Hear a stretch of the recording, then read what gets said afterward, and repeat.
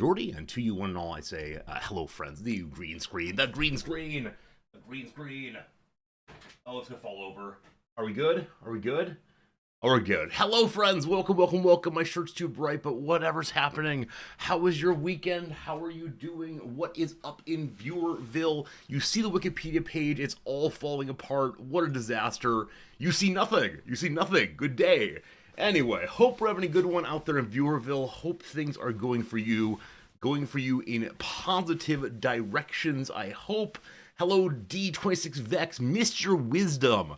I'm not sure how much of that I have on offer, but gosh, I'll try my best. That's what I do. I show up and I say words, and you say yay, and I say yay also, and we call it wisdom. Anyway, hello to you, Slivers. Hello, George. What's good, Unnamed Comet? Hello to you, Putzaru. Hello, Carcinogen. Mike, welcome back. Hello, Hit People Guy. Welcome in, Sinjet. Hello to you today, Mike. Hello, Shepherd. Hello today. Who else we got there? Hello, Grulion. That's the sound of me looking up through chat. It goes inside my head. What's good today? Marks, if I missed you, I apologize, but good seeing you all. Sincerely, thank you for being here right at the start to hear a bit of my nonsense. Before too long, we'll get into the game today. I want to begin shortening the intro just a little bit. I think it's gotten out of control yet again. And frankly, I think I really enjoy talking with you all. I really enjoy talking with people. I noticed that over here in Japan, it is hard for me to have substantial conversations with folks. There's the quick hello, how's it going? There's the may I buy this thing? But there's no deeper conversation. So the intro's been good for me, but it is getting out of hand, of course. Olafson, hello my friend, how you doing today? Welcome on in. Slivers mentions that it's no longer possible to give bits and see a big emote in chat. I didn't change any settings, and when I looked through the settings to try to figure out what had gone on with these rewards, it looks like they might now be nested underneath channel points. So if you want the bit rewards, well, there it is. Apparently it's working just fine. I couldn't figure out how to turn them on because I thought they were already on, but there you go. HBG, thank you for the 100 bits and the big emote in chats. Yeah, I need to say features aren't working more often. That way people test them. But Slivers, it seems to be working for HBG, so hopefully it works for you also. But yeah, that's very strange. Very strange that it wasn't working before. And HPG, thank you for, yes, falling for my clever ploy to get you to spend money. Oh no, the follow button's broken. We should fix that for sure. Anyway, folks, my weekend, I got two things I want to mention real quick, and then I'll move on to the gaming and such. A little redactyl maybe. Well, I'm going to keep the word of the day, but I think the trivia might fall to the wayside. We'll see how it goes. But yeah, the two big things. Number one, last night we took a former student out for his half birthday. And his half birthday, we took him to his favorite place to go for birthdays, which is the Rainforest Cafe. And so for the very first time in my time here in Japan, we went over right next door to Tokyo Disney, to a large American-style mall with, all sorts of small stores with their names in big neon, with their names, spelled out in English. There's the Starbucks, there's the, toy store. I don't remember all the brand names, all brand names. And they had a Red Lobster and an Outback Steakhouse. And we chose to come to the Rainforest Cafe. Have any of you been before? It definitely is the case that my student apparently goes every year, and he went when he was 8 years old or so, and it's such a nostalgic, joyful feeling for him. And yeah, I enjoyed myself there. It was altogether a good time. The wait staff noticed my big old white American body and switched into English, and it was very clear she was uncomfortable in English. And so he said, no worries, Japanese is just fine, because I can follow well enough. And the look of relief on her face, the look of relief that, okay, I don't need to do the hard work. It was both palpable and enjoyable and all the rest, so that was good. I made a reservation for the Rainforest Cafe, because I thought it might be very busy, But on a Sunday evening, you don't need one of these. And in fact, we were the only reservation made.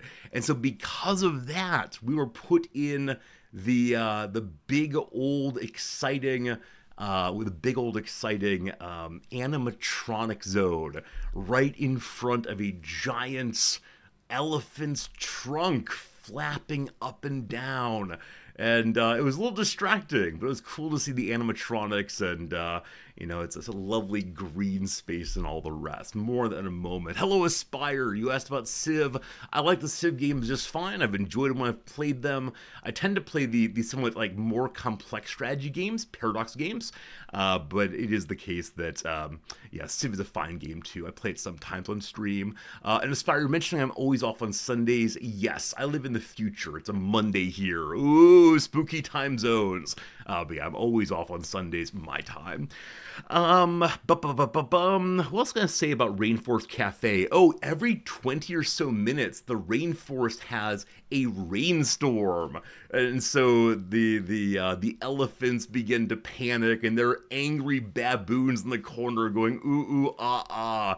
And the overhead lights strobe aggressively like a lightning storm. And I could imagine someone with a photosensitive disorder would have a really bad time in there. But with that said, it was just fine. It was a nice time, and I can imagine how kids would absolutely love it. Giant fish tanks and such fun colors throughout. Also, yesterday, I learned something. I'll answer that first, Cerstus. How was the food there?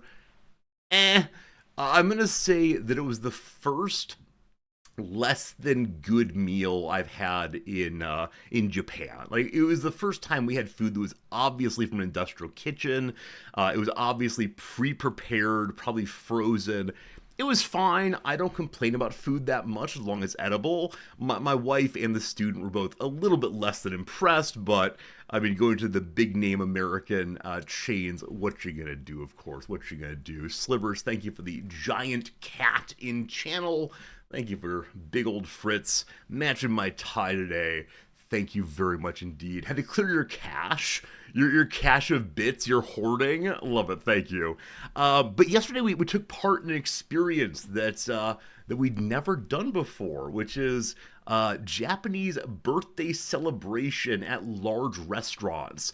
So we've been to small restaurants, local places that have birthday celebrations, and it's handled in a very discreet kind of way. While it's the case that the proprietor or head of the wait staff will come out and bring a slice of cake or whatever and a little birthday candle, there won't be a big show. At the Rainforest Cafe, though, there is a big show.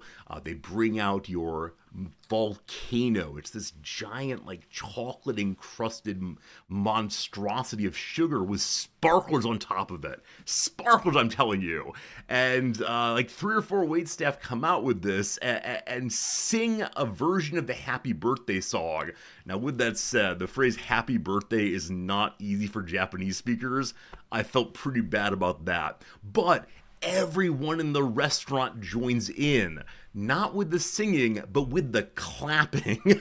And so for the course of, like, I don't know, 20 seconds or so, we're all clapping in unison throughout the restaurant and looking over to the people. And because the Rainforest Cafe is a major birthday destination, probably the course of our 45-minute meal, we did this 5 or 6 times. And it really speaks to the sort of communal spirit of Japan, the spirit of let's work together to do something nice. But I had to learn the clapping pattern because definitely there's some clapping and then some not clapping and then back to clapping. And this big boy just kept on clapping all the way through, and it was embarrassing. But of course, no one really cared that much. But it's nice. It's a nice thing. And I bet the workers get very bored of it. But it's fine. It's fine. I should also mention this is the first place I have been to in Japan that had free refills that are brought to your table. Some restaurants have what they call the drink bar, where you can go up and get whatever you want off of the fountains and off of the coffee machine and so on. But this one, they bring it to your table. Now, that said, they follow standard Japanese rules for wait staff, which is the waiter and waitress never come to your table to say, "Hey, hon, how's it going?" Instead, they leave you alone entirely. And I knew our waitress was a younger Japanese woman wearing a mask, and I couldn't pick her out, and so I didn't want to call the wrong person over, so I kept refusing to ask for more free refills. Ultimately, though, she came by to drop off the check, and then I did ask for a refill and got my free refill, feeling I'm back home in the US. I had a question a moment ago about how do I enjoy Japan? It's a place, it's fine. Why am I here? For work, yeah, for professoring. My wife is the head of a faculty here, and so I teach here also, and talk to the wall inside this little box here. It's delightful. Okay, that's thing number one. But a quick question about something that happened yesterday. The student with whom we were hanging out, who took off for his birthday, talked about the other kind of things he would do for his birthday beyond just going to a meal. And he said in his family, it is common to rent out a restaurant of 25 or 30 people, restaurant, to go in and say, "I want to rent out your restaurant for my birthday party." Is this a common thing where you're from? Because where I'm from, it's definitely not a thing. I can make a reservation for, my 5 friends, but the idea of walking in and saying, "Hi, I want your entire restaurant," is just so different.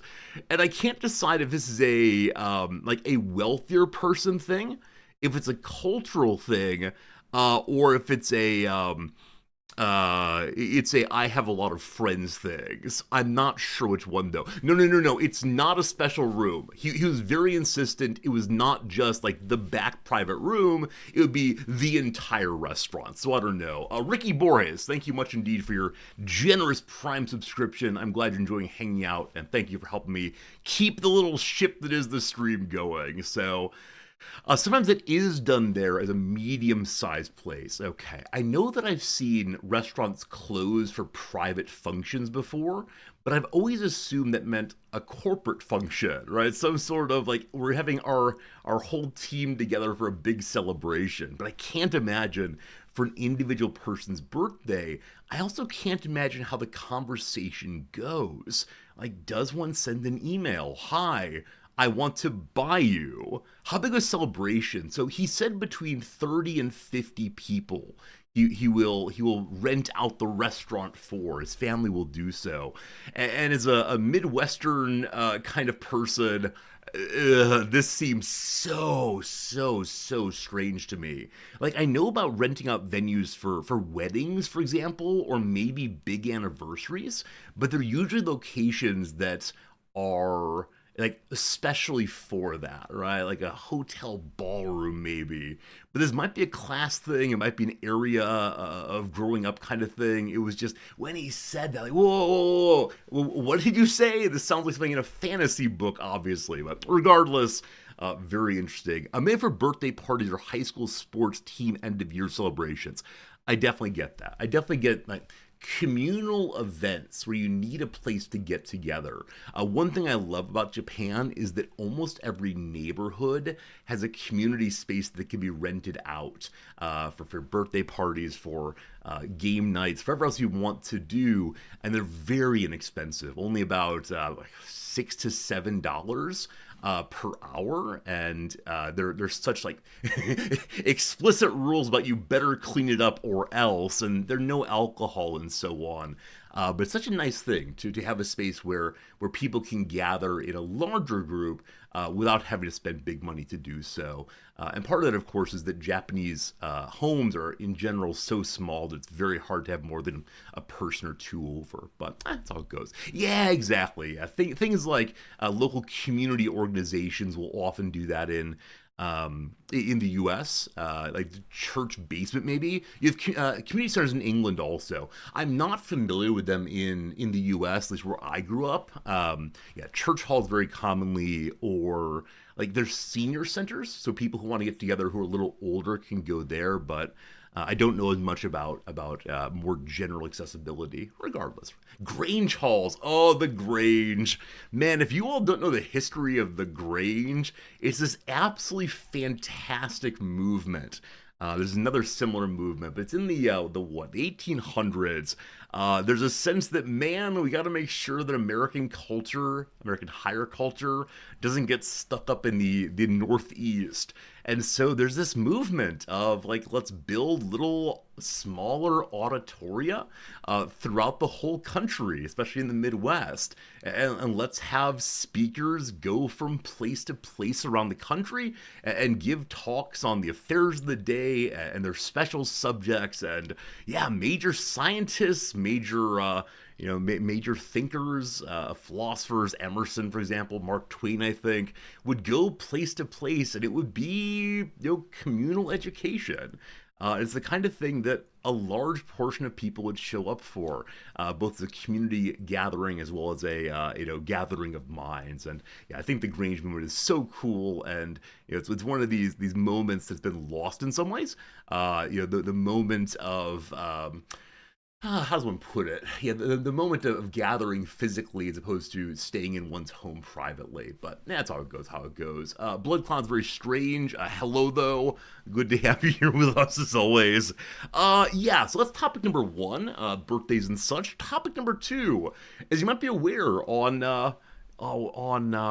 Saturday, I went to a meeting that had the Nobel Peace Prize committee at it. 3 out of the 5 members, who I've got to say it looked profoundly Norwegian, if you know what I mean. Like, they were the perfect image of, this is a Norwegian person. Yeah, 3 of the 5 members of the Nobel Peace Prize committee came to our university, and we were in a room of perhaps 50 to 70 people, hanging out and having a presentation. Now, it had been put forward initially as a reception, but it ended up being a short presentation, about 20 minutes or so, on why this year the Nobel Peace Prize Committee chose the group they did, which is a group of nuclear bombing survivors who have spent the rest of their life giving testimony and on-the-ground presentation of their wounds and of the trauma of going through nuclear bombing to the world's way of reestablishing the so-called nuclear taboo, reestablishing, maintaining the taboo on nuclear weapons throughout the world. Is it successful? Hard to say. And so it was a good presentation, and then they had an open Q&A for about 20 to 30 minutes, and I was so glad to see that the students had good questions. Sort of. so many of them, in the standard American way, wanted to know less about the award and more about the awarding. So things like, how do you choose the person who wins the Nobel Peace Prize? And it turns out, for as long as this thing has been offered, there's a profound secrecy around it. They refuse to answer the questions of how do they pick. They're willing to give a general comment of, okay, we have about 500 submissions each year, and then it gradually gets winnowed down over the course of a couple months. And then eventually we work together in sometimes heated conversations to get ourselves to hopefully consensus and then possibly a vote if needed. But they would only mention that filtering. And man, the Americans want to know the ins and outs of the hidden process. And then the Japanese students were, so much more interested in the meaning of choosing, nuclear bombing survivors, and the meaning of taking this Japanese concern and making an international concern once more. So, that was a really, really good experience for many of the students, I think.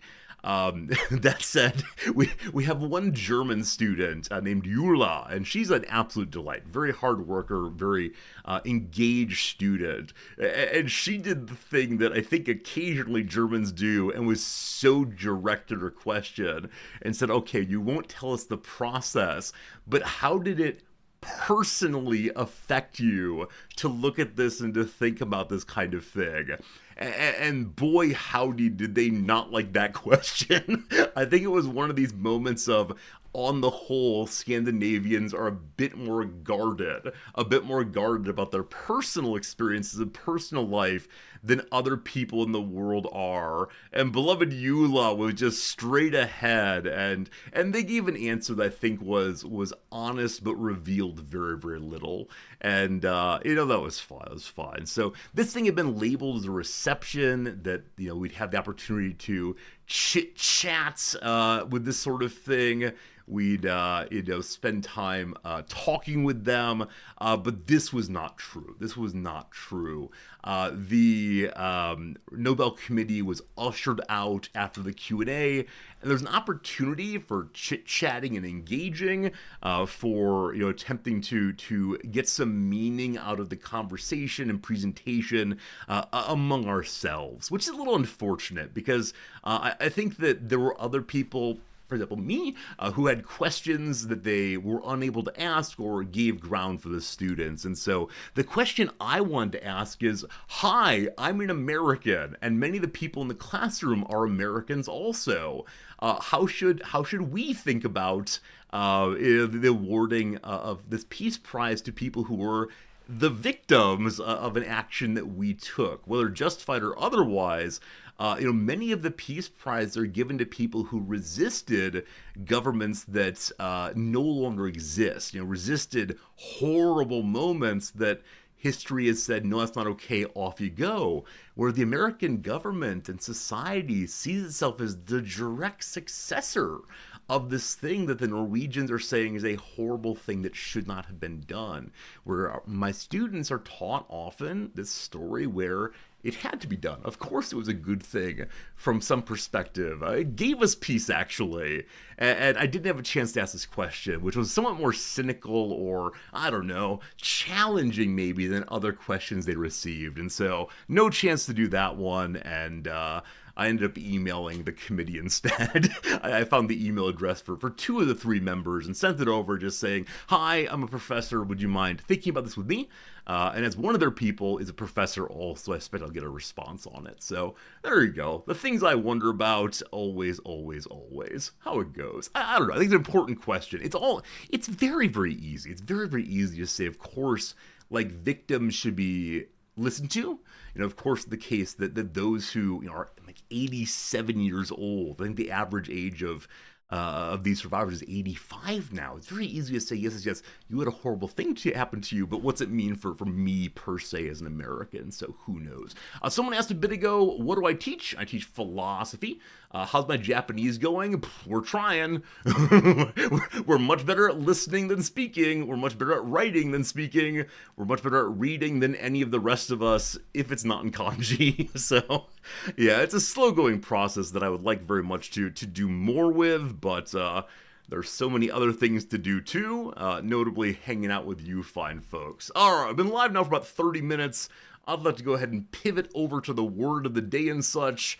I'm trying to get our intro down temporally a little bit, and, we'll see how this goes. But, you're welcome. There's a lot more to say about the Nobel Prize event. I'm happy to discuss it over on Discord if someone asks a question on one of the channels, because it was an important event, and, with characteristic honesty, but also an attempt at humility, the chairperson of the committee said, well, as someone who decides on who gets the most important award in the world, I believe ... And,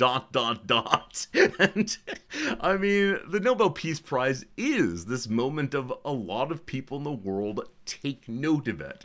It brings attention to people who otherwise wouldn't have it. But that must be a very strange thing, to be one of the 5 people who say, this group should get however many millions of dollars, and this group should get the attention of the world for a moment. It must be a very strange thing. Regardless, main you, it's good seeing you. How are you doing? Hope things are good for you today. Okay, let's go ahead and pull up the word of the day. Also, over the weekend, I did play chess. How did I do? I'll tell you real quick about how I did it on Ye Olde Chessy. My ELO's 452. My ELO's 452, team. I played, looks like 2 games, is that right? Yeah, 2 games. over the weekend. Both were wins. One was a very, very early abandon, unfortunately. And then the other one was an actual factual win, which I was very, very happy. So I don't know. I don't know if I deserve the old 4-5-2, but we're giving it the best I can. What's my message here? Who is here for me? Hey, how are you doing? Hello. I'm doing well. Thank you. And how are you doing? I don't know who this person is. I don't know if this person is one that I played previously. From the photo, I assume they're a Sikh person, and I'm all about Sikh people and their code of ethics and habits. So, sure, if you send me a picture or a message in which you're a Sikh person, I will immediately respond to you every single time. All right, team, what is today's word of the day? It's a very idiomatic term. It is brouhaha. Do you know this one? Is this a word that you use regularly? Brouhaha. I can't imagine using this word in ordinary speech. If I were attempting to be like folksy in some way, I could say it, but no, this is a very strange word to me. Brouhaha is a synonym of both uproar and hubbub that refers to a great excitement or concern about something. A brouhaha erupted over the bill, even though the opposing parties stood to gain just as much from its passage. You thought the emphasis on the second syllable? Brouhaha? I can say that way if it makes you go haha. Brouhaha? Alright, did you know the English language borrowed brouhaha directly from French in the late 19th century, but its origins beyond that are uncertain. Not the subject of a noisy brouhaha, but perhaps a little modest debate.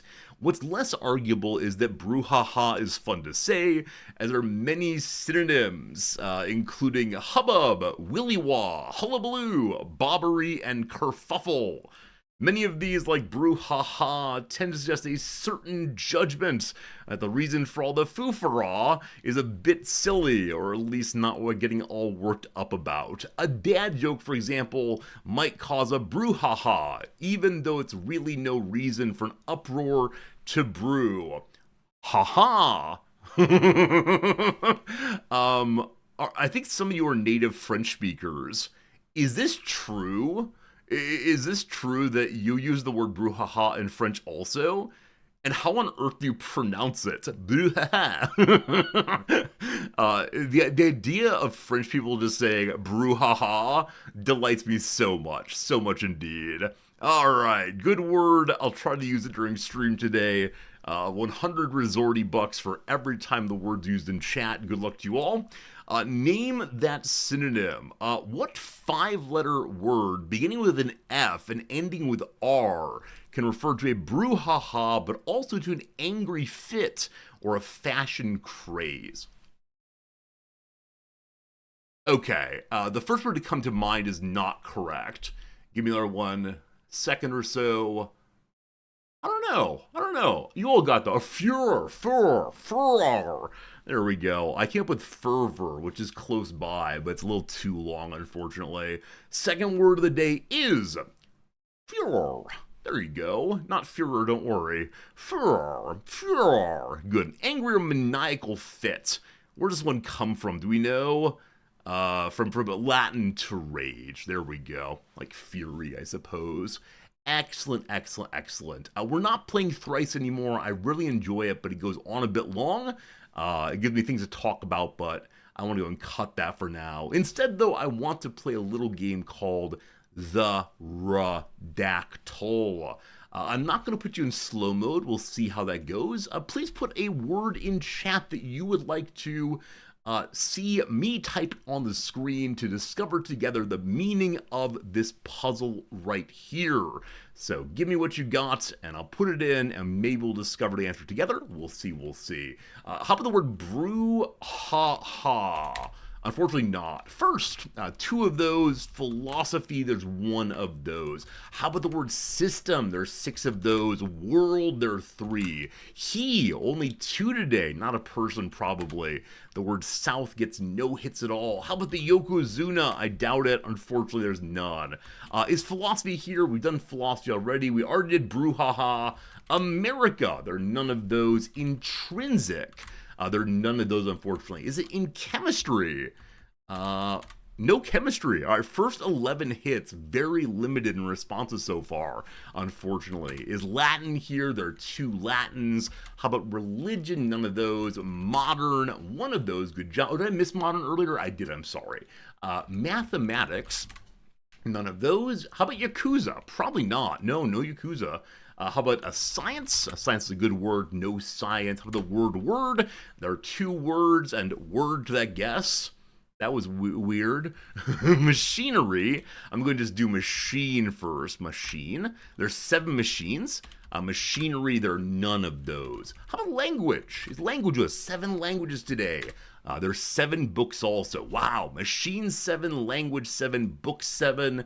This is the number of completion for sure.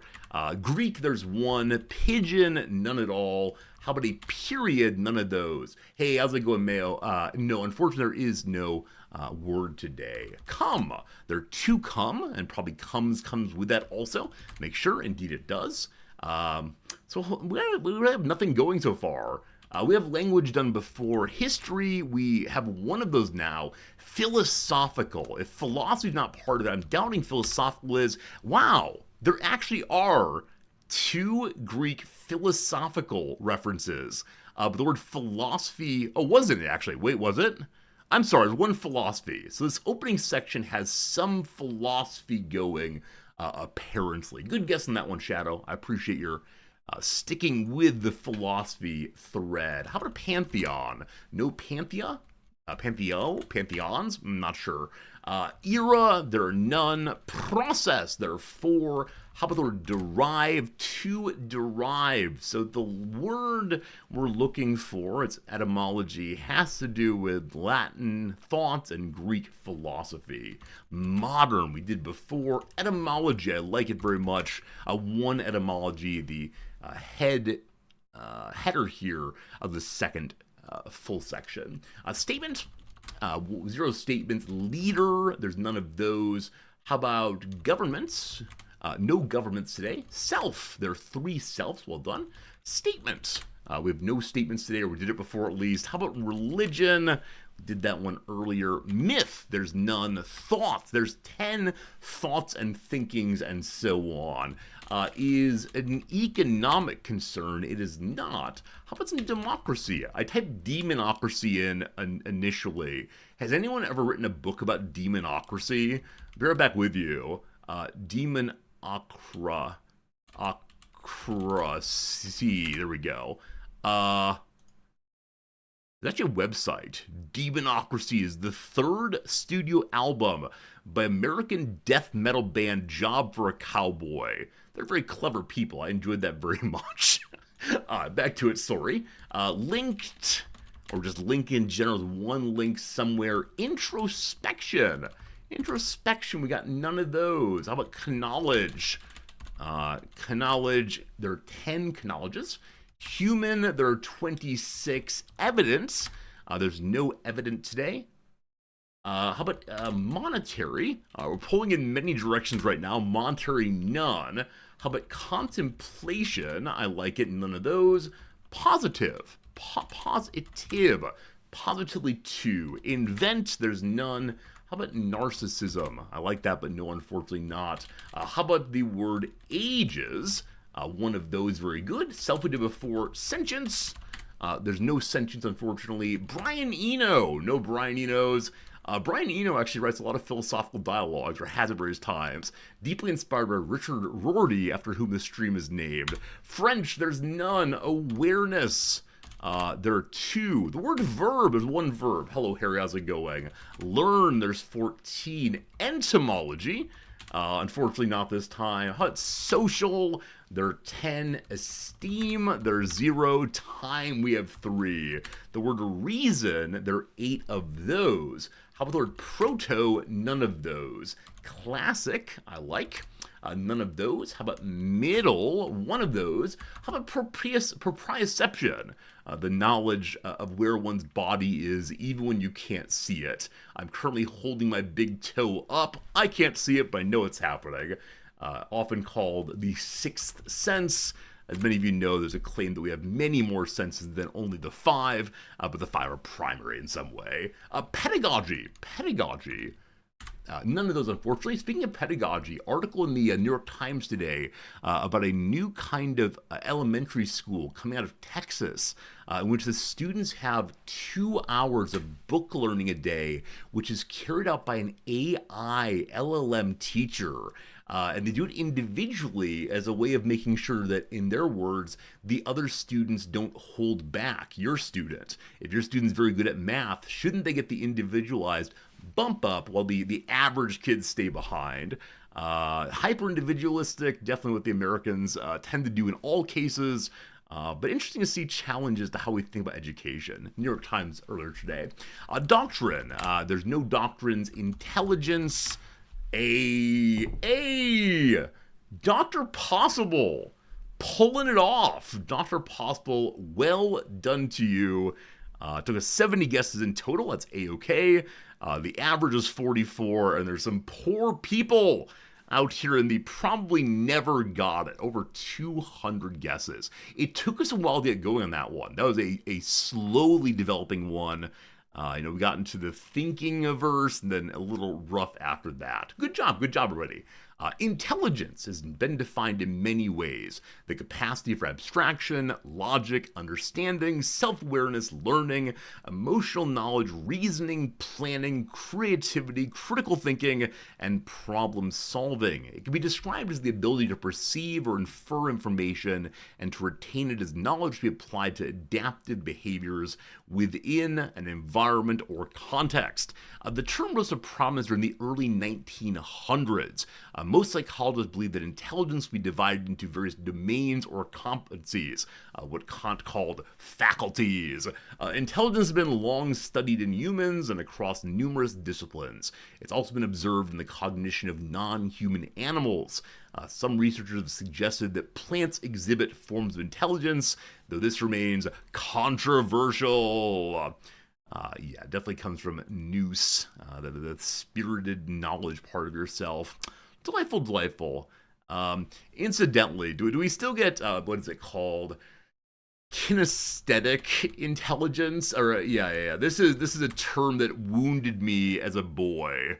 Oh, it is. So that the football quarterback's gonna say they're intelligent also. Rabble. This happened to me in 10th grade. The moment in which the one thing that I thought was most important about me, everyone got to have. And it stuck. I think I'm fine with everyone being intelligent in their own way. Just don't use the word intelligence. Whatever. If I don't get to be agile, they don't say, during gym class, all right, some of you strong people can climb the rope, but Resorti over there, he is, what do we even say? Intellectually strong and really mean it. Yeah. Anyway, right, cognitively athletic. That's the real. I'm cognitively athletic, and that should make the athletes feel bad about themselves. All right, redactyl done. Check mark. Word of the day done. Check mark. I think we'll do one Wikipedia game and then get ourselves to the Rimworld. I want to keep the intro under 1 hour today. We're at 45 minutes. Let's keep it going all the way. So, many of you have submitted interesting Wikipedia articles in the past little bits. I'll let you go ahead and do one or two of these. I have the one by Cajun Killa up first. Cajun Killa with a good one. Also, over the weekend, our channel friend Kazale put together a list for me of all of the Wikipedia games we've done so far. And I'll be able to use that to make a Google form where you all can submit ones, and it should give a warning, right? A shame on you if you have submitted one we've already done. I'm looking forward to making that work, but it'll take a little bit of time, probably next weekend. But Kazale, thank you for your excellent generosity. All right, pull up this one. Get the question on channel. Please ask me any yes or no question, and we'll together discover the Wikipedia page at which I am now looking. Here we go. Is it a physical object? Yeah, I'll say it's a physical object. Is it a person? It's not a person by any means whatsoever. Is it unique? Yes, it is unique. Is it older than the 1700s? Yes, it is older than the 1700s. So far, yes on everything except it's not a person. Is it a place? I'll say it is a place, yes. Would it burn when exposed to a flame? I don't believe so, no. Does it fly in the air by its own strength or power? Oh, you got it. It's a pigeon. It's not a pigeon, unfortunately. Was there a substantial brouhaha about it at some time? Yes, it has been the subject of some brouhahas. Is it going to land in the UK? It is not, but good guess. Is it a bird? It is not a bird. Is it a ship? It's not a ship. Is it on Earth? Yeah, it's on Earth. Is it in Europe? It's not in Europe. Has it ever gotten anyone killed? My guess is yes, but I'm not certain on that. Has it ever gotten anyone killed? I'm going to say possibly yes. Did the kerfuffle around it involve more than one sovereign nation? Yeah, definitely a variety of nations. Is it a body of water? It is not a body of water. Is it constructed of stone? I think the answer is...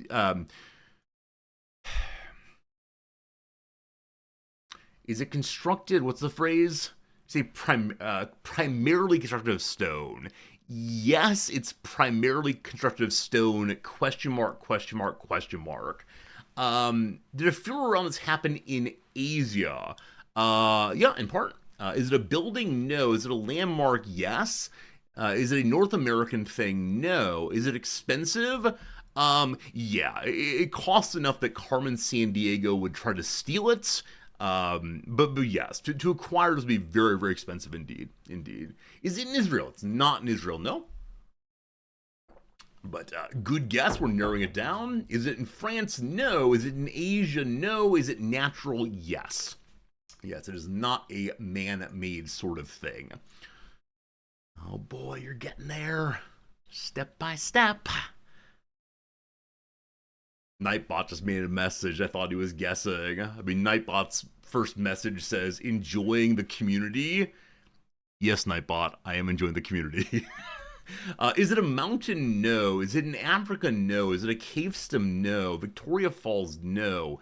Is it in any of the Civ games, The Natural Wonder? I don't know. I could imagine it being one, but I'm not certain. I haven't played enough of them in enough depth. Africa, no. Is it in the Southern Hemisphere? Yes. Is it the Nile River Delta? No. Is it in South America? No. Is it Ayers Rock? No. The Strait of Gibraltar? No. Is it in Australia? It is in Australia. Well done. Well done, well done. Well done. It is in Australia. What else is in Australia? The hard question now. We got to that con eventually. Is it the reef? Is it the Great Barrier Reef? It is indeed the Great Barrier Reef. Well done. Excellent guessing. Excellent questions. Very proud of you all for getting it. The question of is it stone required me to do a bit of a panic move. I know it's not all alive, but they're coral polyps living, I believe. They're held together by calcium carbonate. A rock, I guess. So I had a bit of an issue on that one for sure. But there you go, team. There you go, team. There you go, team. Very nice. It was in Civ 5 and in Civ 6. All right, the coral reef's an animal. Is it? Is that what we're claiming? A coral reef's an animal. It's an ecosystem. I think calling it an animal is an error because it's more than one animal. Yeah? I don't know. It's technically alive. Okay, I apologize. I mean, is the rainforest alive? This is my question. I mean, there are living things in it, but no. The same like, is the university alive? No, there are people inside, but it's more complex than that, I think. I don't know. I don't know. You all do what you want to do. I'm going to say my answers were good and right, and how dare you challenge the streamer? Anyway. All right, see. I was going to do one more of these. I think we got a good one over on Discord I want to grab. Let's see. I like that idea very much. Whoever you are. Those of you who use different names on Discord really throw me off at times, but that's okay. I want to do one from our friend Kazale. I think this is a fun one. It's also a somewhat difficult one, but I like Kazale's help of our channel and helping me play the Wikipedia game we get together. So we construct a good one here. Choose a new one. Friends, I see a Wikipedia page before me. Please ask any yes, no questions and let me know where you want to go with this one. It's a little unusual. Is it a physical object? It's not a physical object. Is it a place? It is not a place. There you go. Is it Golfland in UK? One of these days, but no, it is not that. Person, no. Is it a concept? Yes, it is a concept. Does it burn when exposed to a flame? It does not burn when exposed to a flame. In fact, I'll help you, nor could it be exposed to a flame, except in an imaginary kind of way. Has it been on a Rolling Stones top 500 list? As far as music goes, I don't think so, but I'm sure they have lots of lists, so maybe one of them. Is it alive? It is not alive. Is it from France? I don't think so. Is it a state of mind? I'm gonna say it's not a state of mind. That said, it does take up some brain power at times. Is it a religious tome? No. Does it involve logic? Not directly. Is it a theory? No. Would it laugh when exposed to a flame? I'm going to continue saying it does not or is not able to be exposed to a flame, but, you know, that's how it goes. Can it be measured? No. Was it conceived of before 1700? No. Is it anti-establishmentarianism? No. It's not a state of mind, so it's not New York. Apparently there's a new Billy Joel documentary coming out. He's been doing the interview rounds and suggesting in part he's not been a particularly good husband or particularly good man, but no great surprise there. Is it thermodynamics? No. Is it science related? No. Can it be expressed in text? It absolutely can be expressed in text. In fact, the Wikipedia page I see in front of me is expressing it in text. Is it a method? No. Iambic pentameter? No. Is it a vacuum? No. Has it ever gotten anyone killed? No, but I can imagine people wanting to kill over this. Is it about the role of governments? It is not about the role of governments, nor is it politics, nor did it come around before 1900. It's more novel than that. Related to a city? It is not related to a city. Is it philosophy related? It is not related to philosophy. Can you express it in dance? I don't think so. Maybe in some very abstract sense. You have to go call the, Alvin Ailey, I believe, a dance troupe. I'm sure that Monica Bill Barnes could dance it out well, but gosh, what can't she do? Look at that. I know things about dance also. Is it a dad joke? No. Would you learn about it in college? Not directly. Not in a class to my knowledge. Is it so niche that chat will take over 200 guesses? It is not niche, but trying to get people to the topic might take some work. I think that all of you will know this thing, but getting you there might take some work. I have some clues ready to help. Is it emojis? No. Conceived of before 2000? Yes. Would the ancient Greeks be able to comprehend it if they think hard enough? They could comprehend the idea more or less directly. Conceived after the 1950s? Yes. An art form? No. Is it the offside rule in soccer? It is not. As usual, I'd encourage you all to stay at the level of domains. You said, like, is it science? Is it art? You might go through those things. Is it grunge music? It is not grunge music. See, if we stay at the level of guessing specifics, it might get kind of hard for a while. Is it part of entertainment? It is not. Would Henry Ford have an opinion on the subject? I mean, he's very opinionated, so probably, but no, he would not care about this thing, I'm pretty sure. A Rubik's Cube, no. An abacus, no. Related to fashion, it is not related to fashion, no. Is it more subjective or objective? I think a lot of people are going to take the side of objective for the sake of humor. That said, I think it is a subjective question, and don't, yeah, I think it's subjective at some level. Is it a learned thing? Absolutely a learned thing.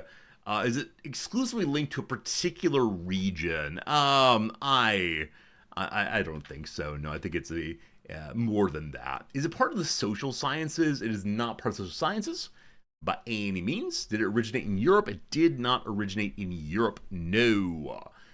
Related to the military? No, not the military. Because y'all's ready for the booze? Yeah, my friend, I think you're going to get him for sure. So let me like return. It's not taught to every student in a college. One could imagine it being discussed in a college class, but it's not a central focus of anything, I think. Related to economics? No. Is it an American idea? No. Is it related to language? Yes. It is related to language. Would it have a chemical reaction if dropped in Mercury, the planet? I mean, good luck dropping it. It's not a physical thing. Is it ethics? It is not ethics. No. Not ethics, but yes, related to language as one way of approaching it. There are probably 2 or 3 ways to get to it. Is it a religion? It's not a religion. It's related to a specific language. I'm going to say yes, it is related to a specific language. Is it Pig Latin? It is not Pig Latin, nor is it Braille, in fact. No, more than Braille. One moment. Yeah, I feel good now. What else could possibly be? Is it related to dyslectics? It's not related to dyslectics, no. Is it a form of communication? It's not one of those. Is it a conlang? No. Is it spoken? Yes. Yes. So about language, about spoken language. What else do we have so far that might help? People dispute and argue about subjective or objective character. Is it the other sign language? It's not one of the sign languages. No. Dad jokes? No. Is it a type of sound? It could be understood as a type of sound, but don't go down the path like morphemes and phonemes and so on. Is it related to slang? Not really. I mean, sort of, but I wouldn't call it slang primarily. Related to a European language? Sure.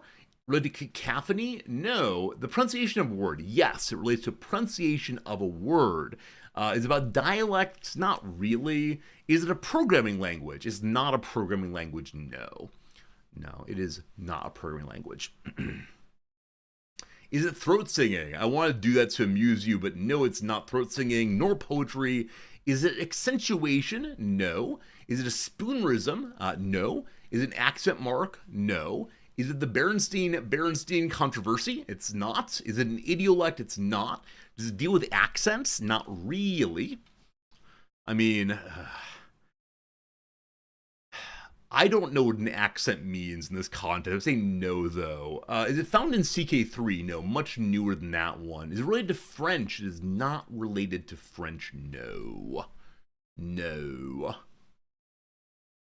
Does it mark in-group, out-groups? I think for some people it does mark in-group, out-group, yes. Is it AAVE? It is not AAVE. Nope. Nope. Y'all are very, very close in some ways. Is it in Victoria 3? No, it's newer than that too. I think we established that it's newer than 1950, but older than 2000s. Is the sound created by a computer? I like the idea of like those grinding disk drives that sound like they're talking, making music, but no. Is it an alphabet? No. Nor is it phonetics? Nope. Nope. Do recall that we established it's something to do with pronunciation. The pronunciation is part of this idea, according to HPG's Fine Quest. Esperanto, it's not Esperanto. It's not a constructed language in general. Esperanto is constructed IMO, but it's not constructed in the way that others are. I think we've done Esperanto in here months ago. All right. So unfortunately, I gotta get Cazelle ready to give a clue, my friend. Gotta get a clue pretty good. Ebonics, no. Shibboleth, no. Hey, Brandito, is it internet slang related? I'm going to say it's not internet slang related per se, but it is something that's discussed on the internet stereotypically. Hope that helps a little bit. Morse code, no. A speech impediment, no. Is it a meme? Sure. Is it Shibboleth? No. Badink of the USB drive? No. I turned that off my computer. So let me recall that every single day I had a USB drive announce that it was disconnected, and I couldn't figure out what it was or how to fix it. So it is the case that my my computer no longer makes USB badinks to save you all from the sound. Is it a Mondegreen? It's not a Mondegreen. Nope. Nope, nope. You can get it, team. All right, Kazale. Or if I have 5 more guesses and then Kazale, it's got to be you.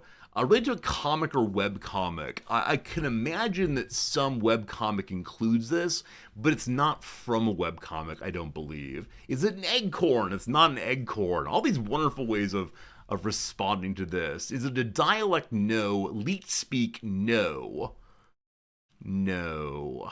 All right, 2 more guesses. It related to English. Yeah, it's primarily a discussion in English. I think it probably does carry over to other language as well. It's a speech bubble. It's not a speech bubble. All right, Kazale, what you got? Give us a hint. Give us a hint on today. You failed. No. You just need a little help. You're learning. It's okay. I think you would get it if we keep grinding along. But Kazale, give us a little hint, see what we can do if you're still around. I'm trying to think if there's any... I mean, there's one place where I give an unkind answer, though it's technically true, and I didn't want to give away too much too quickly. It's alright, you didn't fail too much. That pronunciation question is super, super, super important. Let me bring together a few things while Kazale's hopefully typing.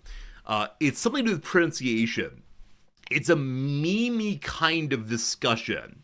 It is something that marks in-groups, out-groups, and people have like really strong beliefs on, is there one right answer, or instead is there a subjective do what you want to do here? Yes, Edwig, is it the pronunciation of GIF or GIF?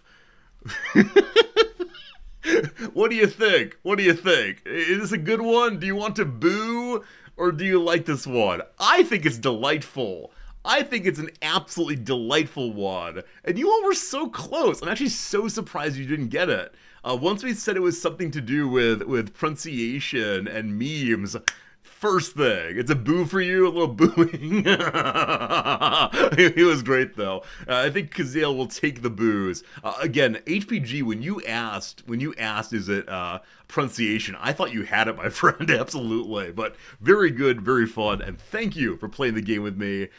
We have some other fantastic ones in the background. Your clue would have been, is it hard or soft? That's a fun clue. That's a fun clue. Is it hard or soft? Though I wonder how confusing that would be for people. Anyway, wonderful, wonderful, wonderful. Let's go ahead and move ourselves over to a little game called Rimworld now, which I have not yet loaded, because I still have blueprints open in the background. I solved no new puzzles and blueprints, but I'm still grinding along. One of these days, I will improve at blueprints, and then we'll all be very, very pleased. Okay, game time. I know, Jim, when I made the decision to try to truncate the opening again, I thought it would be good for you to see more live gaming. What's our title today? Shipping... shipping. Well, that's title. I've struggled to come up with good titles for this this playthrough of Rimworld, because we aren't doing anything in particular. We're kind of just bouncing around, attempting to find fun places we haven't quite seen yet. Right, we're playing the game Strange right now. Actually, give me a moment to see if I can capture the game correctly. Klaus, I see your message. Give me 1 second. And for some reason, the game was not capturing correctly on Friday. So let's change that over real quick. So, nothing there. Will you cap... Hey, there we go. It's captured correctly again. Fantastic. And so because of that, may I now go back to full screen graphics? There it is. Very good, very good, very good. Klaus, thank you for the resubscription. I appreciate it very much. How many? 94 months. That's a big old number. Can you look at my long message from a while ago? Klaus, I saw your long message and ignored it because it was too long for the moment. But yeah, if you tip or resub, I will do anything you want to. So here we go, a message from our friend Klaus. This weekend I learned that despite being in close proximity to each other, there are a few cultural differences between the two largest cities in the UAE. The biggest is the difference in preferences of classic television animation. Here we go. The people of Dubai don't like the Flintstones, while the folks in Abu Dhabi do. There you go. If you don't know what the Flintstones are, it's okay to be confused. It's okay not to be sure. But that's a delightful joke. Where did you get that one, Klaus? That's the kind of humor I'm all about for sure. Brutus asks, is there a point of redemption for pawn names in Rimworld? So far, we have been just doing the earliest subscription, gift subscription, or tip on the day's stream. That said, we don't get very many pawns, especially with this playthrough where I'm trying very hard to make a lovely ship for everyone to live in. I've not been picking up many people.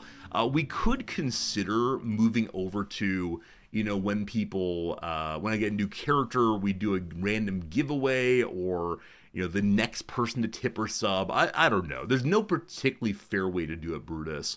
That said, if I didn't mention this yet, I don't think I did. Maybe I did. Brutus Mentis bought for us, the channel, a copy of the Final Fantasy Tactics game that comes out in October. I'm so excited to try it. I think that will probably be our entree into playing tactics games on streams. So Brutus, thank you so much for your kindness. That's really awesome of you. And yeah, you most certainly can bribe me into playing games, especially Final Fantasy ones. I think it's a really fun thing to do. So thank you for your kindness. All right, we return to the adventures of the ship USS Thula, the good ship Thula. If you were not here on Friday, we had an absolute bit of a disaster in which I thought I paused the game, and I most certainly did not do so. Because in the background, someone said, "Hey, Resorty, I hear things exploding." And I said, nah, I paused the game. And then we tabbed back over after a while, and two of our characters were basically dead. And and another one was like running away, and our things were all blown up, and it was really, really bad. So I'll tell you straight away, I did cheat. I did go ahead and and reload the game, or use the cheat mode to reload the characters, which seemed fair to me, given the unfairness of the game playing itself without me pausing. That's how it goes. What's the crow or raven on a character's shoulder about? Oh, on the main menu. I think it's that, number one, certain birds have been added to the game. So we have writing desk right here, male crow. You can train animals, and in fact, you can train this animal to fight for you. So as right now, Jim Iconius has a crow companion that when we go to battle, Jim can send the crow to, you know, poke someone's eyes out. It's possible to become like God of Crows in this game, to have a whole flock that goes with you. That said, unfortunately, they're very, very fragile birds.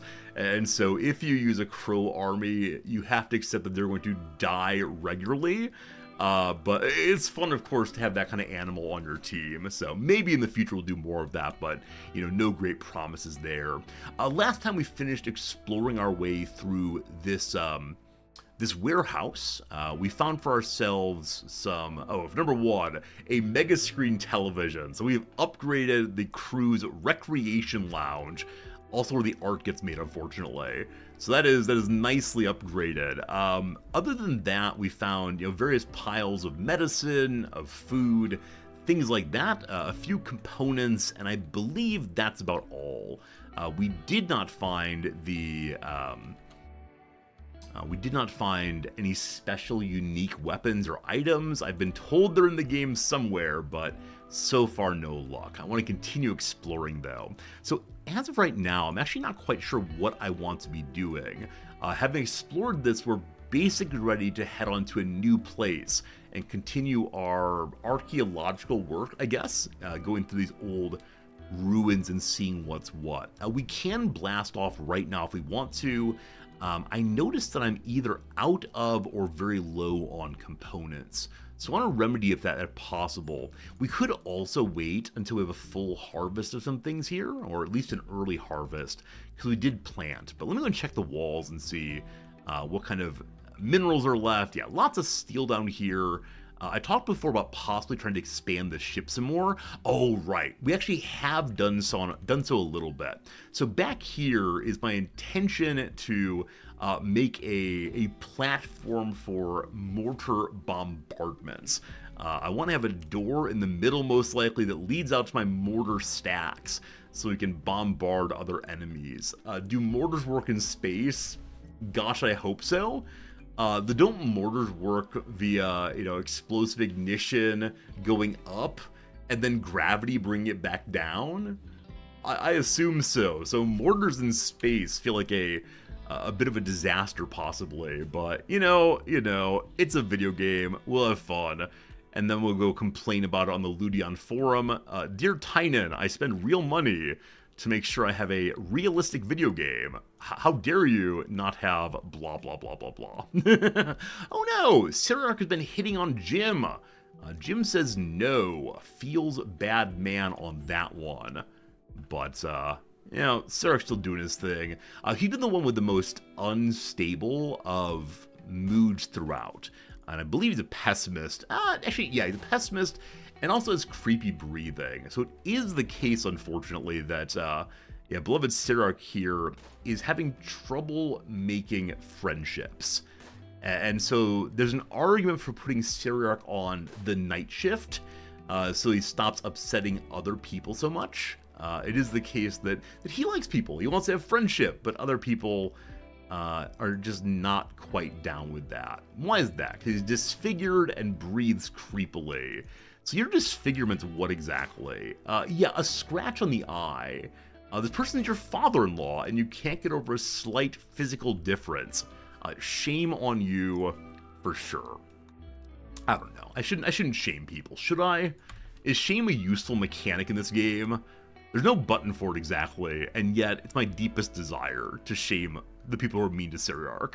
HP, I want to go to the backside here. They're definitely mining in order of proximity, but so far they're not getting the items I want most of all. Can you build them a new eye? Absolutely. There are fancy replacement eyes, including one called what's it called? The Architect Eye. Some fancy alien mechanist creatures. Alien here meaning just from another place, not from like a weird tentacle monster. Some alien architects made some amazing kind of weapons and items and body parts and so on that you can't make, but you can buy and find. As we continue checking out the different ruins around the world, I hope we'll find an item like that, because Cyriarch will be much happier themselves and see better if possible. Ideology expansion, the shame expansion, only if there's a therapist also to help them work through it. That's clearly what this game needs. Therapy. I mean, they do have something kind of like that in ideology, right? Unfortunately, it's a magic spell as opposed to a bit of work each day, right? The magic spell is, the counselor kind of character just approaches you and says like, bingo bango, you've forgotten the worst thing that happened to you recently. And I get it, right? Already, our characters have so much work to do, right? Already, there's not enough time in the day to get every job finished, even for sustenance in some cases. But I think it would be a nice thing if these poor characters in their despondent locations, or despondent experience, would be able to find ways to rebuild more civilization. I think that's the thing I always think, right? After a certain point, when you've dealt with the necessities, when you have people in bedrooms and stable food supply, wouldn't it be great to be able to start building like movie theaters? I mean, I guess you can do that. What are the other luxuries I need? I need movie theaters, and I need personal computers. There are no personal computers in this game. Isn't that a strange thing? Now, I'm sure blah, blah, blah, there's a mod for that, but that's bathrooms. All right. All right. I mean, yes, I think the bathroom's a thing some people want for a long time for realism. Do I want to watch my characters engage in that kind of behavior? I'm not sure. Yeah, we do have the very large TV, so we can make a pseudo movie theater, which is fine. I should add a couple more chairs so more people can watch at once. But yeah, I think like I mean, the end game of Rimworld is what it is, right? The standard story has been let's blast off and do something else, and that makes a lot of sense because it's a horrible and hostile world. But the decision to stay, right, to say no, we've made a new home here that's worthwhile, is one that the player can pretend their way through, but not have it fully supported in the game, unfortunately. Yeah, it's something for sure. Hey, Zondi, Oxygen included said we can watch our pawns use the bathroom. It's true. The Sims also, right? The Sims has the ability to make your characters go take a shower and be naked. I remember thinking that was so scandalous when I was a youngster and playing the first Sims game. You know, the pixelation is there, but you can kind of see their strange pink bodies. Oh! No, it's like, what, 15 at this point, so perhaps understandable, but yeah, the way in which different games handle questions of basic human needs is fascinating to me, because, you know, you want your realism, but that realism? Less sure. Sarah, I'm not quite sure how to make you happier. That said, because you are such a whiny such-and-so, I'm gonna change your day so that you can have more recreation time. And I hope it will help you chill a little bit. So I'm going to give you explicitly recreation time throughout the day, actually. Now, of course, it is the case that Seriarch is wandering off and hunting far away, but I think it's the case that they should be able to have a little bit more fun now. Hopefully. Okay, we only have a limited number of components. It's not clear that putting them onto the guns that will probably explode again is the right call. And that's not true, we have 18 of them, I apologize. I thought we had only very few. Okay, I want to make a slight change here. Because of having to walk around the entire ship, we should probably put the steel in the place where it's actually being used. So let me go and make a slight modification here and put down a new stockpile zone right there, and then copy the settings off of this one and paste them right here, and then make that one critical and this one merely preferred. And in that way, our poor buddy won't have to walk back and forth endlessly a much smaller distance. That's especially important on a map like this, where we're genuinely sitting in a lake, and so everywhere we walk is kind of slow, except for the limited bridges we've made throughout. Let me ask, as always, how are your Odyssey playthroughs going? You had a weekend, you have a weekend. Did you spend some time checking out the Odyssey? Have you had new exciting adventures? Just on the whole, how are they going, if you care to share? Also, last time we had the issue of a ZIT event in a battery that caused the back end of the ship to catch on fire because we have chem fuel sitting on the floor. Possibly I should change that. I don't know.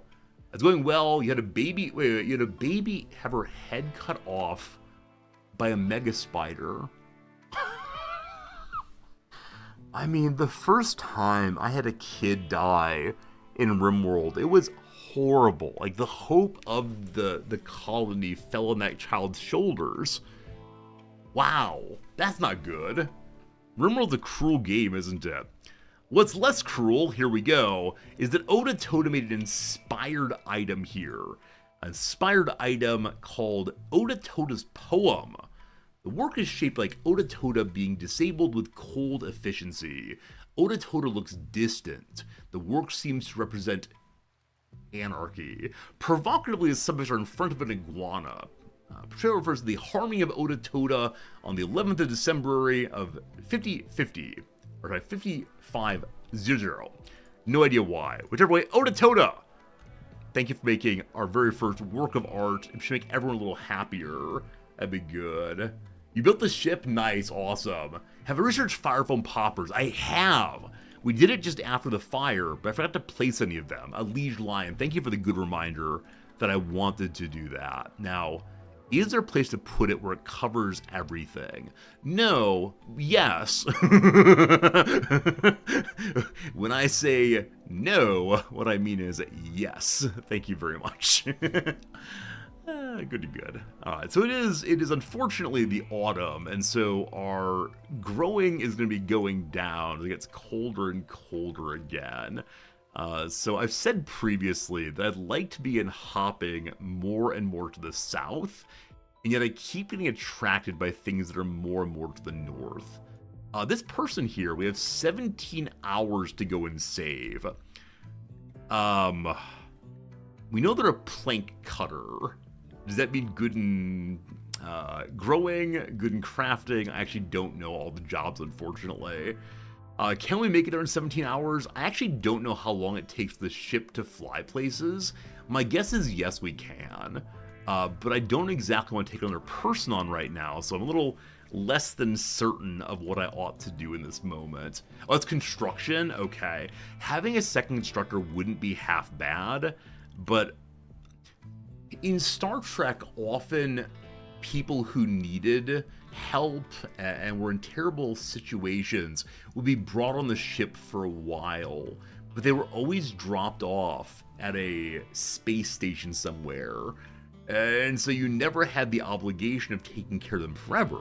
Now, I think it's the case that occasionally someone would be saved and then integrated into the crew, but do I need to build a space station? There's something very appealing to me about having a space station and also the ship going about. So I don't need more people, let them die. I am being slightly gamey right now, yes. But,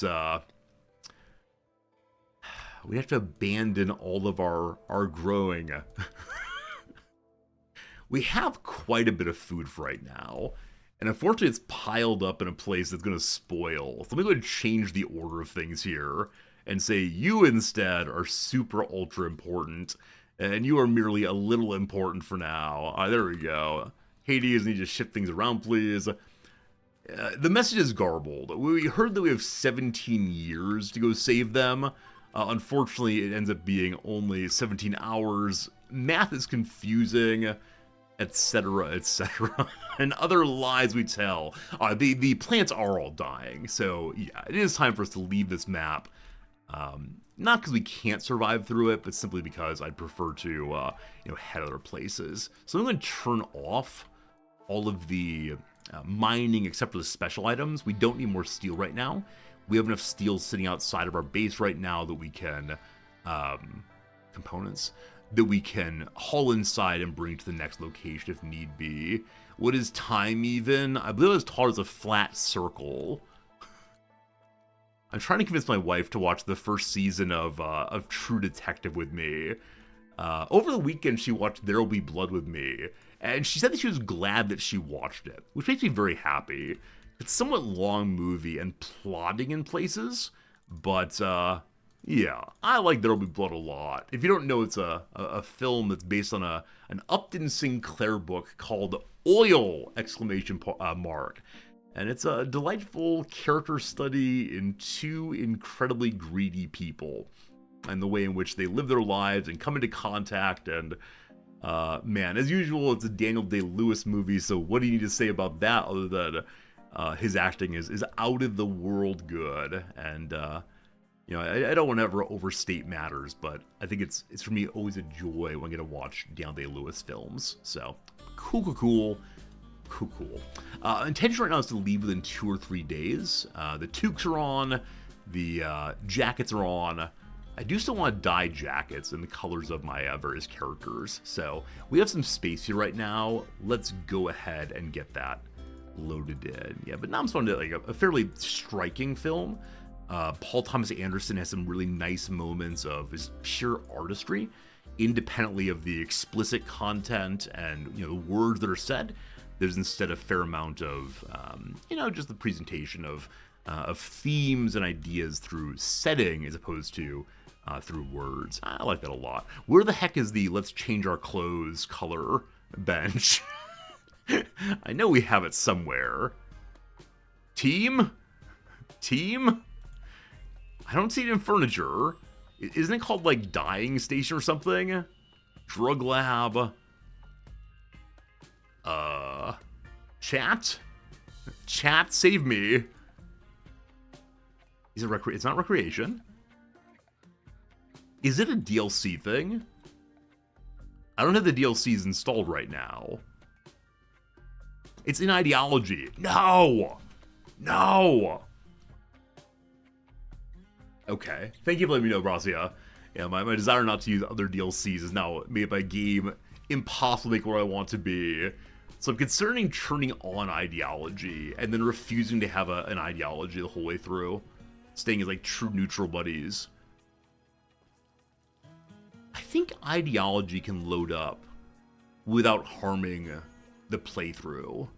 We agree with that, correct? Maybe. Jimmy watched a film called Boxman. You had to stop. Why? What was the trouble with the Japanese film Boxman? I'm guessing profound violence of some sort, but hopefully it was not giving me the nightmares at least. Okay, if I can't do that, we have some open space now, I guess. Poor quality chair I'll go ahead and destroy.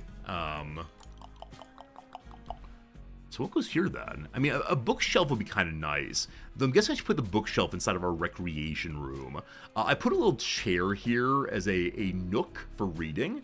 And maybe it'd be nice to put the books next to that. So small bookcase is all we have right now. It's all kind of jammed in here. Let's do that instead. Unfortunately, that person we can no longer speak to, that person who called asking for our help, surely they escaped on their own, and we'll see them again very, very soon. Don't you worry, comma team. We don't have to get this part made before we leave. It's on substructure, so that is substructure, so we should be good. Nolfine, I'm putting you on job 1 construction to finish this. Have my constructors, also my prime cleaner, is causing a lot of wasted time walking back and forth.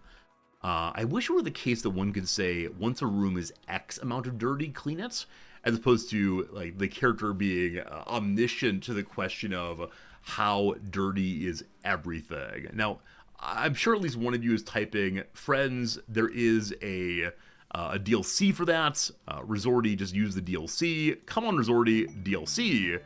Not DLC, sorry, what's it called? Mod, rather, but I can't rely on modding. Alright, far away, there's some hops. If we want to become beer guys, we could do that. The sea lions can enjoy the hops. I don't mind that so much. I could lose material that, I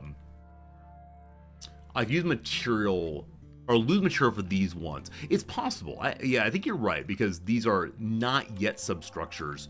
They're on the path to being substructures. And so I'll go ahead and remove that. And then I'm going to move all of my, hope this works, all of my steel and such, all the outside items onto this pile. And, you know, what are we going to call it? We're going to call it a junk heap. It's where we keep our concerning items we have no place to keep inside, I suppose. So it's plasteel, steel, very high priority. Oop. And then we'll go ahead and actually get rid of these zones here. Both that one and this one. And hopefully that'll get hauled down before too long. But, importantly, did the components get hauled in? Not really. So Jim, my friend, let's get those hauled in. Ototoda, pull those in. And there's still components here. I didn't mark the whole vein yet. That'll get done. Intentions to leave tomorrow, day after at the latest. Friends, it's also the case that an ad break is coming to us right now. Been live for 1 hour, 30 minutes. Gaming for about 30 minutes so far. Do you enjoy the change? Did you enjoy the shorter intro? If you like the shorter intro, give me a... Actually, let's not do that. Let's do an anonymous vote. Everyone loves the anonymous vote. So shorter intro. 1 hour intro, question mark. Yes, good. No, bad. Either way, fine. What do you think? What do you think? Let's get voting. Let me know what you think. Trying to make the channel good for us all. But during the ad break, of course, we do a little thing called the crossword puzzle. So we go ahead and do the crossword puzzle. I hope you enjoy the Chiron moving along there, and I hope it's the case that Yeah, I hope it's the case that it distracts people. What's the alternative, 1 hour more or less? I mean, I guess I didn't ask that question yet. So it's been about an hour 30 or so for the past 4 or 5 months. And so I think that's the contest right now. An hour or an hour 30. I've been considering going even shorter to like, hey, hello, let's play some video games. Which is what I did back when I first started streaming, and I think it was more engaging to more folks, but it's hard to find the right thing for everyone. I'm trying to figure out what works for our channel, of course. Okay. There is the Friday crossword we did not do yet. Yes, good. All right, shorter, better. I'll try to do more of that. Try to do more of that, thank you much indeed. Okay. Let's go ahead and make a further vote then. More voting, more good. 30-minute intro? Yes. Too short. Don't care. Can we get even shorter? 5-minute intro? 3-minute intro? This is the 1 day a week that I do the crossword without speaking to you.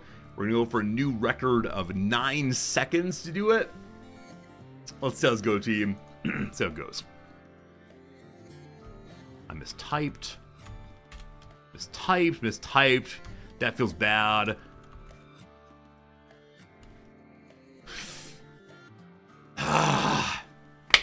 Okay. It's tied for the fastest ever. Had I not mistyped, it would have been 8. Oh, boom is typing. Boom is typing. That's a tie for my personal best. We got very lucky that all of the acrosses were fairly easy. A place for pampering is a SPO. And then implements for playing a rowboat, the oars. Walk with modelless confidence. Strut. And then Halo, Angelic Circle. Lastly, Go Me, yay. Yeah, I mean, getting fairly easy acrosses does help, but there you go, 9 seconds, all good. Alright, the majority of you all say that the intro is too short at 30 minutes. Okay, we'll try an hour, we'll try 45 minutes, we'll see how it goes. You want to do all intro all the time, Klaus? Yeah, Klaus, you're from the old days, though. You're from the days when the stream was very community-focused, and I responded to every single comment in chat. And anytime anyone said anything, I'd be like, oh yeah, let's talk about that for a while. These days, I think we're a little bit more game-focused, and we have more people who are into strategy games than hearing about my life, which is fine. It's a matter of finding the right balance for everything, and that includes this stream here. All right, the ad break is definitely on its way out, so we'll go ahead and get back to our game. 1 or 2 more days of trying to get ourselves ready to go. A solar flare. Can the ship launch during a solar flare? It can. Do the outro first. Ladonio, I appreciate you. Goodbye, everybody. Hope you have a good weekend. All right, we're finishing up today's game. It was a good time to... Doing it backwards would be very difficult. So you can blast off during a solar flare. I guess we don't use electricity in combining the fuel and ignition. Is it a mechanical igniter? Like, does someone like pull a switch to get the flame? That feels a bit silly. This feels a bit silly, frankly. So I don't know. I don't know. It's nice to be able to get out of dodge when things get rough. At the same time, this looks like a beep boop computer. We'll see if it gets changed around. Speaking of changing around, we do have many of the materials necessary for us to make our ship airtight. I'd like to do it very, very much indeed, but at this point, we don't have the most important materials, the grav panels. We intend to get more of them, hopefully pretty soon, but we'll see. As the solar flare ends, everything turned back on again. Very short solar flare all the way. Speaking of short, I want to shorten this room. So, Nolfine, in the morning, please go and make this cooler so I can move this room into something else. I'm thinking a very small hospital, possibly. Are we reaching carpet right now? Yes, making carpet for the bedrooms and for the rec room. Our ship is becoming a little bit more homey. Americans who existed as a person in the 1990s. Do you remember? Was it the show In Living Color, which was meant as a competitor to Saturday Night Live? There was some character who said, "Homie, don't play that." I never saw the show. It was not allowed in the house, I'm pretty sure. But there was a period at which all of the students at my school were announcing, "No, homie, don't play that." It was like one of these phrases that really caught the youth imagination, I guess. Hit people with a sock stuffed with things? Oh, really? I had absolutely no idea. That's absolutely ridiculous, but yeah. 3 snaps in a Z formation. Wait, was 3 snaps in a Z from In Living Color also? Or... that feels later to me. The 3 snaps in a Z thing. Yeah. I do wonder if I went back and watched the comedy of the 1990s, if I'd find it funny today. Or if instead it's just, I don't know, out of date. Offensive in an uninteresting way, perhaps. Not quite sure on that. Alright, we've installed in this room, and that makes me very, very happy. So now it's time to get rid of the hull line here, getting some steel back, and turning this room into something else. Did anyone watch any television from the 1990s recently and enjoyed it? I know our friend George spent some time explaining to us on Discord his watch through of all of the 24 show. I think that's post 9/11.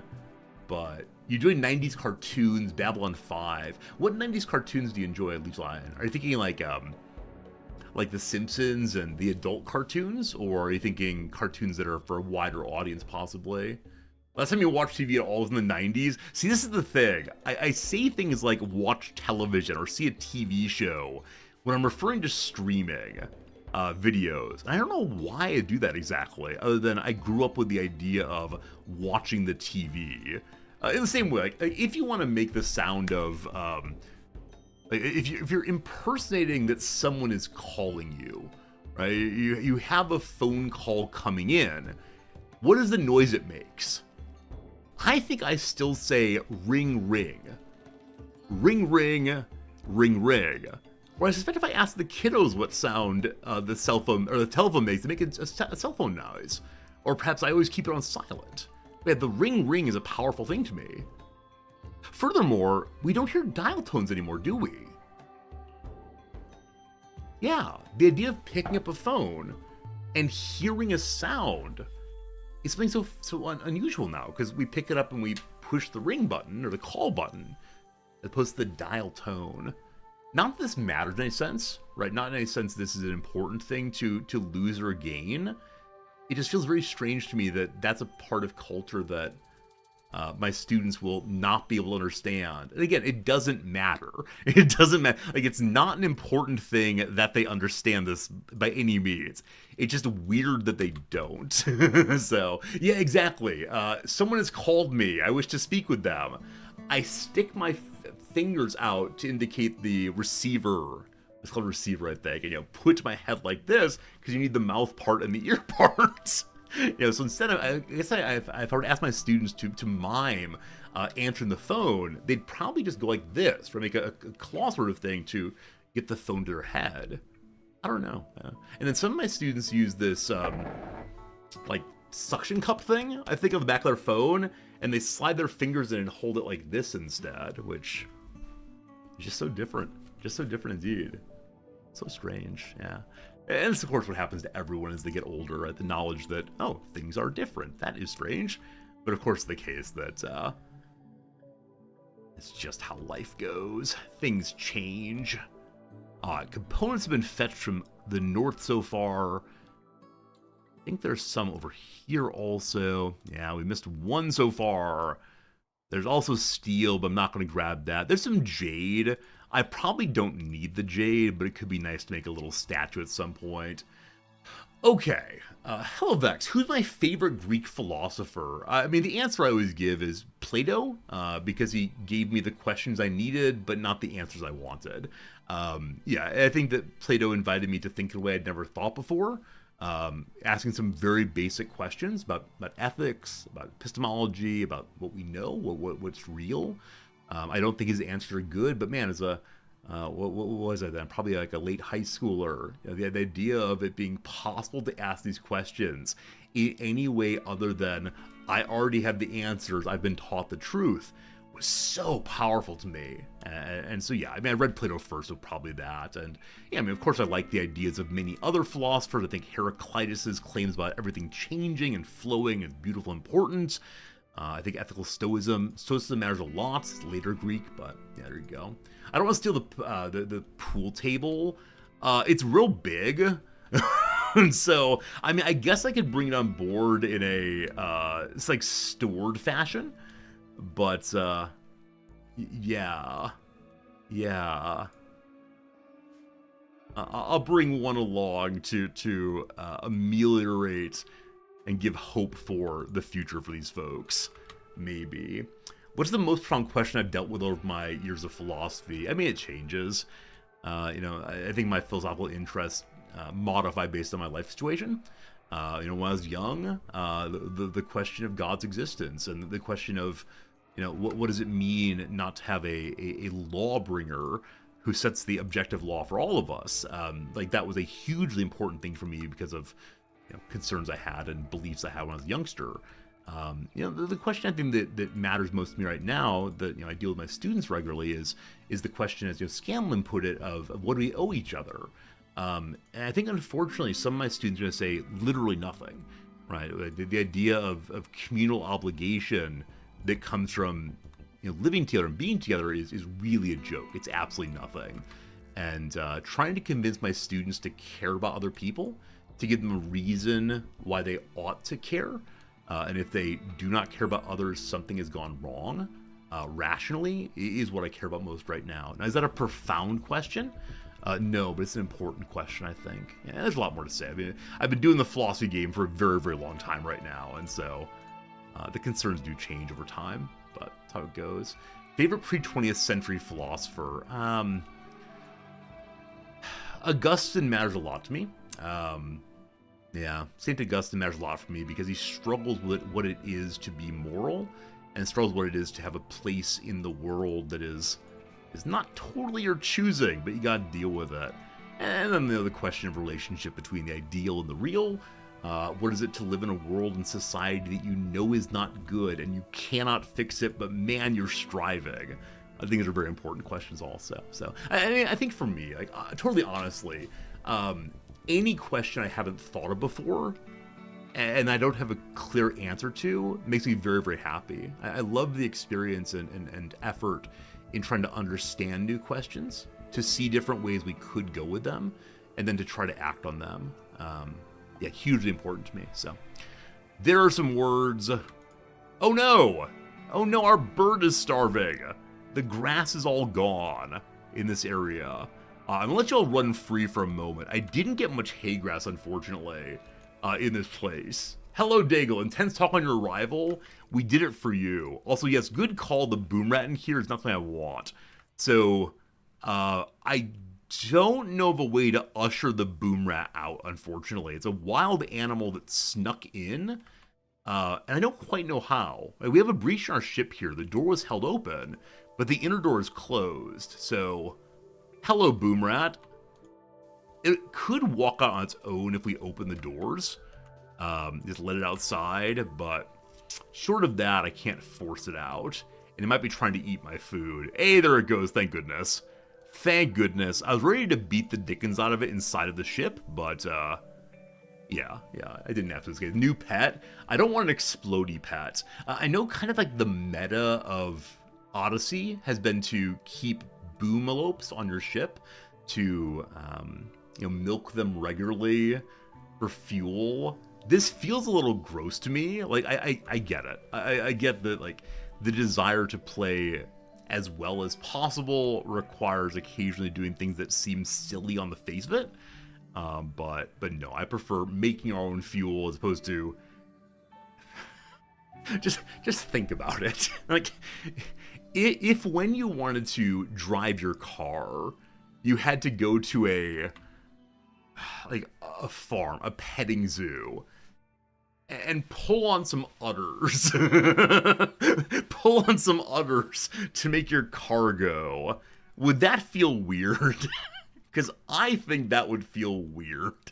You mean milk? So I have, this is probably just like cultural habit. I have much less trouble with saying, okay, I'm going to, consume something else. I think it's necessary to consume other living beings of some sort in order to survive. Like, I'm down with that. That's how life goes, fine.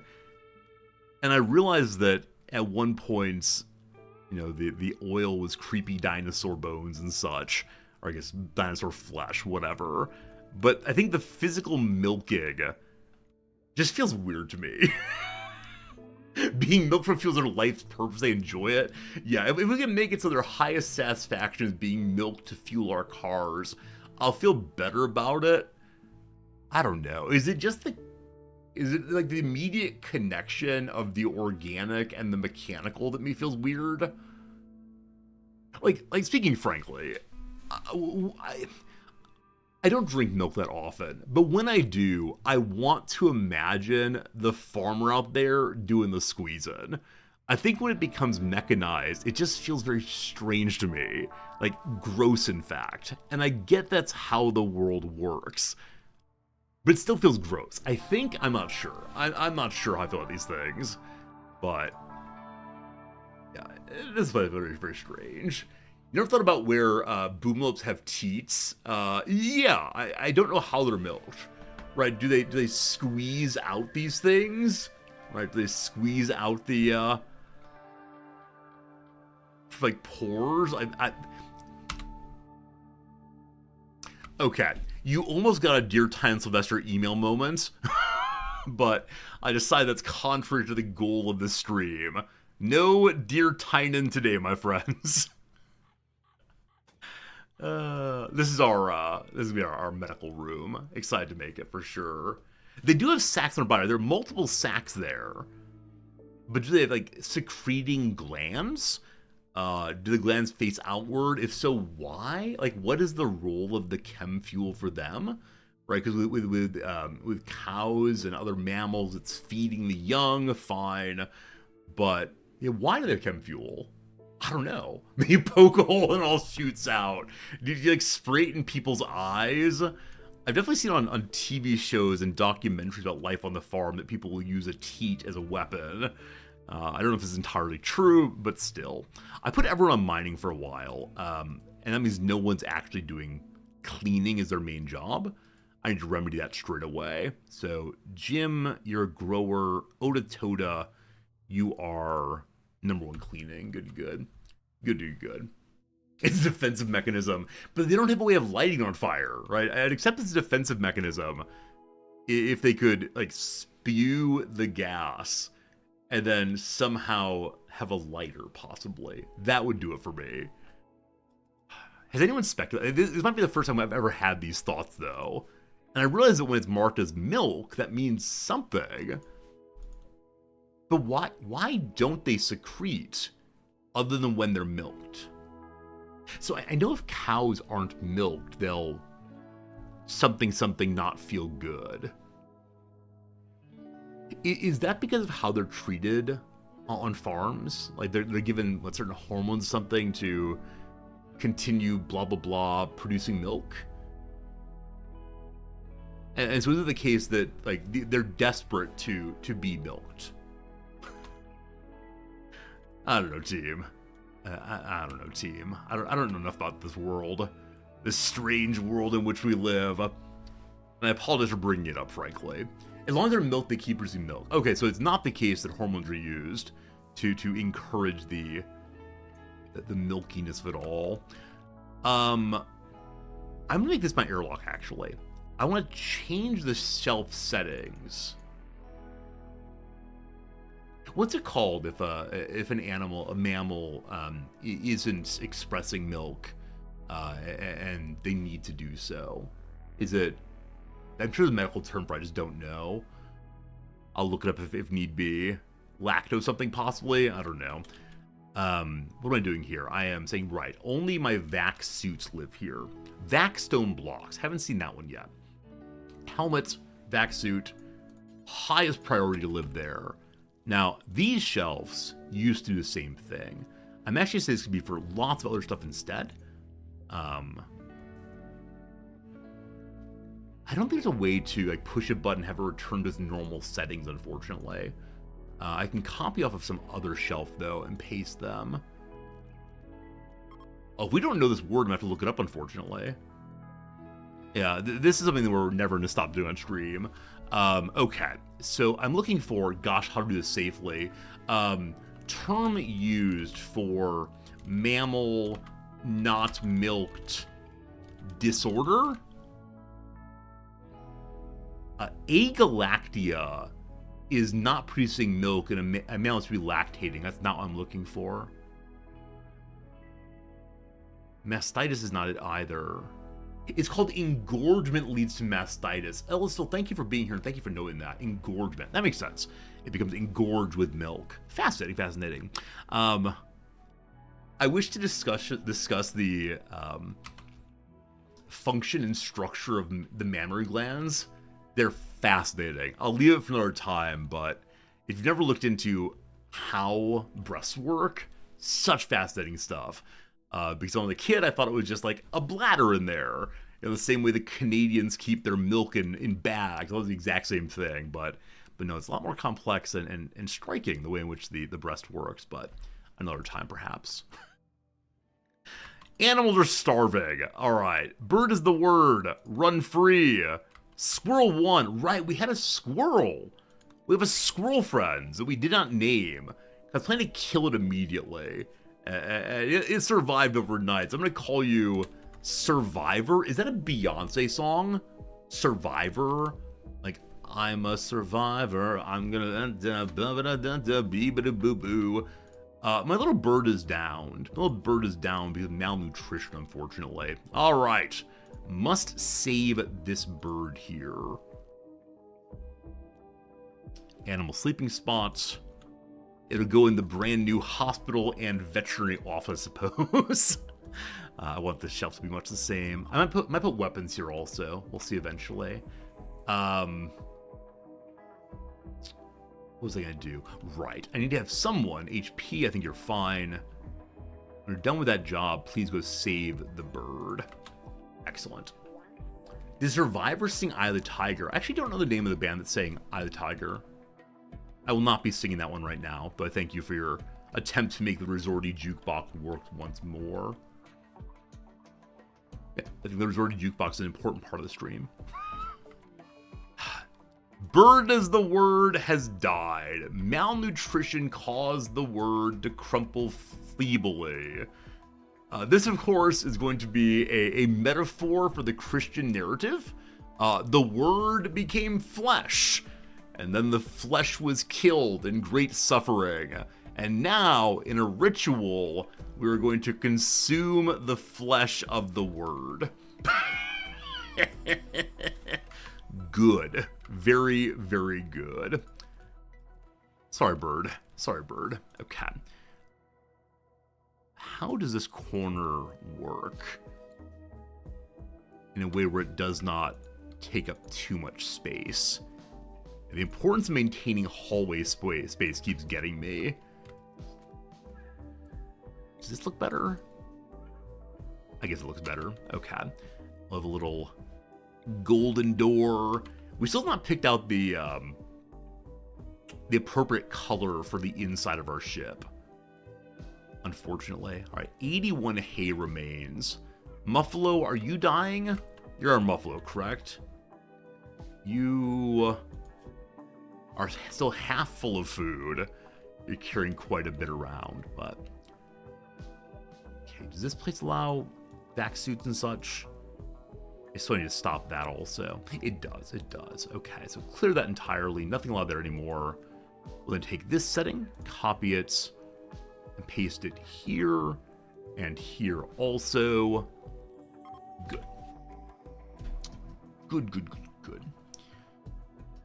Easy 10 to blast off. I kind of want to get my hospital done first, I guess. And by done, I'm not quite sure what I mean. I don't have lots of technology quite yet. So, we don't have sterile flooring yet. We do have carpets, though. I actually missed that getting done. I would have moved to sterile floors right away. There they are. Okay, lovely. Lovely, lovely, lovely. Hey, Jim, good night, my friend. Good night, everybody who's going to bed now. I know it's about, what, 9:30 or so over on the East Coast U.S.? Even later across the ocean in Europe. Any of you European folks still awake? I'm not going to say shame on you, what are you doing awake, but I hope you're having a nice evening for sure. I'm going to use a green color for the rec room. I've heard that green and blue are very soothing colors. And we want our people to be well-soothed. Not yet 2:30 a.m. Oh, you Europeans. Oh, you Europeans. You are delightful to spend time with us. This blue is the same blue of the... the same blue of the walls. Also, I'm now out of cotton already. We didn't have much at all. Ageli, it's good seeing you. We did grab one of the billiard table. I guess I can grab the poker table also. But unfortunately, I don't have enough room to deploy them currently. So I was thinking of leaving them behind. They're only good quality, but might be worth taking with us anyway. 3:30 a.m. in Germany. My goodness, folks. Hopefully you're able to get some sleep tonight, unless you're someone who works the night shift, in which case, how dare you consider sleeping yet? Alright, get those built again. I don't know if these pots look good here. I can't decide. Okay. So we need to seal the front door. There's still 462 fish here. Quite so many. I can make a rec room on every landing site. I like that idea. I know that some people do more work of, making their landing locations beautiful, where I kind of make my people just live out of the ship, which is probably a bit strange. Please go right place. Hello, please, please. There we go. We'll probably want to move some of the power conduits into the walls. No, Gillis, unfortunately, the armchairs are just like basic, normal quality. Now, it probably is an upgrade on the chairs. I just feel so strange with people doing their work while sitting in armchairs. I know it's the meta. I know it's the way to make the most comfortable. But do any of you do your work while sitting in an armchair? I can't. Like, back 2 or 3 universities ago, I had this lovely recliner that was left in my office by the prior professor. And every day I set aside an hour or two to do reading. And every day I would sit in the armchair doing the reading, and I would either fall asleep or get so close that I absolutely needed to get to sleep. Or I just need to get up rather than fall asleep, rather. So, do a lot of work on the couch. You'd like to try it. I could just fall asleep. Maybe it's like a nice desk chair instead. I'm sure there's a mob that has different kinds of chairs, but they look so comfy. Look so comfy. How's you an armchair philosopher? All right, look here, you. That's pretty funny. I appreciate it. I will upgrade which desk first. I like this one being metal, of course. All right, we're gonna have an upgraded piloting couch. Is this true? All right, one moment. In Hitchhiker Guide to the Galaxy, is there like a piloting couch? There's that one ship. You know the one ship. I forgot its name now, but it like uses an improbability engine. Is it a sofa? Oh, what's the ship called? Heart of Gold, thank you. I'm vaguely remembering in the Hitchhiker's Guide to the Galaxy video game, which I loved and played. It's like a piloting couch or something. Let me try one more time. So Hitchhiker Hitchhiker Guide to the Galaxy. Game. Okay, walkthrough. Here we go. Here we go. A gravity couch? Is that the phrase used? Okay. So on the Hoard of Gold.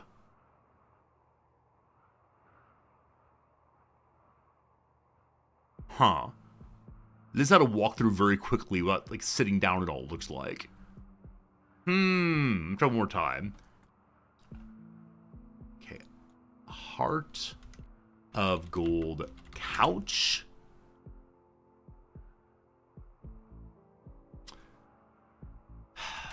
Alright, team. I'm gonna give up now. Recliner, possibly?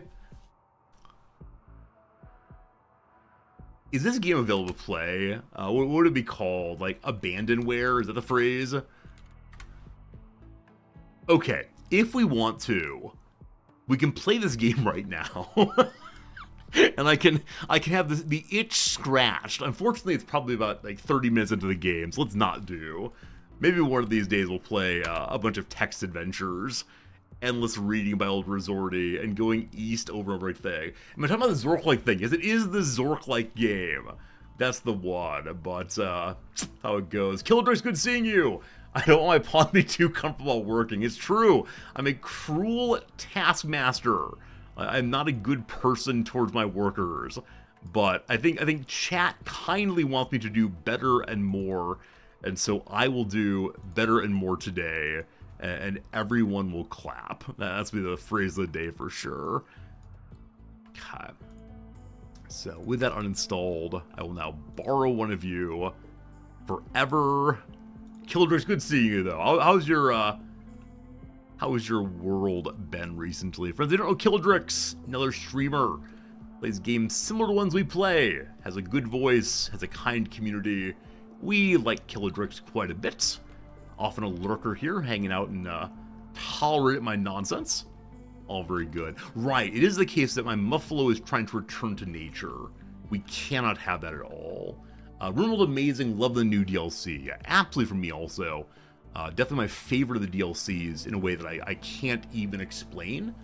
It makes me very, very happy to feel the game revivified in a way, which I think some people were hoping for very much. Other DLCs felt like nice bolt-ons, add-ons. They added possibilities to the games already played, where this time, instead, it feels like it's a whole new game, honestly. Yeah, I mean, if it were the case that this DLC came out as Rimworld 2, I would buy it. I'd feel good about it. I'd enjoy it. And, do you agree with that? If like, spaceship adventures on the planet had been Rimworld 2, like, with a little bit more than the DLC, would you have bought it as a standalone game? Because I absolutely would. I think it is that good of a DLC. Yeah. It's similar enough to how, games like Dwarf Fortress have adventure mode. And adventure mode is, like, wrapped into the game in the same way, but, yeah, this DLC is copying Sailor Ship 2. Whoa. I mean, the standard comment for me on copying DLCs is, this is an obvious one.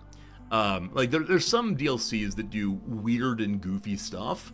Like, I don't know, putting anime horse girls into the game. But I think, when Tynan was first sitting down and saying, okay, well, let's make a cowboy spaceship game. You crash land, right? You crash land, and so you come from somewhere. So making a spaceship is not a radically weird idea. So I'm guessing very early on in the creation of this game, there were thoughts of, what should we do with it? What are future ideas? I'm sure they said space travel on ships is one of them. Now, maybe not. Maybe I'm being unfair there. Maybe it is the case that Tynan just sat down and said, hee, I'm going to steal the best ideas. That's right, Tynan sounds like that for sure. Actually, he's Canadian. What do tricksy Canadians sound like? Oh, sorry to take your ideas. Sorry. Something like that. And so, in my view, I never want to say that a DLC idea was just stolen. Now, it is the case that when you upload your DLC, you say like, blah, blah, blah. If this isn't the game, fine. You don't have exclusive rights to anything you make on the game, etc. But I don't know. Aside from you would buy this game separately, it would need more to be the two. No, I agree. It's absolutely the case that it would need to be a fuller version of this kind of thing.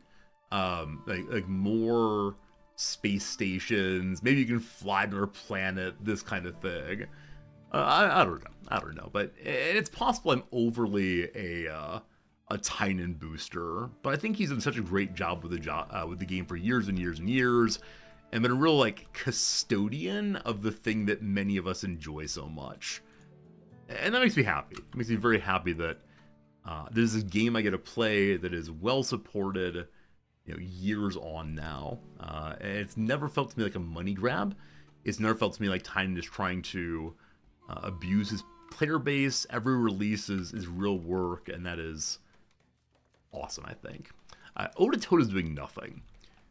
Otatoda's the better researcher. So, Otatoda, clean some dirt, fine, whatever. I see home zones in places I don't want it, actually. And some rice survived. Wow. So some plants died. I didn't realize that some had survived. Hey. So let's go and grab this. And then our hospital room has begun. I'll make a shelf in there for the hospital bits to live in. That's right, the hospital bits. So a little piece of furniture moves over. Please. Oops. You reinstall this. I'm not sure what to do with the Nook. Maybe make medical books or something. I have a television right there. Putting a smaller... I guess we put 2 small shelves in, and that would look okay. If you have to imagine the next DLC, I realize we just got one, but the next Rimworld DLC, what ought it to be? You say, okay, I am Tynan's conscience. What DLC should I make?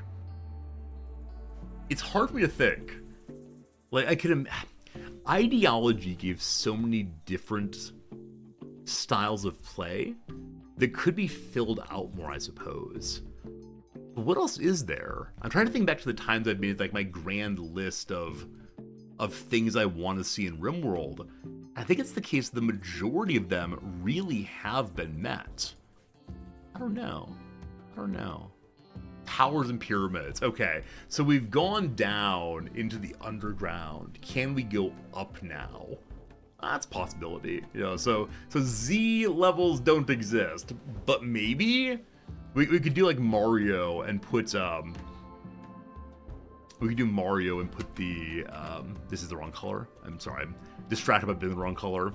Do like Mario and have some Jack the Beanstalk way of climbing up into the clouds, perhaps. Speaking of which, and I'm sorry to point this up, I know some of you do not care, but yesterday's New York Times crossword, I'll pull up on Rex's page, had a clue and answer that I thought was amazing. Greeting from a famous Italian character to a famous Italian-American actress. Marissa Tomei, it's a me, Mario.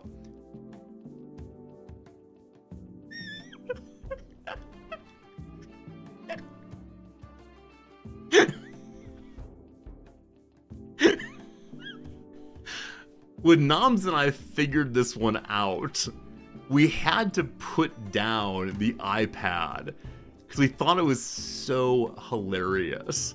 The times when the crossword makers like really pull off a home run are unfortunately a little few and far between because it's hard to make jokes and have it fit into the crossword well. But Marissa Tomei, it's a me, Mario. Love it. And apparently it's at least partially an anagram.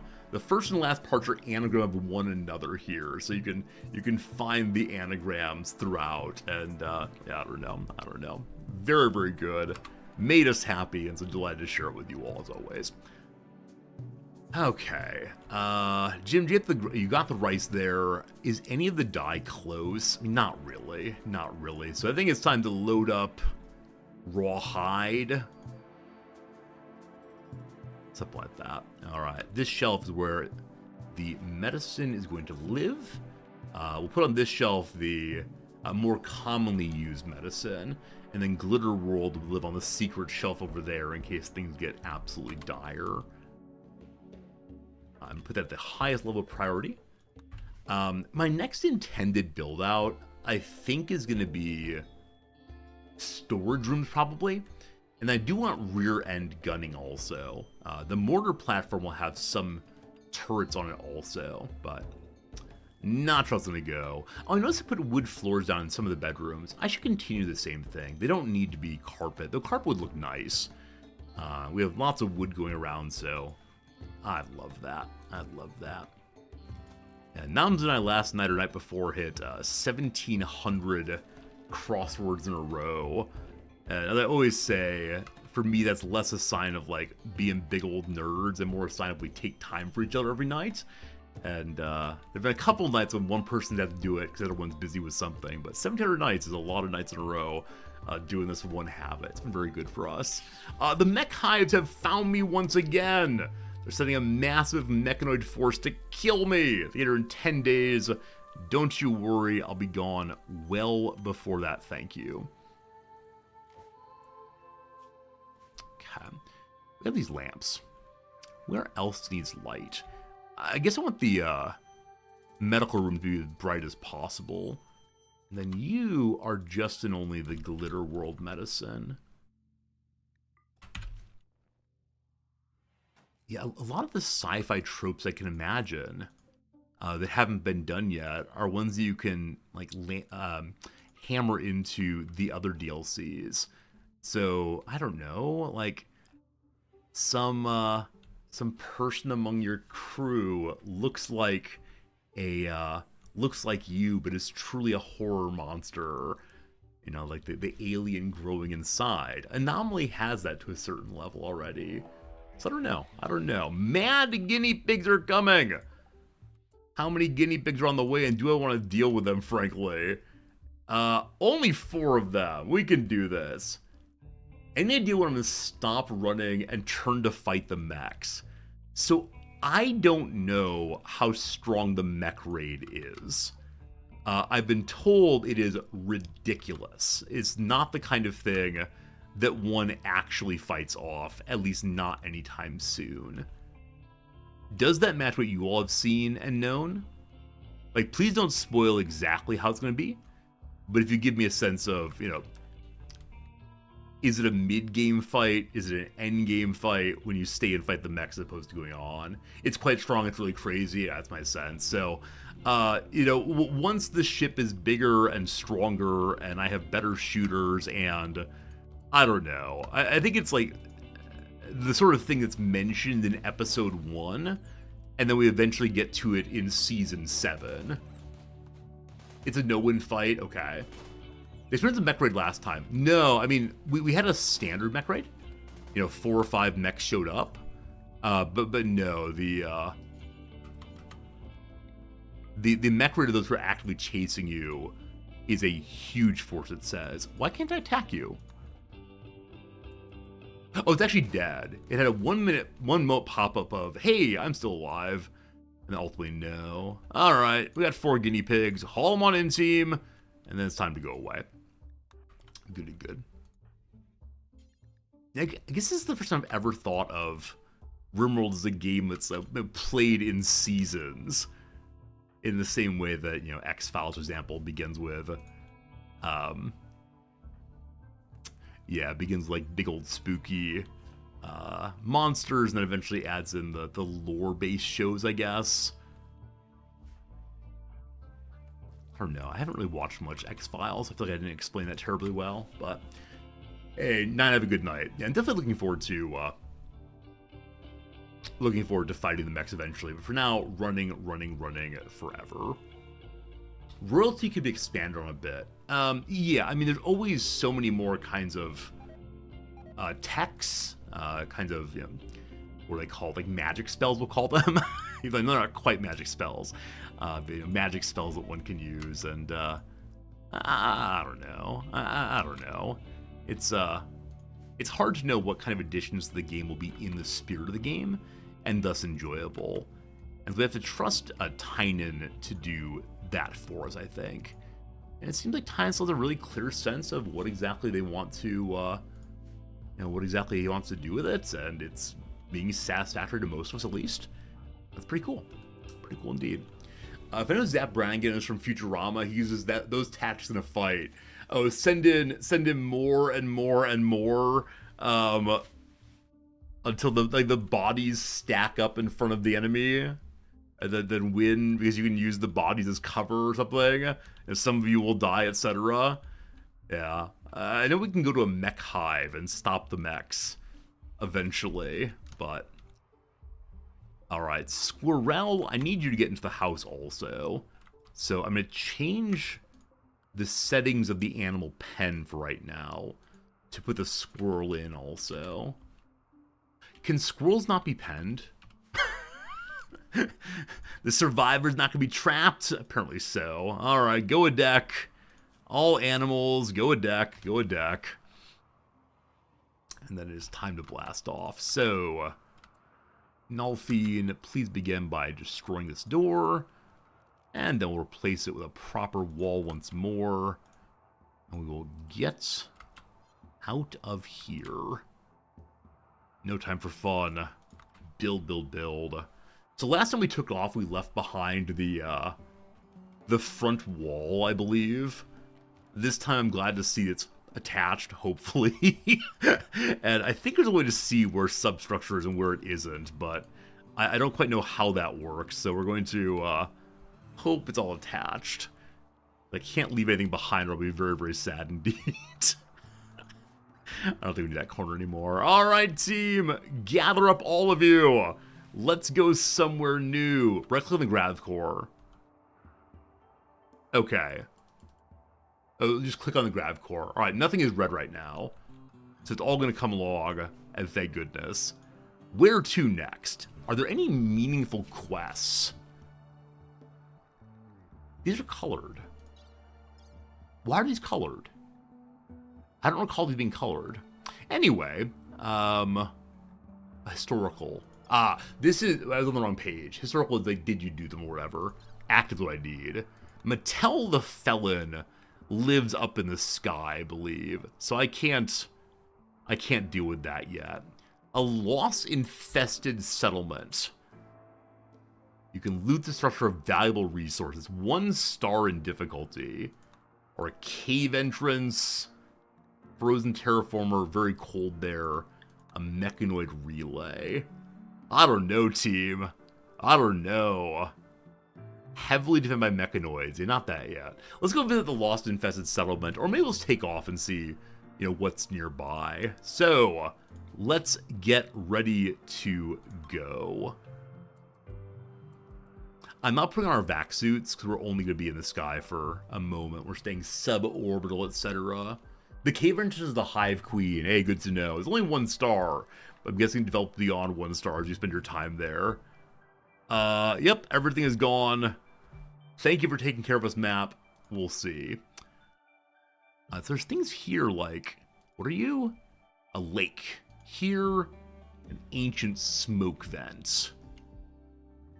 Anything else stand out as being like super interesting? Here we have a cave and a fjord. Here is chasm, caves, cliffs and caves. Looking for anything that's been popular previously. Peninsula? Coastal atoll or atoll, I don't know how to say that word. Poplar trees. So up this way, we know, whoops, always do that thing. Up to the northwest rather, we know there's a variety of interesting things. We don't know about anything especially interesting anywhere else. My intention was to head south, and so I think we're going to go ahead and head south. And, I don't know. What are you? Tropical rainforests. Tropical rainforests. Am I feeling that? Get to south. You know what? Sure. We haven't had any diseases recently. Let's go visit the tropical rainforest. Please don't leave anything behind. The back wall looks, or back deck looks very silly right now. I don't know if it needs walls or what, but absolutely ridiculous. I'm keeping an eye on the timer to see how long this movement takes. Looks like it's less than an hour to go the entire distance of our chem fuel.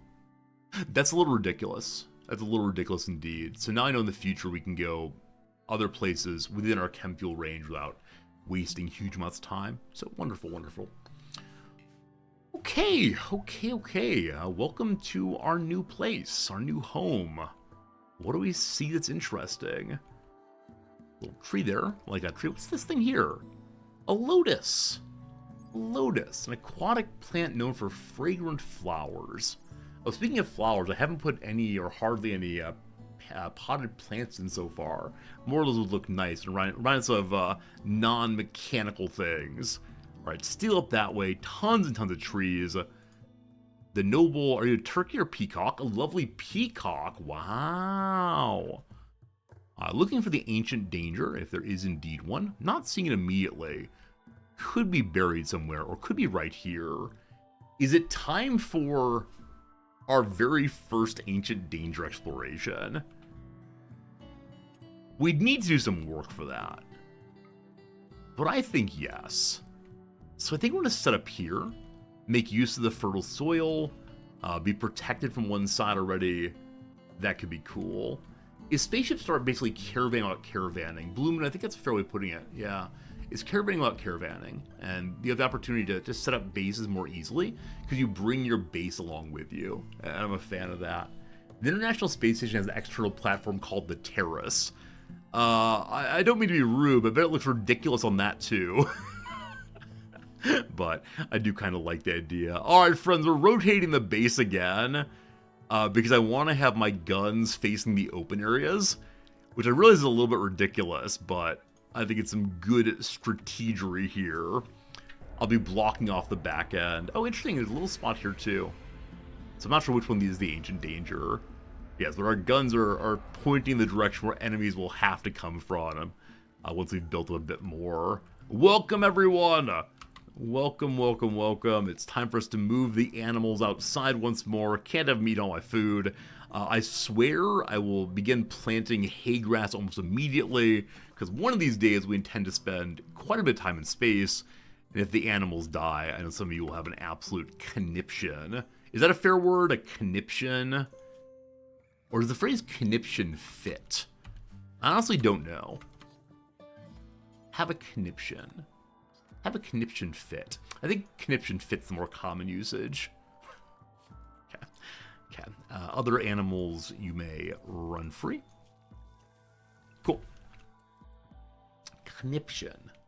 Conniption. I actually don't know the etymology of that. I want to go con with, but be con constructed? No, probably con with. Anyway, guns to the front should have been turned off. They are turned off. Wait a minute. When you go to space, does everything attempt to reconnect to power? Because I'm sure I had these switches working. And now they're... I'm sure I had them not working, and now they are working. Huh. Interesting. Something to look into next time we take off. It's a bug? Okay. Definitely a little annoying that, but it's alright. Show me you're off. Good. Known bug or feature. Okay. First time noticing it because the gun should be off always. But someone take the beast outside, please. HP, I believe you can do this. You can. Thank you. Okay. So things I want to work on. Planting, that said, is kind of job one here. And this spot feels safer than that spot, because, I mean, this spot just feels weird, honestly. But we'll go ahead and start here. Food is always on first. Also another area where we can do a tremendous amount of hunting. That said, we must remember that in an area like this one, many of the animals want to hunt right back. And so we have to be kind of cautious not to have our hunters wander off to a place of death and sadness. Okay, as promised, there's hay grass now. Want the medicine, want the cotton to get some carpet down straight away. So, you are cotton, And then this little corner here I'll make into medicine as usual. The last 2 places we visited, we've not been able to hang out long enough to get our medicine made. So hopefully this time that changes. Make sure Jim's on job 1. Planting, if you please. Let's get Jim's garden going once more. Jim is gardening. Wonderful. All right. What kind of animals are hanging out right now that we should be afraid of? There are 2 panthers. Neither's right in base right now, thank goodness. Other than that, a collection of cobras. Possible our squirrel will get eaten by cobras. Cassowaries. We have plenty of food right now, and I want to make sure that my pack survival meals are not being used. Should not be. Let's see. They're actually using the pack survival meals right now. I don't want that. We'll return to just eating ground food as we can. This area being very fertile should allow us to make some nicer food beyond just the basic survival meals. And the stove, I believe, is set up to do that when possible. Yeah, they'll get fine meals made if I can get a combination of meat and also veggies. And Jim's working on it, you hero. At this point, of course, we can do all kinds of berries. But wait! A surgeon named Frost is crashing in a transport pod nearby. If he survives, he'll be badly wounded. Friends, if he survives, have you ever seen a character with only bruises? A character who's not bleeding out immediately? I think I have seen some people fall from space and then eventually get up and wander away. That's very annoying when it happens. Anyway, from the Exo Emporium. You do not want the traders to hate you, so you must engage in positive relationship here. Show me what you got, Frost. Love the name is Frost. Love that they're currently having their white hair. Looks good. What's in your pockets? Some clothes. What's in your bio? Night Owl, beautiful, fast learner. Wow. All to the positive. Good medical, good social, great artistry. Could be a decent fighter someday. They're frail. They're 87 years old and will die in 4 hours. Oh boy. Oh boy. So lots of good points, but a little older. We're not going to let an old man die on our doorstep. Now, will they join us? Who knows? We're not going to be imprisoning them, certainly. Best doctor, Otatoda. Right, Otatoda's also Otatoda's also a physician, but has some body part problems, unfortunately. So let's go ahead and have HP do it instead. And we'll go ahead and make you 10 as you can. Go, go. Okay, this is a case where I don't have an opening in the ship except for the back ends. So having front end doors would be good also. Now, did you get there in time to care for old Frost? 3 hours, 5 hours, gonna live well as best they can. We have a hospital bed to bring him into. We'll do that right now if you please. HP does not haul, but you can rescue anyway. Okay. Noticing there's lots of berries around, I mark them all to harvest, and then get some meat also as a way of beginning to make some nicer food for a little while. As you see, we have a gigantic pile of simple meals. I'm going to pause that for right now. They're trying to make 100, which is definitely excessive, but it's a good way to help my cook continue to build more and more cooking skill. At 14, a master of making simple meals, unfortunately. Something like that. Sterile materials are now understood. Fantastic. I kind of want to go in the direction of let's make medicine production. That could be good. Kind of want to do auto doors because spaceships should have doors that go when they open and close. Basic TV for the hospital could be nice, but home turret feels so silly. Yeah, we could get back to multi-analyzer. It's so slow though. Medicine production. Let's get you knocked out next. Multi-analyzer is so slow. Okay, my Glitter World medicine is where? That's my industrial medicine. What level of storage is this area? It's just not been moved yet. It's critical for reasons I don't understand. This critical in this area makes no sense. Friends, another hour's passed. It's now 2 hours and 30 minutes of being live. It's time for a quick little ad break of 3 minutes. After that, we'll have 57 more minutes of video game time. And yeah, probably an hour and a half or so, 2 hours until we go ahead and play some chess. But I'm having a good time. Hope you are also. I think we did the Thursday puzzle from last week already. Let's check on that. If not, we'll knock out in a hurry here. Yeah, all done. Wednesday puzzle's done also, so we're back to last week's Tuesday, which I appear to have begun working on, but not gotten so far. It looks like we've done all the crosses, but not all the downs. So we'll go to the downs now. C47 down. 47 down says what? With 21 down, a Doctor Who and sex education star. Yes, I believe this person is African American. I believe that their name is Nkudi, but the rest of it I don't recall right now. It'll come together eventually. Embezzlement, for example, is a crime. A bit of writing on a record sleeve. A liner note, possibly. Polymer with a helical shape. Polymer with a helical shape. This is the limit to my knowledge, unfortunately. We'll get it eventually. Small trees. Saplings. Small trees. Here we go. How can any deny themselves the blank of my company? It's beyond me. A line by Zora Neale Hurston. The pleasure of my company. A genius, so to speak. Genius, like extraordinary, possibly. The cross is out of this world, so alien, absolutely. Einsteinian? Or is Einstein fits? That's spelled correctly? I think it is. Cat. Hundreds of a peso. Centivos, I believe. Centivos? What's wrong here? A word that can refer to a West African oral historian or a Haitian pork dish. Griot seems wrong. Centives? Huh. We'll find that eventually. A blank test, a procedure to assess immunity levels.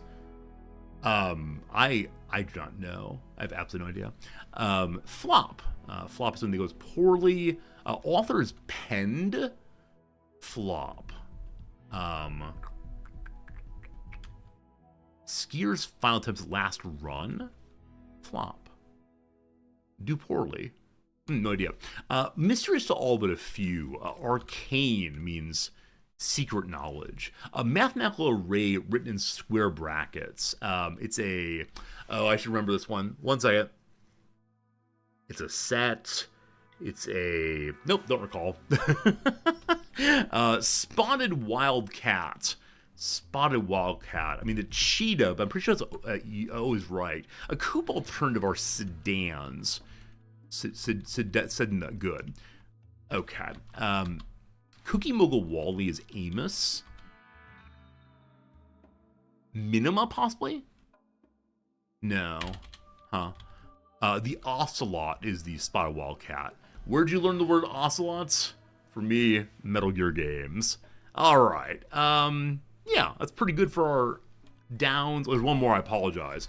Edit for a new release of the movie. We recut the movie. Gonna do that right now, is on it, and then back to the top. We have about 30 seconds left on the ad break. I'm gonna pause the game there. We're gonna move back to the Rimworld scene, but I'm gonna take a very quick AFK break. I'll be back in just a moment or two. Don't you worry, you can listen to the sick beats of the Rimworld while I'm gone. Hopefully you're having a good day. Hopefully you're enjoying your Sunday evening or Monday morning, and I thank you for spending time with me. It's always a delight to be here with you, and that will continue in just a moment. Thanks so much. BRB.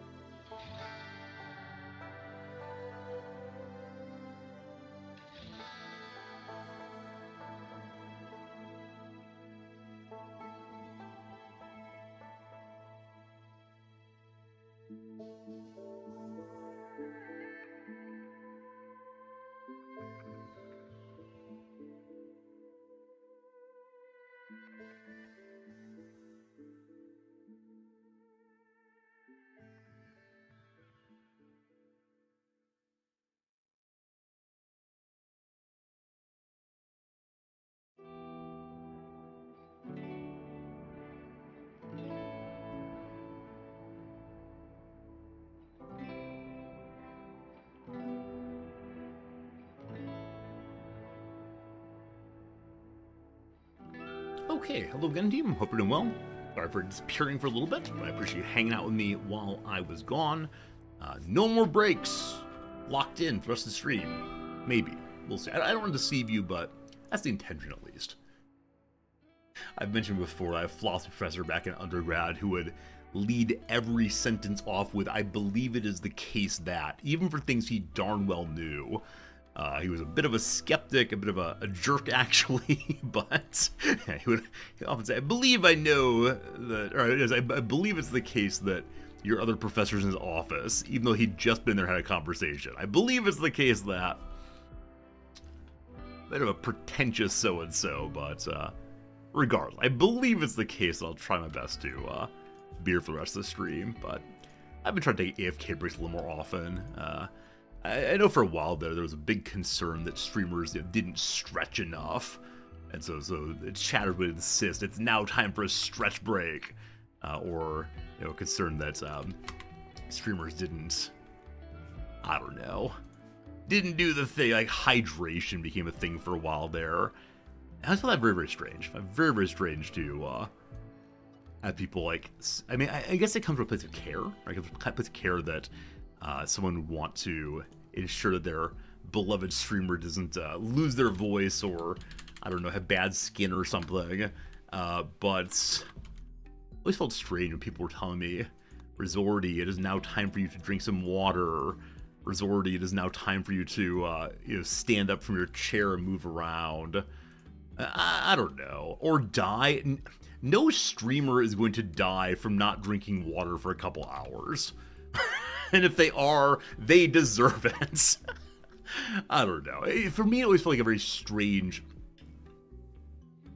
imposition on my autonomy. Is that a little over? That might be a little over the top. It's definitely how I felt, but still, it might be a little over the top. I don't know. I want to say that. How dare you impose on my autonomy by telling me it's now time to drink? There you go. Alright, like I said, we're going to block off the back end here, just because I would like the enemies to attack from a particular position. It's condescending. Yeah, it's condescending, right? It suggests that I, as an adult, do not know when I am thirsty. Now, that said, I know that streamer chat's pets, right? I think again, it probably comes from a place of care. It comes from a place of, I desire that you are well, and I want to contribute to your being well because I care about you.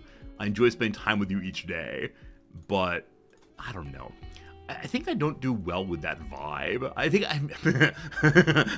I've never been particularly good at developing parasocial relationships. Like, it's fine. We hang out, we have a good time. And I'm sure there's some weirdness in the background in some cases, but yeah, I don't know how people do it well. Gotta work on that. Some streamers enjoy the reminders. Oh, absolutely. I think obviously, any chat is good chat is a key rule of streaming. If it makes the chat feel happy to contribute to the streamer's well-being, a great thing. But I don't know. I need to work on making more parasociality. It's just a form of interaction. Yeah, Nickman, I'm sure it's the case that some people, chatters, are just looking for ways to interact, and right. So you can ask questions like, "Hey, Rizordi, what are you researching in the game?" Or, "I'll answer it. I'm working on blah blah blah, whatever." Other people they'll want to interact on a more personal level, and it's not possible to have the deepest conversation about everything, but thinking about, hey, like, it's human to drink. I think it's a nice thing. I'm just looking for trouble. I'm not here to do the Super Bowl shuffle. Stuff like that. Do my books on the bookshelf? Yes, the books are on the bookshelf. Thank goodness. We have how many books there? 4. The reading bonus for reading in this room with our bookshelf and our rec room and so on. It is a rec room, right? It's a workshop. Oh, it has the art desk. I'm going to uninstall the art desk. This place is not going to have anything. Right, I just grabbed this location as a quick stop off to refuel, primarily. I guess I can start throwing some turrets on the back end or build the initial mortars. Now, I can make mortar shells here, correct? Oh boy, so many things. Yes, high explosive shells. are the ones I always use. I don't fully understand how people use the other shells effectively. I know how you use the one that puts out fire, but the one that, I don't know, the one that lights things on fire always feels incredibly risky. Okay. This is in fact the highest priority, keeping the shells made. And so we have, I believe, 2 mortar barrels right now. I think this is a game that doesn't necessarily admit of that much discussion on what's happening. Like, when people play really fast-paced games, you know, there's, oh my god, what a shot. Whoa, look at that movement. Oh, that noob over there totally got pwned. I see how that leads to a certain kind of chat interaction. These games that are a bit slower are more like, hey, it's story time. Oh, speaking of which. so Noms and I are thinking about taking another short vacation later next month before the semester begins. And she's found this place that is way off the beaten track. You have to take a train out into the mountains and then a bus up the mountain. And it's on the edge of a national park that you're dropped off. And then a shuttle bus that's run by the national park takes you like an hour and a half into the national park. And there's a little lodge there that's been around since, like, I don't know, 1640, and only got electricity in the like 1990s or so, something like that. And Nam thinks it's gonna be delightful to go there, but apparently, you know, and then also a very small like a cafe, I guess, where they bring in food each week, and you can get your lunches and dinners there and so on.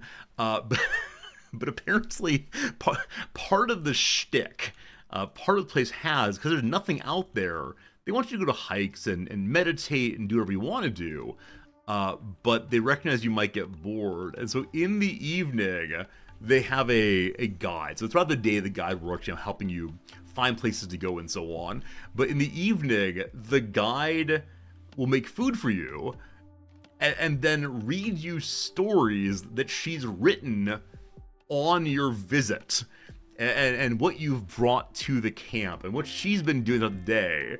And so you get an evening story time around the fire where she will read to you her story she's written for that day. And we're going for, I think, 2 or 3 days, and so I'm very interested to see how it's going to go. Now, it strikes me as being so adorable in some way. Like, it's a kind of entertainment I've never had previously. Where I've gone to places, you know, hotels where they have a singer in the lounge in the evening, or maybe a band comes and plays some music for you, but yeah, story time with allegedly a song written on that day is really lovely to me. Grulian, you're my cook. We need meat. Grulian, you unfortunately have a melee weapon, so you can't hunt. It is lovely. I think it's an attempt to return to like an earlier stage of humanity. Because out there is Wi-Fi, but it's kind of spotty. And so they don't offer you various things to stay in your room. Instead, it's trying to say, look, if you want to be here and want to be entertained, I offer you human connection. I offer you an attempt to understand and think about my life and your life together. I think that's really quite nice. So, you know, we'll see what it is. But if nothing else, an experience we haven't had before, and I'm glad that I can hopefully share a bit of that with you and tell you things about, you know, what we found out there and so on. Okay, hunting is turned on or turned off right now. I talked about it and then got distracted. So there's a cassowary nearby, and some of you know cassowaries are potentially quite nasty creatures. I've heard from some of you who are Australians that they are absolutely destructive and terrible and will eat children and so on. That might be a little bit strong, but something kind of like that. Speaking of something like that, I just remembered I need to make a better gun for Hades Pluto. I want the heavy SMG, I believe. Also, I just now saw that I don't have an EMP weapon. Would be halfway decent to at least have some grenades in case things get dicey. We'll see. Respect the cassowary. Why are my outer walls blue? They should all be blue. I just don't have enough dye right now. Thank you for reminding me to plant some dye. But yes, my intention is to have my spaceship look cool, and so the front end should all be blue, but every time I expand the ship, the blue is lost. And so the outside walls should be blue, and the inside walls should be some other color. The doors should be gold. It's slow going. That's the answer here. Right, I need to plant dye stuff if I ever want my ship to be the correct color. Only way to get paint around here is good old Tinctoria. Okay. Seriarch, you will make the first shot. We have a turret there to help us also. Seriarch looks down and hits it straight away. How'd you get it? Wow. Right through the head. Downed nigh immediately. We did not need to fear the cassowary, nor in fact the Reaper. Good. You're not a hunter apparently, so it's not Marcus Hunt, that's the issue. Marcus Hunt, HP. Are you not a hunter at all? You're a little bit. There we go. It's not a drafted job. Lovely. A master hunter you are. Seriarch, you've done very, very well. You are still missing an eye. So your shooting could be more better possibly, but... I mean, your rifle's only normal quality and kind of falling apart. So making a new rifle for you could be a worthy priority. Yeah, we learn right now that's poor quality, unfortunately. Who's the greatest crafter in the land? I mean, Snow White, obviously, and then our construction worker, unfortunately. Beloved Nalfine, so when you're done with the cleaning and constructing, you then try to tailor and craft. I'm move smithing up so weapons get made, hopefully. Seldom good seeing you. Okay, Frost, the person who's very, very old, but a lovely artist person, and a night owl who's lovely to look at. I love it. They have a beautiful 88-year-old. They were 87 when they joined us. We did not sing happy birthday to Milo Frost. As I mentioned last night, my wife and I and one of my former students went to a rainforest cafe.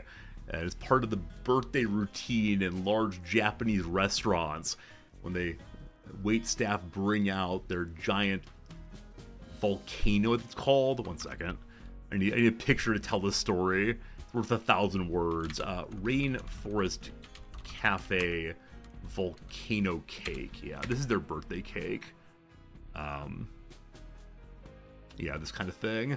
They put, yeah, like this. Here we go. Here they put a sparkler in it, and they bring us to the table, and then 2 or 3 wait staff sing a happy birthday song, not the standard American one, but similar. And then because we're communally thinking people here, collectivists here in Japan, we all clap along. Everyone in the restaurant claps along to the song. And because it was Rainforest Cafe, a common birthday location, definitely I did it 15 or so times yesterday. Not that, maybe like 8 or 10 times. There was a lot of clapping along. It was fun. It was a nice way to be part of the Japanese birthday celebration community. Now, I absolutely loathe birthday celebrations of that sort. I don't like being the center of attention, of course. But it is a strange thing to not only have the waitstaff singing for you, which feels demeaning a little bit. Have any of you ever done that? Have you been the waitstaff that must sing to random strangers? Like, I already find that strange enough, but the idea of an entire community of people that I do not know clapping for me feels very, very strange. So, I don't know. I don't know. All kind of weird. Alright. What am I trying to do now? I'm just waiting to blast off, I think. Yeah, I got 2.2 days. We make some more chem fuel, so we need to cut down more trees and such. That's getting done. You have clapped on a birthday to random restaurants? Yeah, I mean, for a while I went to Applebee's many, many times a week. And so I took delight in singing along with the happy, happy birthday from Applebee's to you, right? This song. Took great delight in singing along with that one. But I was a bit of a regular. Dark time. You hate the process of singing happy birthday to adults. The people singing it, hating it. The birthday boy or girl hates it. I kind of agree, Nickman. I think it's one of these, like, traditions of let's sing this song because we sing a song. Now, I do wonder, is a bit of it intentional embarrassment? Oh, it's your birthday. Here's something that happens to you. It's a little bit weird. I was listening to an interview with an Amish woman who said, or a former Amish woman, she said that birthdays were not celebrated in her Amish community, but on one's birthday, your father would come over and pull your ear as many times as it was your birthday. And that was the only acknowledgement of it being your birthday. There were no presents, songs, special foods, just get your ear tugged a few times. She didn't say how that made her feel. I can imagine you feel special because it's notable in the year, but I can't imagine. Are any of the cultures that you all come from, or places where you come from, like, do they do interesting birthday traditions that are other than, like, I remember, oh man, this is weird. Do you all remember the spanking machine?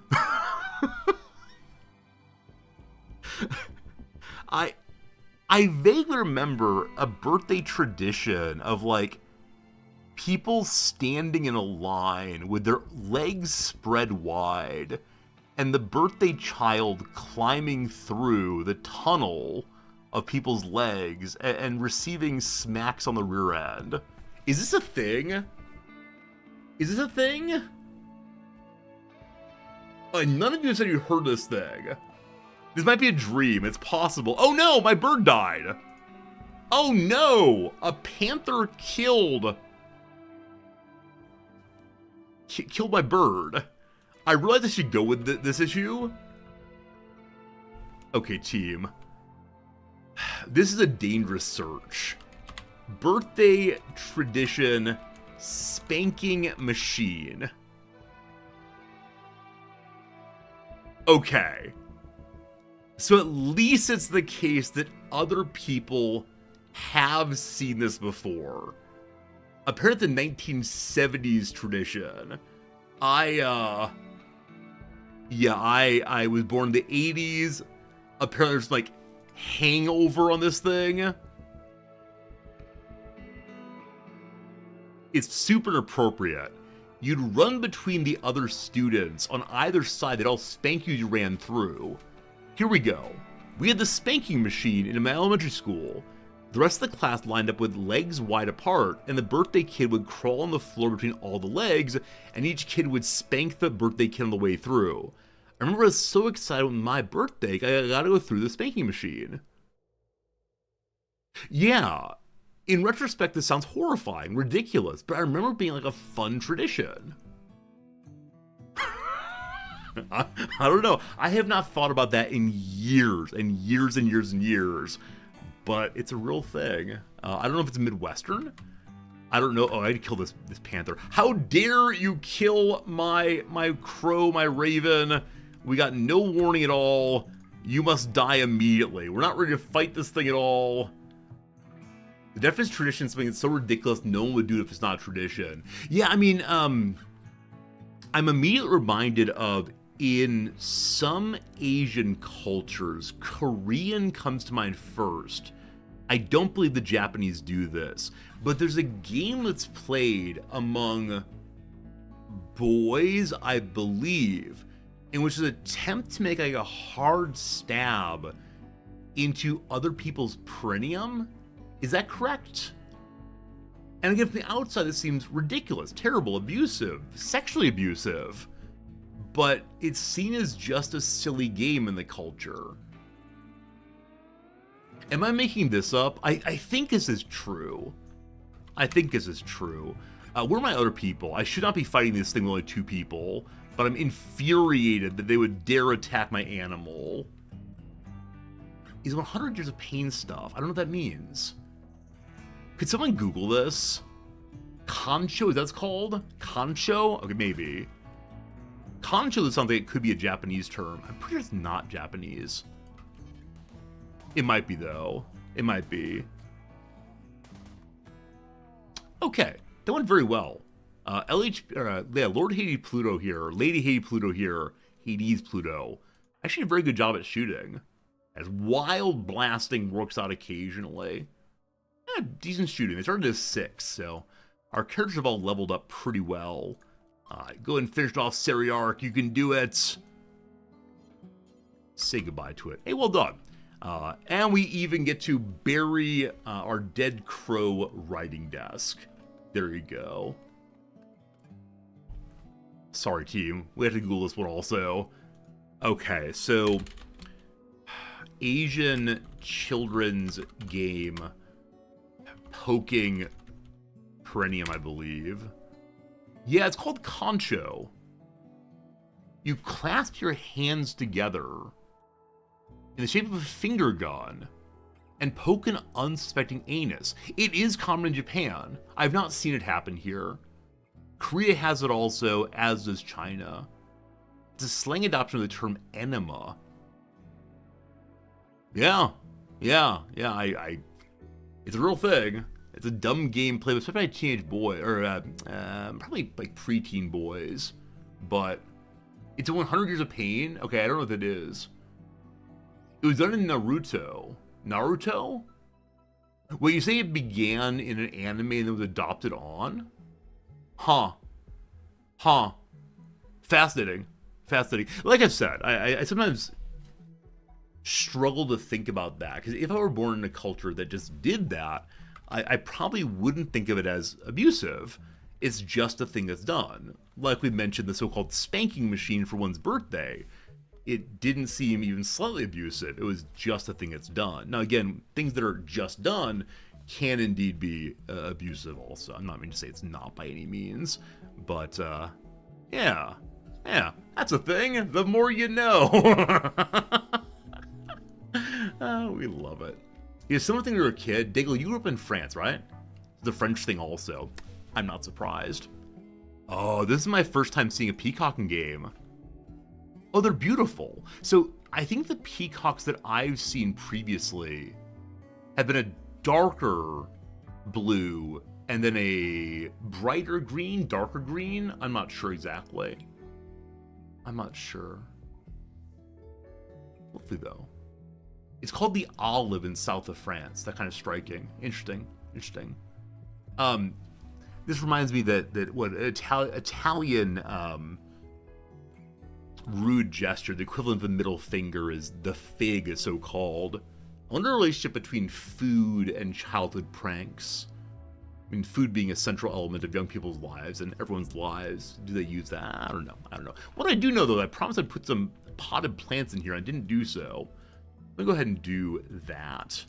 Like Rochambeau. I know what Rochambeau is. I'm aware of the traditions. Like Gandalf, I was there when they began. Not truthfully, but... who wants a potted plant? Everybody gets a potted plant. Yeah, truthfully, at some point in my playthroughs, I stopped making potted plants. I don't know why. I guess they just take up space, and I got annoyed with that. But potted plants are a delight, of course. You're here for potted plants. Don't you worry. They're being made right now. Ooh-wee. Gonna look good. All right, how's the planting looking? All right, so Jim's almost done with all of the planting.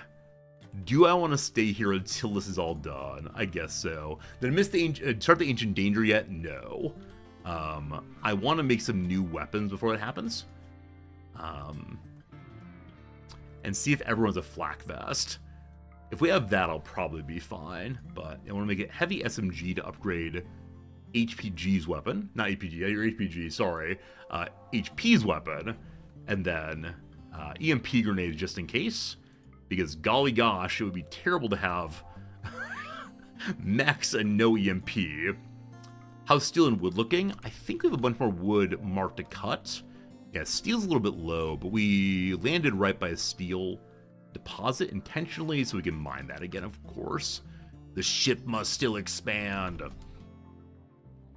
Alright. Are there other berries nearby? What's the long-term goal with the DLC? Selden, I honestly don't know. Usually when I start a brand new playthrough of Rimworld, I say, I'm going to do XYZ. I think this one's kind of been just like, let's vibe around the planet. I know I'd like to have at least some sort of base on an asteroid. I'd like to have a space station base, but this playthrough is very like travel, transit, exploration focused. So I'd like to find unique weapons. I'd like to explore more kinds of bases. Maybe I want to go kill the mechanoid leader who is sending all kinds of mechanoid attacks my way, but no, I don't know, honestly. I really don't know, which means unless I die, we could just play this playthrough forever, which is a little bit strange, I know. At some point we'll have to play something else, surely, but you know, I'm gonna kick out of it at least. And expanding this ship has been a good thing, so we can do more of that. I just need more of the grav tiles to do so. Because it kind of just sits there, a little ship. Like I said, I'll do the Ancient Danger at some point soon, and after the old ship's ready to launch if need be. So 1.4 days we'll open that. I'll go ahead and speed up the game a little bit. I've been playing at game speed 1 more today than usual. I'm not sure why that is. In some measures, feel a little more comfortable that way, perhaps. Why is the Glitter World medicine not moved over yet? It's not critically important. Yeah, I gotta get that medicine moved. The hospital looks nicer. Oh, we also finished sterile materials, so I need to be making sterile tiles for our friends here. Apparently we have no silver left.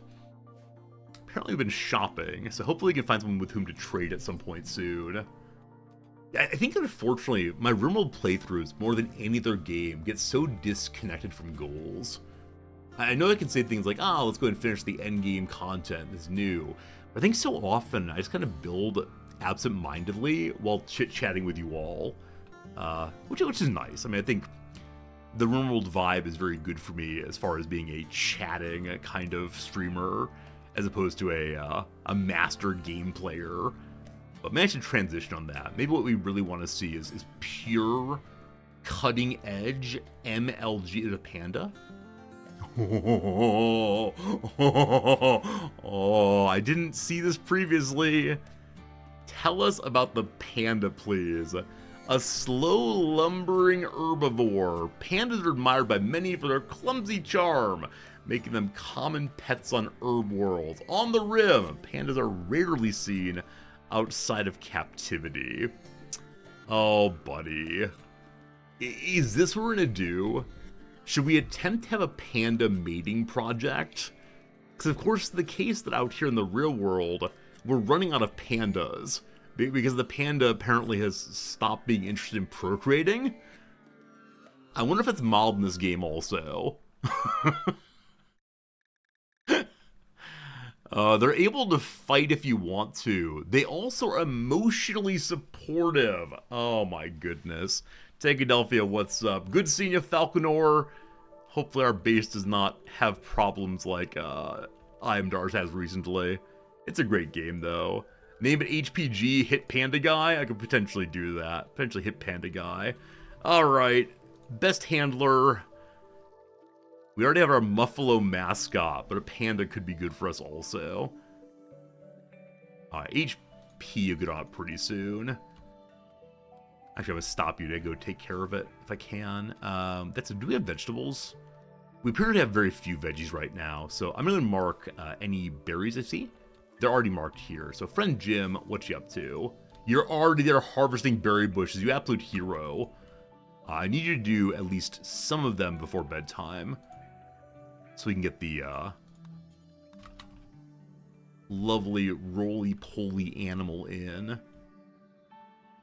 So, I know in order to try to get panda breeding going, there have been various attempts at showing panda pornography, I suppose. Are we gonna make a panda enclosure in which we have televisions and make sure the screens are turned away from us so we can engage in some make-believe? Is that the level of quality this stream has come to? Panda mating project? Apparently it's largely ineffective, just so you know. The panda does not respond well to seeing titillating images and videos. But I appreciate they tried. That always gets me, like, when my students talk about, like, the purpose of life is to procreate, beep boop, beep boop. Like, well, that means that the pandas are broken creatures? Maybe. I don't know. Yeah, cutting edge MLG gameplay is, doing things like, I want 100 pandas. I mean, I'll never do as well as FG squared, right? She saw my 1,000 cat playthrough and raised me, what, 100 or maybe even 1,000 thrumbos. I think it was 100 thrumbo playthrough. And man, I have never tamed even a single thrumbo, and she was out there with at least 100 of them. I believe that Tynan responded to her post on it saying that she had done something that he did not believe was possible and he never imagined anyone doing. I did not get a similar comment on my old and busted 1,000 cats playthrough. I want to say that I've been cheated, but the Thrumbo thing is truly, truly impressive. Like gems. Truly, truly outrageous. I would like to fix some of these wires. So this one right here is this little, like, light of mine. I like that it's shining, but I want to connect here instead. Would you do that? Yes? Hey, there we go. All right. So where else do we see way too many extension cords? Well, right here we do. So what's extending incorrectly? Holy moly! So I actually didn't realize that things could plug directly into the solar panel. Actually, I knew that, right? One way of avoiding the so-called ZIT event is if you have literally every item plugged directly into power generators. No wires, no possibility of things exploding. Which, cool, I suppose. But it feels very, very gamey, of course. Very gamey. Okay, something here is attaching incorrectly. You? Hey, getting rid of extension cords. They fixed the hidden conduits. Oh, do hidden conduits not zit at all? I honestly did not know that. I thought they zitted like any other conduits. Well, that's cool, so. They can't hit zits. Alright, cool. That's very cool to know. I thought they were just for looking. And I surely don't mind that things are for looking, but I do like it a little bit more when I understand how they work. Alright, we found, for our first time in the playthrough, an ancient wall. Foreboding danger to be found. I wasn't sure if it was this one or this one. So I kind of want to dig into this first and see what, if anything, we find. It's probably just a gap, but I don't know if Odyssey's added other interesting kind of ruins and so on. We'll see soon enough. And then I promise before we leave, we will do our very first Ancient Danger and see what we find, and it should be a fun time. Speaking of fun times, I discussed making a mortar and then completely forgot to do so. So, I talked about where I wanted these to go. That's symmetrical, I believe. I think so. And I want to have turrets at the corners also. I'll have to have a switch probably to help with that. Anyway, very well. Mining, great stuff. Plenty of wood for that. I need more wood for the generators. It's out here. It's being hauled in. Oh, we have an EMP grenade. Wonderful. What is it called? ZIT event? It's not called ZIT. It's, what's it called in the game? Oh, it sounds like ZIT. It's ZIT. ZIT. So ZTT is normal spelling for the event. Because when it explodes, it goes ZIT. And then the game says, you know, you've had an electrical short or whatever. Yeah, ZIT. However you want to spell it. Avatar, win, good seeing ya. Hope you're doing well, Avatar. Coming together so nicely. Very pleased with this ship very, very much. It is the good ship Thule. Thule. Not sure what to say. Okay, how many of these are you up to? They're not going to make the flak vest for want of cotton, which is coming soon enough. The heavy SMG is 4 components. We almost certainly have. I have exactly 4 components. Well, that's not ideal. And then an amount of steel that's getting dug out. Do we say do we see any components anywhere nearby? Sure, there's some peeking out somewhere. Perhaps. How's Rimworld? Oh, it's great. If you have not tried the new DLC yet, I can't say enough good things about it.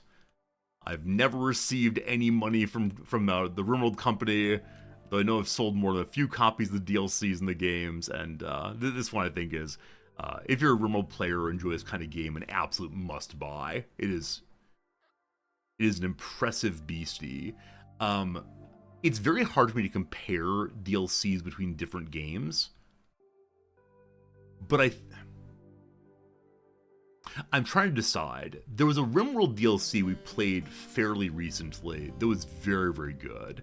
Maybe very, a CK3 rather. A CK3 DLC I really enjoyed quite a bit and made me want to play over and over and over again. I'm trying to decide, like, is this my favorite DLC I've ever played? Unfortunately, I have a recency bias as usual. And so I can say, like, oh, it's the greatest of them ever, blah, blah, blah, without that necessarily being true. So I don't know. Those of you who have played a variety of games and have opinions on such things, is there a DLC you played that strikes you as being the best of all those you've ever played? Or is it just too hard to compare across different games? Yeah, Wandering Nobles was very good, Blue Moon. And again, same thing. Much like Odyssey, the Wandering Nobles introduced a whole new way to play the game. I think DLCs that throw in not just one new mechanic and some different clothes, but instead say, here, play the game so differently, are obviously very, very good, as long as the new way of playing seems interesting. There's certainly clunkers out there that, you know, encourage one to play, I don't know, in ways that are harder for no good reason, but yeah, that's why I need to go through all my DLCs and think very hard. There's upcoming Bannerlord DLC that's going to be giving the ability to use boats, which does encourage us to play in different ways, but is it a big enough difference? I don't know. I'll play it regardless. I do love Bannerlord very much. Such a great opportunity for telling stories as always, but I don't want to reorganize this. Having the two generators not sitting symmetrically is strange. Also, I guess I made a decision earlier to not build out the back of my ship as I build around it. Echoes of Eyes in Outer Wilds was very good. I've never played Outer Wilds. My wife and I will play it one of these days. I'm not sure when, though. Phantom Liberty DLC for Cyberpunk. Wasn't Phantom Liberty the name of a Metal Gear? Wasn't it? I'm not sure on that one. Or maybe I'm combining Phantom Pain and something else, but haven't played Cyberpunk either. And I don't have a good enough opinion on these ideas, I guess. I don't know enough about different DLCs to say, that was surely the best one, etc. Okay, Frost is working their way off the map. There is a panther over here somewhere, but if he gets off the map, happiness for us for sure. Why is meat going bad in storage? Oh, we have raw food being stored outside of the freezer room. And I paused simple meals because I wanted very much to get fine meals going. We can't have all of our meat spoiling, so let's go ahead and change that around a bit. And with an eclipse going, we're not producing enough power.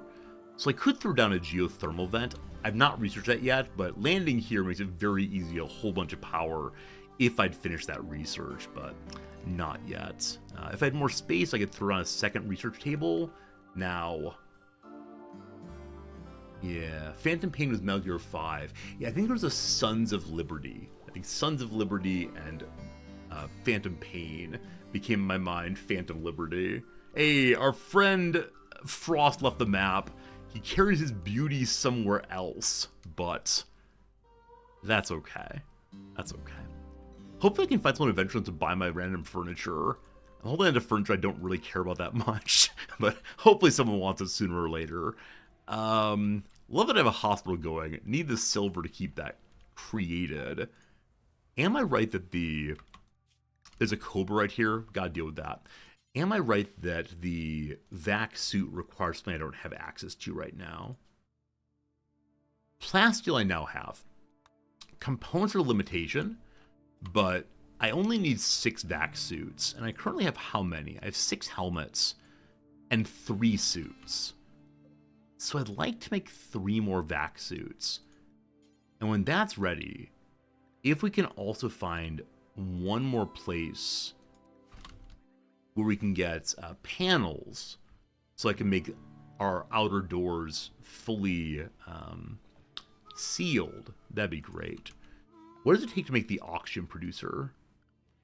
Oxygen is only steel component, so I can start throwing oxygen production into my base. If you're in a super oxygen area, or if you inhale oxygen, isn't the case you feel especially good? Can you get high on oxygen? I think I've heard that before. Like, not high in the sense of, like, addicted to oxygen. Though I suppose you are. You all have an addiction to oxygen, don't you? I think pure oxygen, though, is quite pleasant to have. I vaguely remember that, like, the hipsters in New York City had oxygen bars where you could go to a place and sit and chat with other people while inhaling different scented oxygens. Is that true? Am I making things up? You look at euphoric on oxygen. Yeah. Is this true? I'm sorry, so we're playing Rimworld. New York City oxygen bar. Elevate O2. Great oxygen bar with excellent aroma, uplifting breathing. I guess they're hookah bars. Is this the American version of hookah bars? I know I'm Japanese. Please show me what you want. Let's hear, please. Moxie's Times Square oxygen bar with quick cryo. Oh, this one's not loading, unfortunately. Sure. I should look for Tokyo. Bliss's Oxygen Bar Health and Wellness Center. Just breathe. Private oxygen rooms. About wait, why is this here? About 300 million years ago, the Earth's atmosphere comprised of 35% oxygen. Today we breathe only 21%. That's very interesting. So you sit at the chair and inhale? Does it use a cannula? What's happening here? What's happening here? There's a brand called Boost. Ellisville is now promoting Boost brand oxygen in chat. Look at these people. So excited. Why did you why did you pin that, Elsidal? I'm gonna go unpin that one, thank you. Fascinating. Is Tokyo oxygen bar thing? I want to go to it to make fun of it. Oh gosh, my Windows Defender summary just popped up. That's dangerous. An oxygen bar in Tokyo to combat pollution. I'm a real boy, I swear.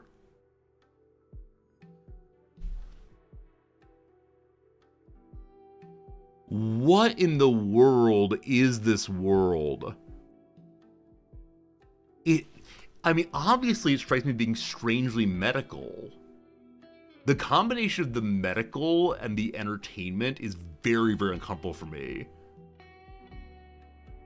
Huh. Should I live stream it? What's this? Bar Oxygen. Amusement Music Bar O2. Where is this? Sorry. I know we have things to do. Give me an address, please. Give me an address. Here we go. Where are you? It is in Tokyo. Oh, no, that's right. It's in Osaka, rather. Okay, fine. Maybe someday.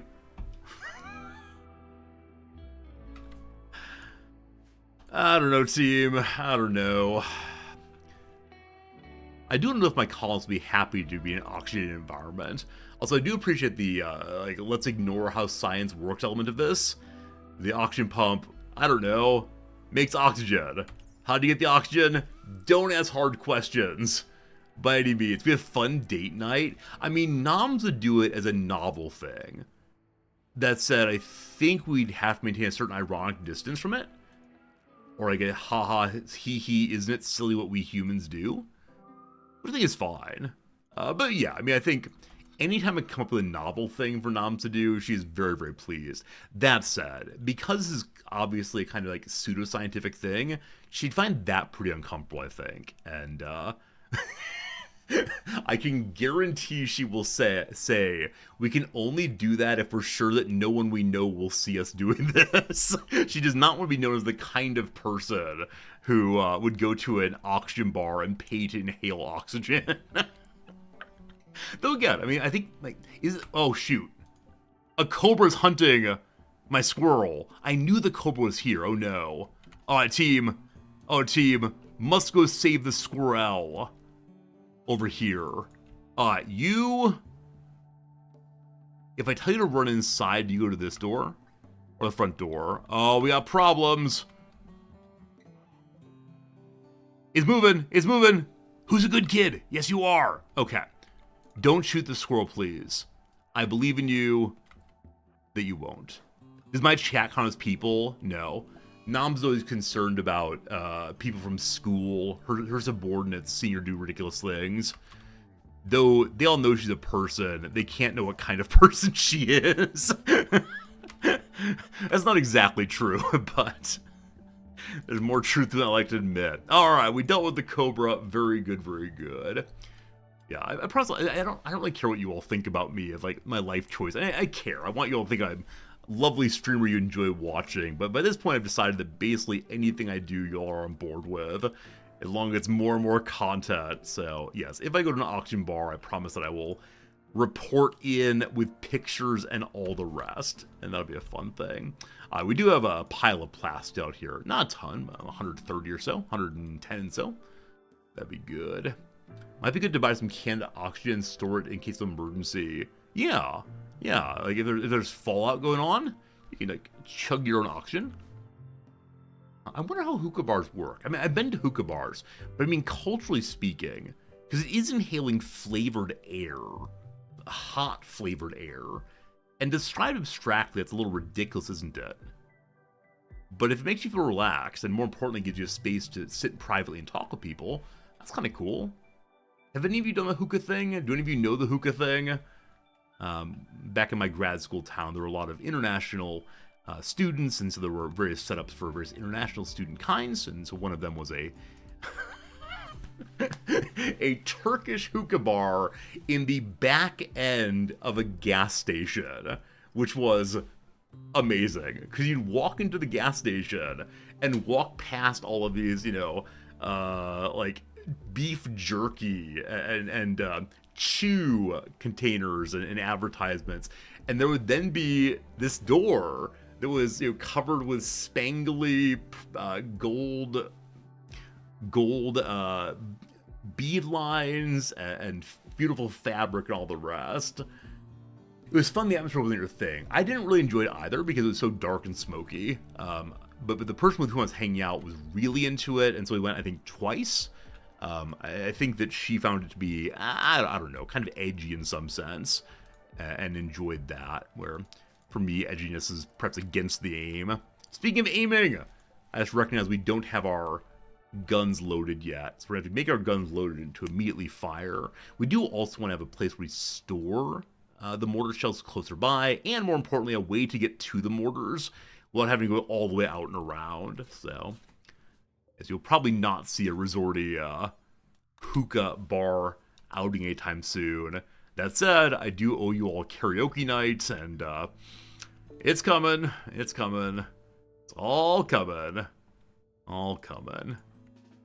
Those are online. Fantastic. In case of mortar attacks, we are now better prepared than before. How's the growing going? Slowly. How's the, what are we working on? The heavy SMG is not started yet. Alright. I'm gonna move that up a bit. Components are the thing we need. Is smoking popular in Japan? It's increasingly less popular. That said, it is legal to smoke in public places, inside of restaurants and bars. Often there's a separate smoking section, like I'm back in like 1987 USA. And then some smaller bars do allow as much smoking as you want to. You'll see signs on the door that say smoking okay. And it was so surprising the first time walking into one of those. Because in the US, like many other places, smoking is largely a private pursuit. Now it's meant to be shared with those who do not smoke. And yeah, I don't know. I'm not sure if Japan will change that anytime soon. Cigarettes are sold pretty freely here.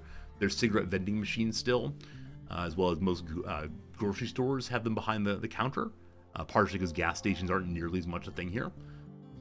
But yeah, it definitely is the case that public smoking is more acceptable. Now that said, the ward in which I live, or maybe I think the subdivision of the ward I live in, has an explicit rule against any public smoking outside. So not in the parks, not in the streets, not on the sidewalk.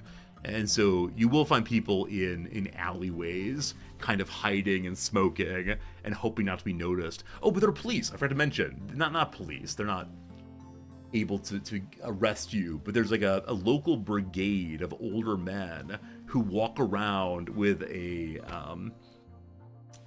like a shirt, overshirt that says my area smoking patrol, and then it has a cigarette drawn on it with a none allowed. And they walk around primarily cleaning up cigarette butts. They have these like grabbers on poles and a bag they put them in. But if they find you smoking anywhere other than the designated smoking areas, they will give you a good talking to, what are you doing, you're ruining our town, kind of thing. And Japan still has what are these called? Like, outdoor smoking dividers? Would that do it?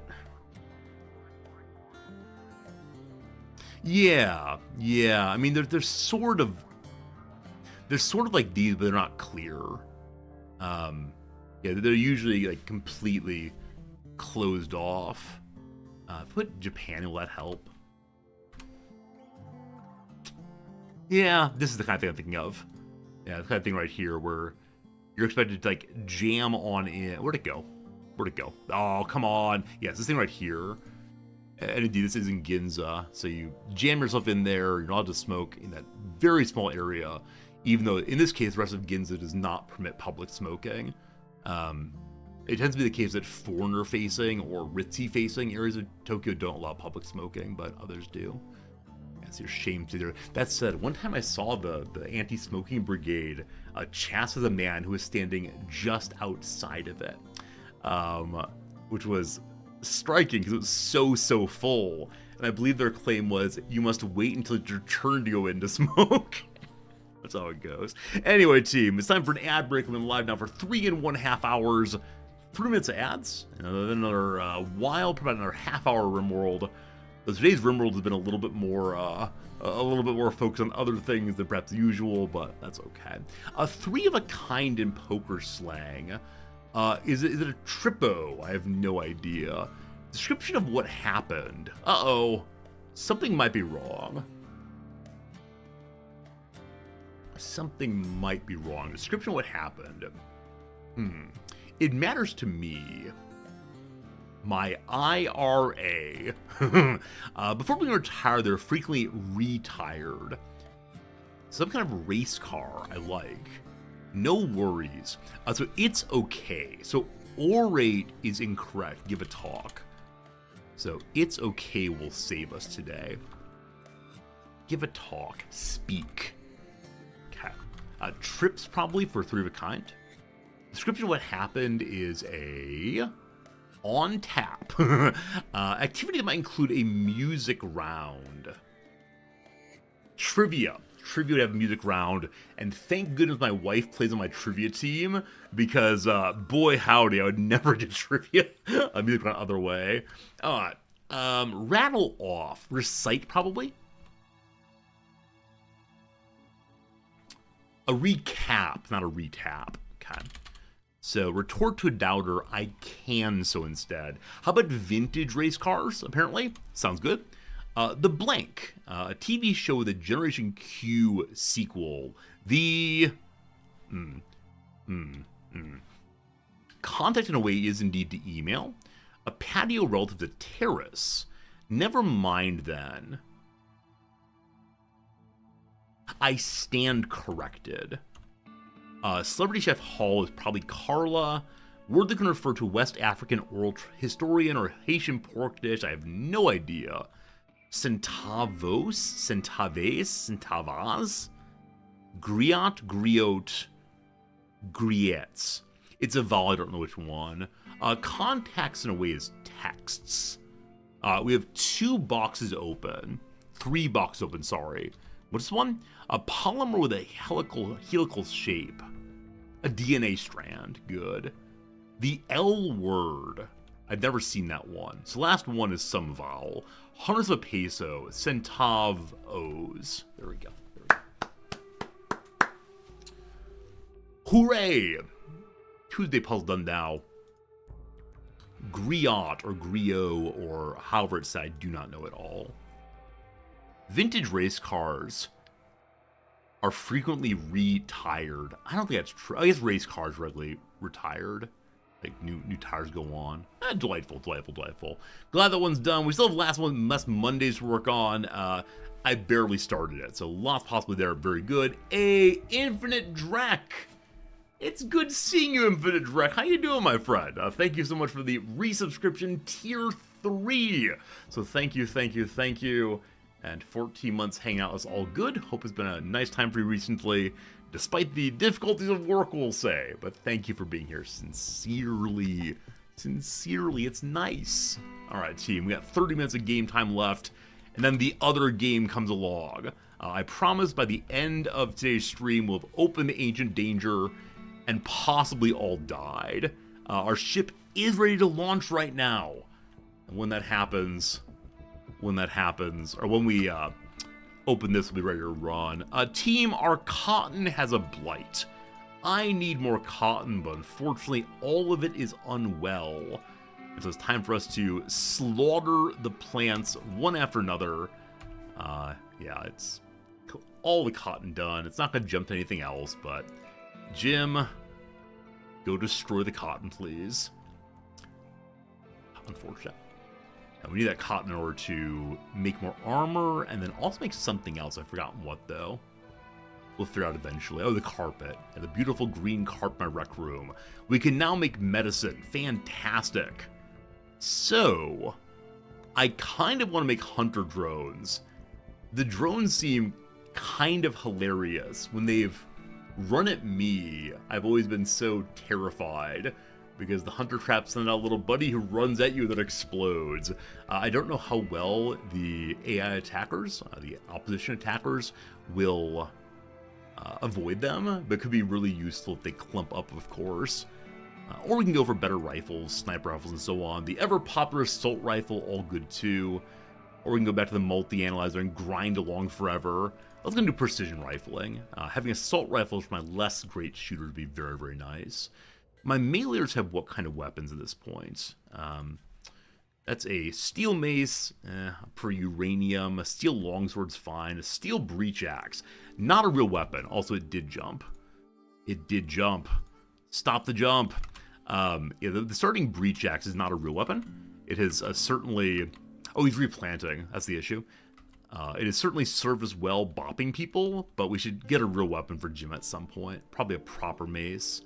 I'll look for uranium in a moment. It doesn't stand out terribly well from the other grayish kinds of wall features and fixtures. Lots of steel still. What are you? Limestone. I thought uranium. I believe uranium has little tiny flecks in it. Whitish flecks, I believe. That's how it stands out. As usual, I'll give my little spiel here about how good the color blind mod is for showing you different minerals. It's one of the few mods that I use occasionally because a viewer very kindly asked me to do so and then subscribed for me to do so. And if you give me money, I will do anything you say. That's not true. Resorty installed the anime horse girl mods. Oh, speaking of anime horse girls, have any of you been watching streamers who are playing that horse game? I can't say much more about it because I have not been doing so, but apparently there's some like Japanese horse racing game in which there's some horse that is very, very bad and loses every race, but everyone loves her because she's very bad and loses every race. I've seen a bit of it. Yes, horse girls. Okay. Is the game actually fun? Or is everyone just memeing about, look, we're playing a ridiculous game. Look, this is like playing Barbie Dream Adventure. People donated tons of grass to the real horse. It's cute. It is actually a good game. Okay. Okay. That's a kind of variety streaming I kind of wish I could get into. I just don't know. I don't know how one says, I'm going to play an anime horse girl game on stream, and people will enjoy it. Like, I know if I play Rimworld, people will enjoy that. But other games, one never quite knows. One never quite knows. So, you know, some streamers who played as a meme and haven't really stopped. It is a hype game, right? Yeah, it's a game where you're following in the path of giants, I suppose. So one's able to say, this giant streamer's playing it. Now I'll play it too, and people will be delighted because they can follow up on what the giant streamer did. Hey, I have no food. Hey, I need to go kill some things. Alright, Operation Eliminate the Alpacas as a pawn. They're very far away. That's not going to work. Operation Kill a Herd of Monkeys. Yeah, they do revenge. They don't revenge. Well, tomorrow, monkey. The King is watching the game some streamers play recently. Yeah, I think I received a key for The King is Watching. The horse game is not dissimilar to Football Manager. No, don't say that. If it's like Football Manager, then I should be playing it. Because I didn't get to play Football Manager this year, and that bummed me out. Maybe we'll get to playing it at some point real soon. We won't, don't worry. But trying to find the right kind of games. You know, games that are not overplayed. Games that people aren't exactly bored of. I think there's some certain games that, you know, you've seen it once, you've seen more than enough. But then, you know, other games are novel, but terrible to watch. It's just hard to find that balance. And as always, I know that some of you will watch literally anything I play, which I do appreciate. But it is also the case that I want to put out good things. Hey, there's the components. I couldn't find them right the whole time. Are there more berries? Don't worry, I'll just play CK3 forever. That is the true goal here. Where are berries? There they are. Okay. We double click on berries and find all of them. Jim, get to harvesting, please. Thank you. A brief day of hunger is upon us. We have a hunter hunting. We also have a berry picker berry picking, and see all the rest. You want to see more U-boat? Yeah, no, I know. It's a gameplay during ad breaks. I see. So I'm eventually done with all of the crosswords in the entire world. I'm going to play the horse girl game. Got it. The Orbital Renegade! Alright, so once again, we're being sent to the stars. It seems that the stars where all of the criminals go to hide. And, I mean, I'd love to engage with that, but we don't yet have the ability to make our ship pressurized. And I don't want to hang out in space and have some of my people die of deoxygenization, we'll call it. My new oxygen pump is now producing oxygen. The room does not say what oxygenation is. So maybe it only says that if you are in space. Not sure. I stream Chess. How bad is the Racing Horse Girl game? It's hard to say. I know there's a community who likes watching chess. There are 2 ancient dangers? No. There are. I've never been on a map with 2 ancient dangers before. Oh boy. New excitement right here, right now. That sure is something. Okay. So we're looking right now for berries. Jim, did you just leave the berries on the ground? Send Jim to grab this, incidentally. Okay, more berries. Harvest them all. I plan to open at least one of these in the next 20 minutes. Both of them I'm a little less sure about. I'm going to open the south one in case I need to fall back and use my turret line. As usual, I should probably clear this out and make a defensive line just in case. I should probably do it here, though. But I don't want to get shot in the back by the turrets, so we'll figure it out. Just open the corner of it. I don't engage in that kind of cheese R squared. I know it's possible to see what's inside by breaking that down. It used to be possible to attack enemies through corners also. For me, the game's a story maker, and so it feels like that's not the surprising story I want. Yeah, for me, it's not a matter of playing in the cheesiest, safest way. Oh, they do aggro when you open the corner? Do they attack the wall to get you then, or what happens? I thought it was the case they aggro but can't get to you if you open the corner. Yeah, that feels to me like cheesy. I'm just not a cheesy player as much as possible. And if you are, that's cool. You do you, come a fam. But it's just not for me by any means. Brother's trying to get five at a time. It's not cheesy. Bum ba dum bum ba bum bum. Is it cheesy to open Ancient Danger from corner? Yes. Comma Gouda. No, comma strategic thoughtfulness. Friends, please vote. Please vote. Is it cheesy to open a corner of the Ancient Danger to see what's inside and they can't fight you?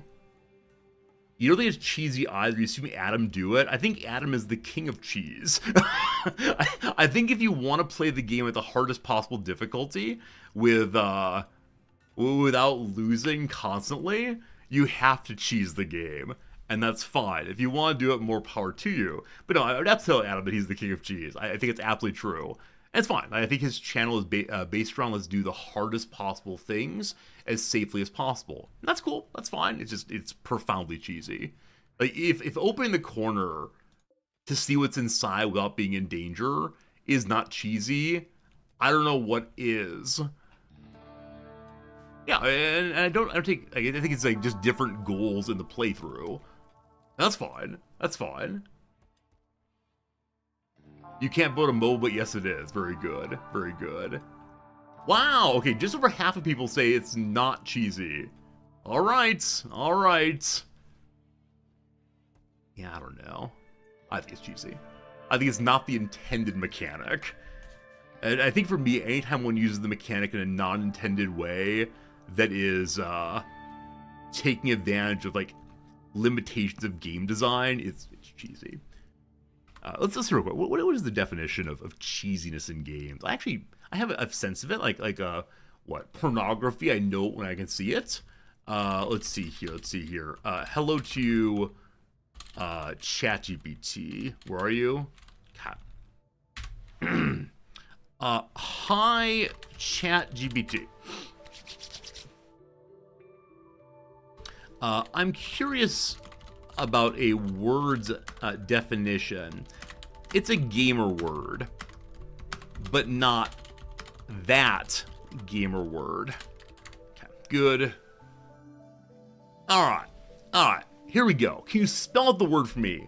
The word is spelled C-H-E-E-S-E.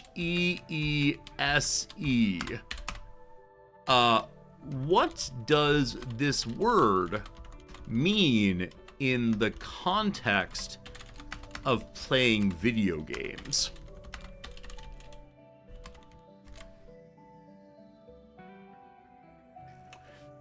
Cheap, unfair, exploitative, or minimal skills way of using a victory.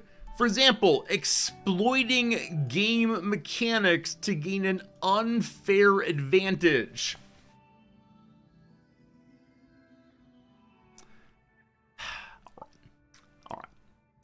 circumventing intended difficulty. That's my sense.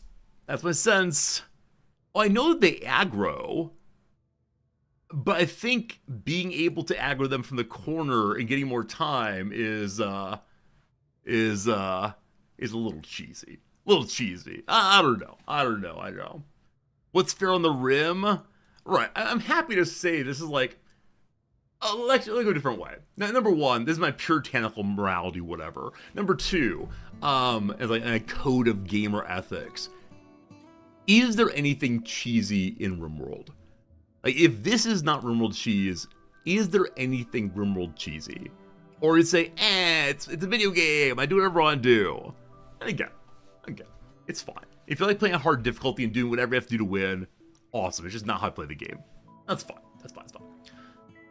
What else I want to ask you, ChatGPT? I don't remember. Have a nice day. You can't cheese a single player game. I mean, I'm comfortable saying that you're not getting an unfair advantage against another person, but you are making the game easier than the dev intended. And that's fine. If you like playing that way, you do you, comma fam. Like, I don't think you go to gamer hell for doing so, but I think it's still cheesing. I think.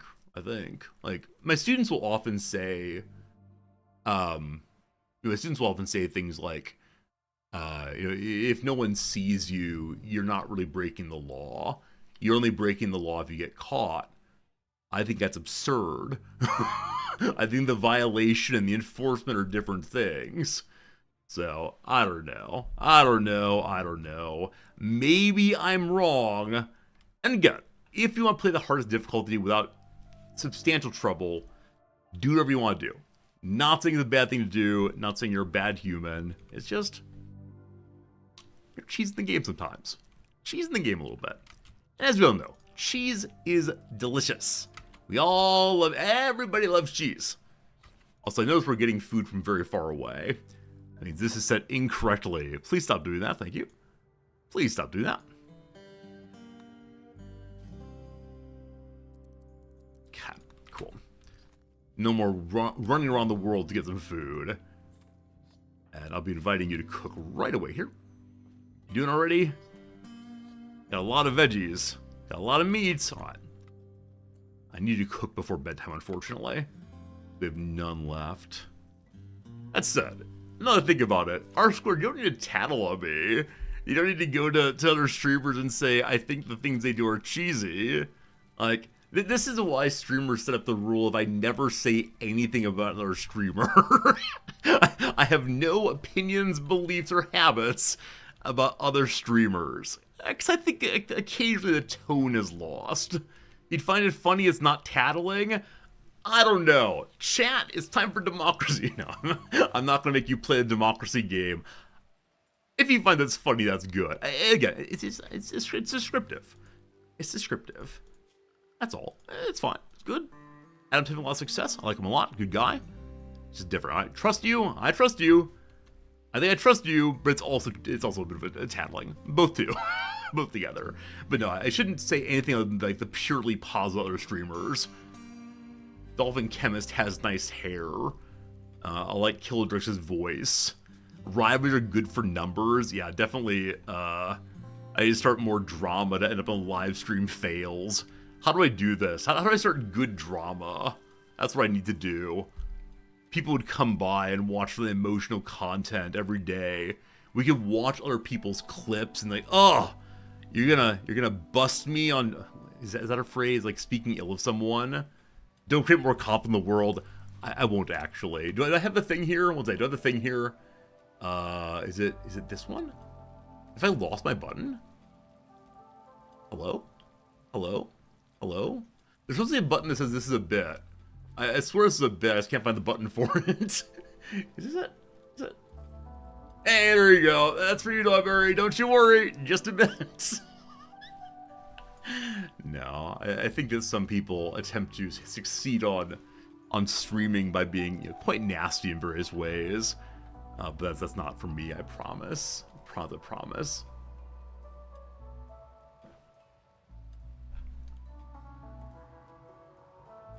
I need to write a philosophy article on the linguistic structure of cheesiness, what it amounts to, what can be done about it, the morality of single-player video games. Nah, I don't know. I don't know what games are for. Are they meant to teach us lessons? I mean, this is like what Bennett Foddy's argument in Getting Over It, right? Part of his argument is that what the best games do are help us develop our personality, our skills, our ability, our virtues, and so on. I think that's something we don't like thinking about. We say, oh, games are for fun. The end. But I think the best games do go beyond just fun, and hopefully engage us at an intellectual level, or even a moral level. That's how it goes. Article, the people who get upset that a game uses the label easy mode. Yeah, I mean, I think if you like playing on different difficulties, more power. We're fighting a Cobra, mano-y-mano, mano-y-snake-o. Hey, well done. Yeah, truthfully, if you like playing the game that way, don't mind it at all. It's just not for me. I mean, I said previously that there's like there's this one fight in Dark Souls, the Iron Golem fight. It's a very sad fight, right? The Iron Golem is definitely past his time. It's an early game fight, so it's not that hard compared to some others in Dark Souls. But the way to fight the Dark Souls, Iron Golem fight correctly is he has a very weak leg. Is it Iron Golem, Stone Golem? I forgot now which one it is. But he has a weak leg, and you just hammering the leg over and over and over again, and he starts falling over. This feels so cruel to me. I want to have a fair fight. Which, again, I recognize is ridiculous, but I want to have a fair fight against everyone. I think, like, single-player games, the challenge is there for some reason. What that reason, I don't know. I don't know, team. All right. We have about 10 minutes left till the pivot. It is time to open one of these. How bad could it possibly be? Okay. I'm going to leave my meleeers. It's raining. That could be a very good thing or a very bad thing. Did you get your heavy SMG? Was that made yet? It was not. Alright, HP is still with the machine pistol action. What else we got? Nighttime. Not a good time to do this. Never mind, team. Go to sleep in the morning.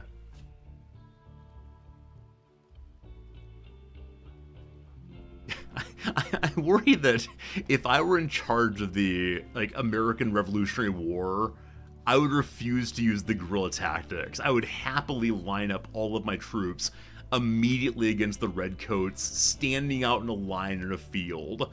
That's how they want to fight. It is how we will fight. And this is why I don't get to be a general. Yeah, I think I have some conception of games where the idea of honor comes to mind. And I know honor is a very old school way of talking about the world. I realize there's more to the world than just being honorable in some way, but I don't know why that matters to me. I was not raised in an honor culture. I was raised in a reputational culture. Maybe that's part of it. Yeah. Does honor matter to you all? Is honor an important part of your life? When you think about the things that you most want to be, is honorable one of them? Or is this a silly word that one should not care about at all? I noticed that cleaning is not happening. That's my researcher was cleaning. And so the researcher was cleaning and then locking in. Honor culture's toxic. Yeah, no, I definitely get that. I get that it can be very limiting and lead to a strange kind of machismo that suggests if one's not on top, one's on the bottom in a terrible way. Yeah. I mean, it might just be reputational. It might just want I want to be the kind of person I believe I should be and have other people laud that I'm that kind of person. Maybe. I'm not sure I believe on this one, team. I'll need to think more about this. Topic I have not looked at in a while. Okay. I need the power switch here to plug into the main power line. And then these will plug into that, and that'll be great. Reputation important? Yeah. Yeah, I think, if you use the word honor, it's very easy to say, I must defend my honor, whatever that means exactly. And I think, like, stand up for what I care about is what I have in mind. And so being honorable, I think, is, standing up for something. Now, something could be disaster, right? It could be, I must be the strongest of men and respected by all due to my power. Not quite what I'm going for, but I don't know. It's a weird word. It seems very old-timey. Yeah, so Japanese culture is not an honor culture per se, but there's enough commonality. I think I will ask my students about honor next time around. Because honor is a social virtue, right? You can't announce I am honorable independently of what or how you engage with other people. It's not a private sense of things. And so I'll ask my students about it this next semester and see if they care. What are you again? A cobra is hunting my squirrel once more. Squirrel, run. A lot of cobras here, unfortunately. Civilian, good seeing you. Welcome to the place where we talk about, is honor an important and valuable element of the world? Occasionally when we raid new people, they say this thing, which always makes me feel so uncertain. The thing they say is, oh, your channel description says you're a philosophy professor. You must have so many really interesting conversations during your gameplay. And I always wonder, do we? Should I be doing more to bring up philosophical themes regularly? And I honestly don't know the answer to that. Like, some of them do come up from time to time, but I think they think like it's a constant conversation. So I don't know. Come back here, you. All right. Jim wallops the cobra, bruising it barely. We do enough of them. I'm doing fine. Thank you. I appreciate that. Hey, good job. All right, cobra dealt with. We can make use of the exotic goods trader to help us fight the ancient danger. That was not the intention, but hey, if they're visiting, may as well. This channel has more conversation than any other one you've been in. Yeah, I mean, I know that we do more weird conversations here than elsewhere. I always worry about the balance between like the gaming per se, the pushing buttons and seeing colors, and the blathering about things that are adjacent to the game, right? That some people want the gaming, and I'm kind of neglecting that when we chit-chat about other stuff, but I just need to do what I do, and that's all fine. I absolutely agree that like honor culture can lead to a great amount of shame, can lead to individuals feeling like they've fallen behind or lost something that can't ever be regained. Here in Japan, it's talking about saving face, and like once you've lost face and you look foolish, you can feel for the rest of your life like you don't belong. You screwed up and now you're not wanted. And this is, of course, so disastrous. I'm very excited that we can finally buy some things to get the silver we need for making our hospital all kinds of lovely. I like that a lot. I started a good balance between deep contemplation and plain old funny gaming. Yeah, I try to do it. It's something measurably I don't think about anymore. But I'm always looking for things to talk about. Partially because I'm just curious about the world. Gosh darn it. All right, La Bamba. I should be looking for myself. Resorti is in the game somewhere, but I've never seen him, unfortunately. So a few of you have, which makes me very, very happy. Okay, so, right. They're not having as many things for me to sell to them as I'd like. Wait, other direction. They don't want to buy as many things I have to sell. They have gold, though. So I'm going to turn my gold into silver, because surely silver is the greater store of value, especially against the fiat currency. Winky face. Negative 150. That's the majority of their money and more than enough for us to finish our flooring. The skill trainer in medicine looks so fantastic, but it's quite expensive at over 1100. They have a book called Petra's Approach to Gemology. And that gives a bonus to mining at 353. I will buy that immediately. More books, more good.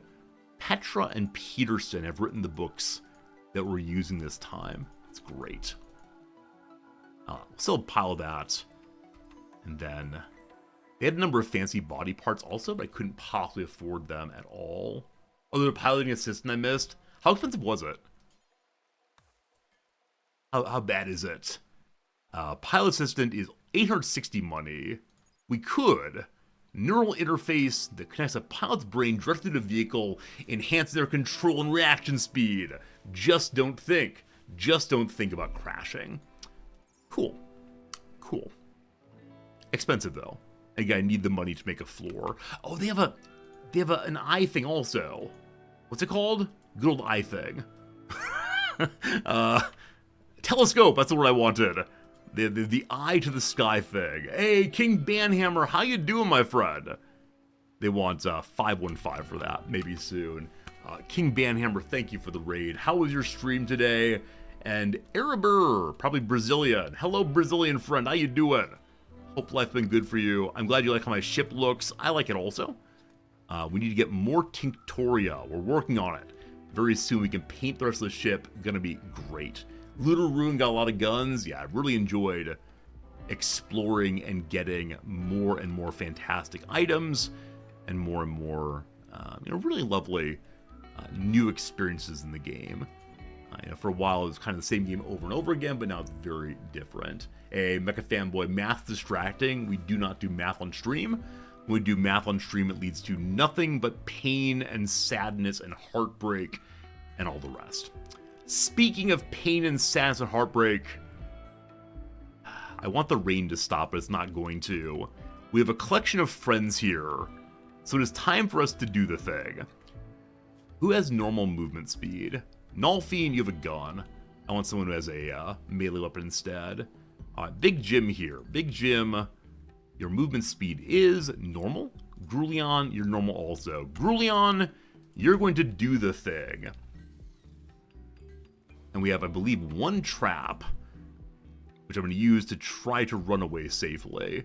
So Nolfiend, build that.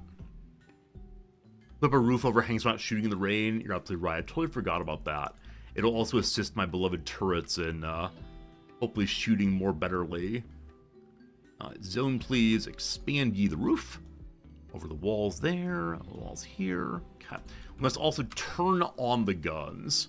Solar power online. Back-end guns online. Mortars if need be. The ship's looking good. Alright. Flip ye the switch, please. Flip ye the switch, please. Guns online. He's using treasures, cannon fodder, cheese. They're allies. They're allies. They're working with us. If they want to leave the map, they could do so. Yeah. Yeah. Now, the standard concern, as many of you always point out, is it's very easy to just say the things that I like doing are not cheese. The things that you like doing are obviously cheese. That's a little unfair, of course. But, I don't know. It feels more in line with the design of the games I understand it, as opposed to making use of weird corner mechanics. But this, again, might just be me justifying my own desires in a way it's unfair. Alright. We are going to open the door when we are ready. Ototoda, you're very slow. That's fine, though. Team, what is inside? Side. It's great, R-squared, love it. Here we go. How bad could it be?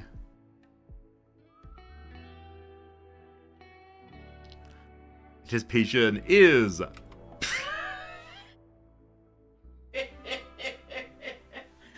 Oh, team. There's a construction skill trainer. There's a casket. Okay. There's a Cyclops. I've never seen a Cyclops before, have I? Oh, I do have to recall this, yes. I don't know. Team. I think I want to blast off. Which feels very unsporting, I recognize. However, let my friends take care of it. I mean, that Inferno can's gonna be real bad. Blasting off seems cheesy. I mean, I don't know what cheese means anymore. You have successfully convinced me it's not a real thing. We do have the Battle Muffalo, of course. Also, we do have 2 meleeers. I don't know, team. Okay. My gunners are on the way. Oda to lock in. Okay. I appreciate that this buddy here, resting the mute, took the first shot for us. Brulan, where are you?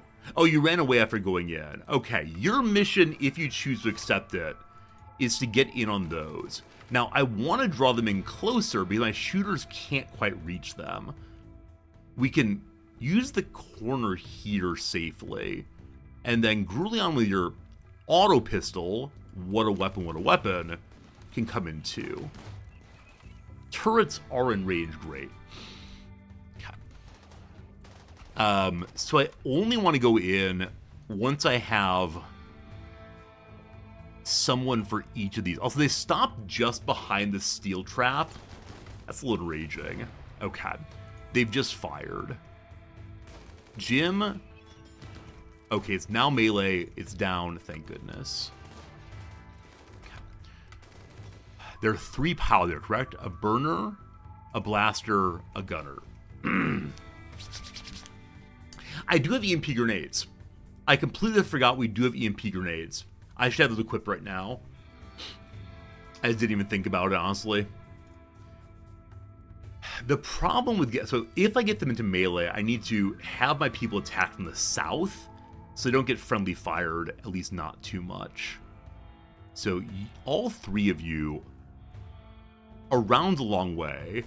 Go, go, go! Go! It's between shots! Oh, Lord! Okay. Grulion's dead.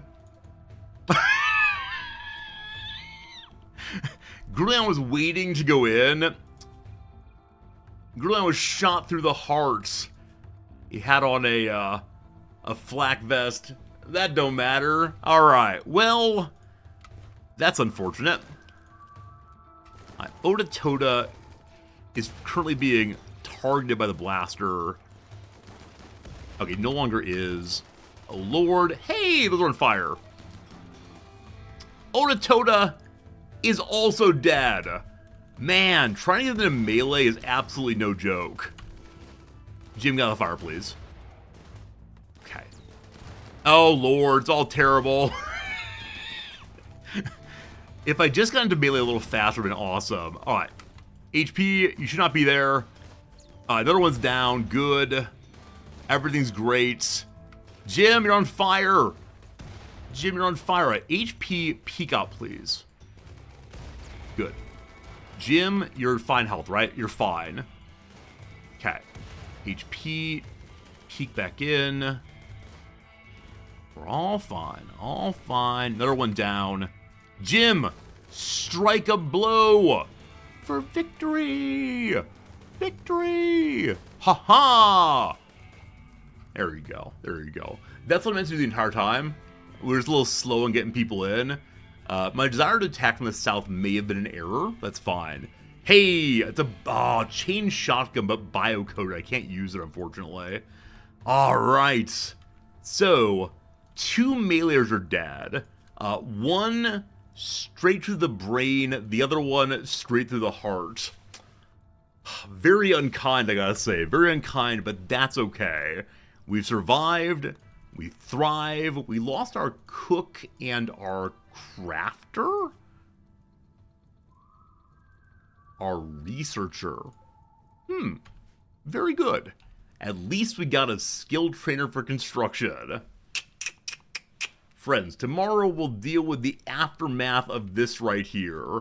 That was definitely not how it was meant to go, but yeah, realistically, there was nothing I could do on their placement I wanted to pull them back some more, getting them away from their cover here, but unfortunately the allies moved forward in a way that gave them an easier target. So that was a little unfortunate, but it's all fine. It's all good. All right, team, that's the end of the Rimworld portion of the show. We're going to save the game right there. It is time to move to a different game for the last portion of today's stream. Let's see here. What's the oldest game that I could play online that begins with a C?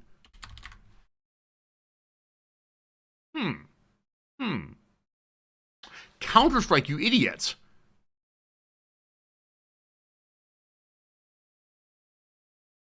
Okay, so they're thinking of a computer game per se. Huh. The correct answer was chess. I did not ask about a video game per se, but instead about a game that can be played online. Would you accept a minor scolding? I deserve my scolding. Very good. You fool! All right, very good, very good, very good. Wonderful. We're going to make amends or help you now. I expect a substantial act of contrition along with a taking of responsibility and an attempt to no longer make the error in the future. I'm right to demand that. I take full and complete responsibility. Oh, beautiful. I'm sorry. Am I bullying the Gemini? Am I bullying the Gemini? Possibly so. Friends, it's time for some chess. Somehow my ELO is over 450. This is absolutely unacceptable. It is too high. So we're going to lose a whole bunch in the next little bit. Because I got up there via people conceding too often. But we'll see what happens. Welcome to Chess Directory. We'll see what happens. Ladar, is good seeing you. Then after a 500-word essay, could I ask it to? Could I ask it to write, I apologize, and chess is the oldest game I started to see 100 times? like Bart Simpson in the intro to The Simpsons, possibly. Hey, we got a message. Who wrote me a message here? Hardjob Potter says, hi, I'm also doing great. I am so glad to hear that. I hope that your day goes well and that you are successful in all of your chess. Smiley face. No, don't correct it to do the smiley. Okay, no, keep it as normal smiley face. Oh, I hate that. No, I want just like :D. :D. Have a little space there, fine. All right, message to Seekman has been sent. Friends, I need to get some water. We can do our once-an-hour crossword break, an ad break, in order to make sure there's no issues during the gaming itself. I'm very excited to play with y'all today, and we'll see how it goes. Back in a minute or two, water in hand. Here comes some ads, and then comes some chess. Fantastic. Yes. Big a fun day. Thank you all for being here, really. It's been a whole barrel of fun so far. Okay.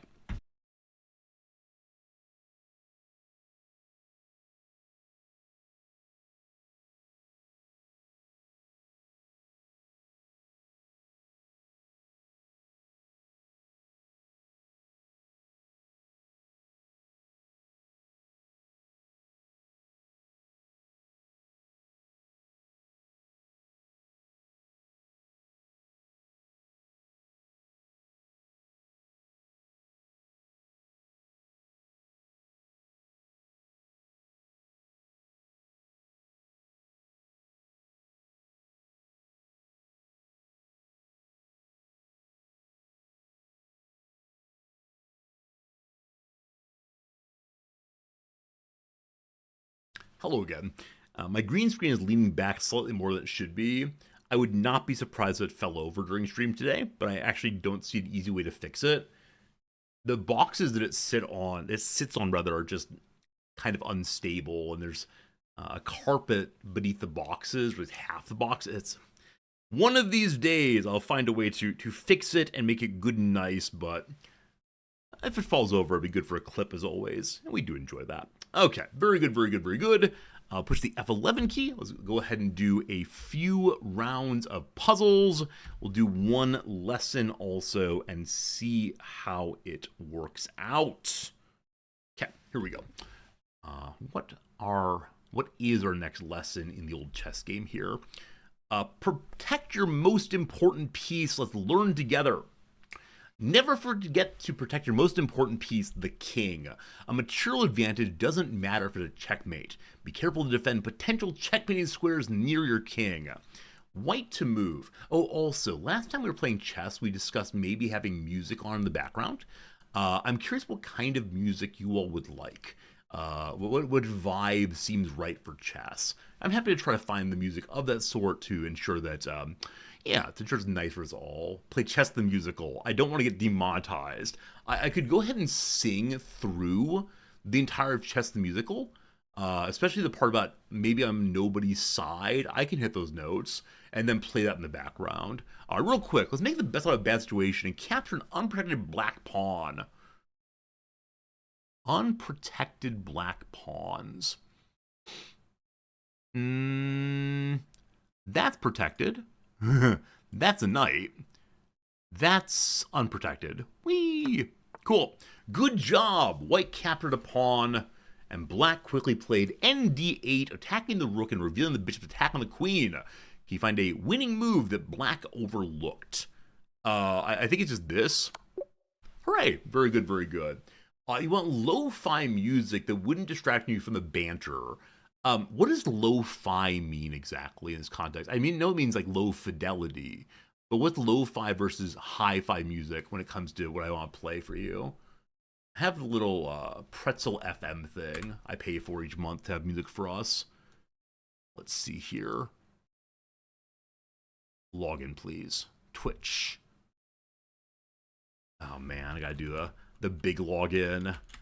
Authenticate that I'm who I say I am. Okay. I'll go ahead and show you this thing also so we can deal with this together and decide what kind of music we want. Okay, here we go.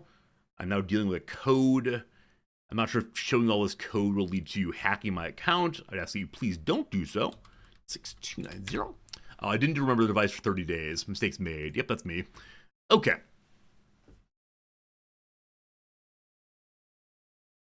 Welcome to the pretzel machine. So there's a head bopping lo-fi channel. There's chill EDM. There's head banging metal. And we can try different kinds of music. The only issue is once I'm locked in and playing a chess match, I won't be able to change them in a way that will be mutually satisfying. Try the chill one. Okay. Hopefully it has no words in the background. Anything with words in the background really gets me. Chill EDM.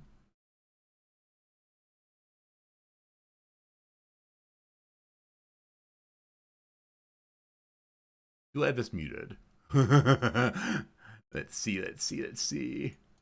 There we go.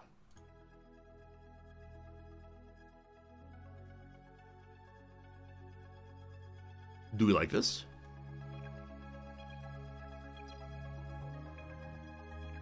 I don't want to make it too loud for fear it's going to get very, very loud all at once, but we'll play it during the beginning here and see what happens. Okay, white is a powerful position. Let's move our knight directly to the center. Boom. Great work. White's knight is in the center, controlling key enemy squares.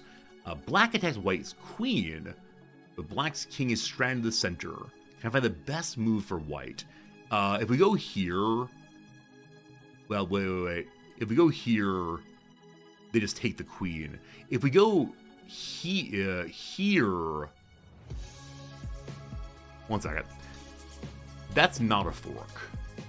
Is there a fork that includes the king? No. Huh. I'm trying to think of who's attacking the king. The queen covers. Wrong again. It's a good move, but over the stronger check. So I liked this because the queen would come down. I could take the queen and then deal with it. But no, that's wrong. Okay, what's the correct move then? So I know that you're covering this and this and... maybe There we go. There we go. Apparently it's checkmate. A little thing called checkmate. Always a good way to go. Let's take advantage of an unsafe white king. The white king is unsafe. If I can drive him this way and then do one of these, that'd be pretty cool. So right now, if the rook comes forward, that is covered. That is not covered, rather. But this and this is. What's this do? Oh, I didn't see the bishop. Diagonal, my one true weakness.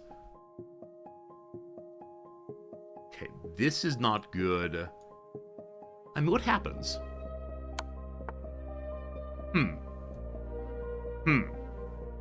So, the king is attacking here. We can take the rook now. Wrong move, you fool! Okay. So in here we are taken. Here we're safe and check again. And he can't take that because the knight's there. Yes! Alright. See, this song is louder than the last one. There's always a problem trying to normalize sound from this thing. Alright. Black's queen is ready to deliver checkmate on g2 on the next move. Can I find a way to save the game for white? Save the game for white. If we go here, the queen's watching also. That does not prevent checkmate on the next turn. Oh, I need to have something that's attacking the king, rather. So I don't see any check immediately. So do I see a way to protect here? I mean, the king can go to the corner. That stops... No, it actually doesn't. What am I missing?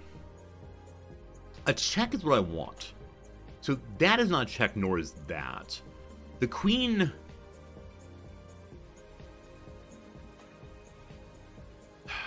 What am I missing? So the queen can, like, go attack there, but doesn't do anything at all. What am I missing? The auto's loud. Yeah, it's lo-fi, but it keeps getting louder. There's probably a way to, like, just have this... Maybe back to no music. We'll see. What am I missing? So there's no check along this line. There's no check along this line also. There's no way to take the queen. What am I missing?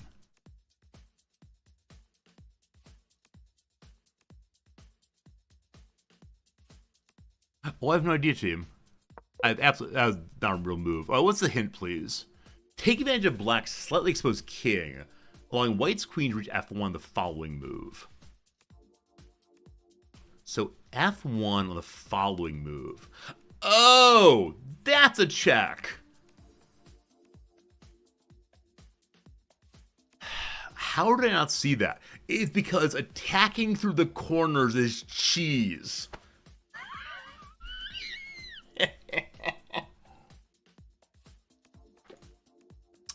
I see. Okay. So, now what? Now what do we do safely? F1. So now sack the queen. Got it. Alright. Should white defend the h2 pawn? Boop. That's not h2. Boop.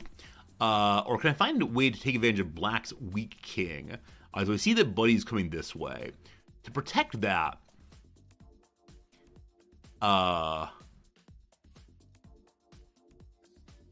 we go here, I guess. This is the thing. Okay. There you go. That's how you do it. Cool. Cool. All right. We learned about king safety. Hey, I got a message. Should I keep exchanging messages with this random man? Thanks, bro, for your lovely wishes. Oh yeah, you too. See you around. Smiley face. I don't know who this person is. It's not any of you. They just sent me a nice message, and I've tried very hard to be a polite responder. Alright, let's go and play our first match of the day at 452. Do we go higher or do we go lower? Either has some fun. Folks, thanks for being here. I appreciate you, and we'll see you after a while. Fine person from the nation of Indonesia, a 407. Let's see how this thing works out. GG, good luck, let's go.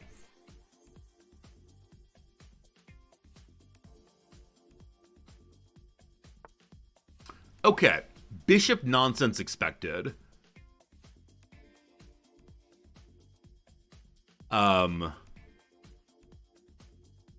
Okay, so jumping you out. This defends something, something, something. I could have just done this, I guess. And then, like, fought the bishop. Maybe.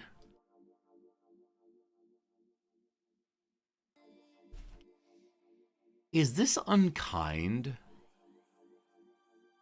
I assume we just get kicked, which means it's a waste of a turn. So let's not do that for right now. Instead, I can move here, or just keep drawing knights out or pawns instead.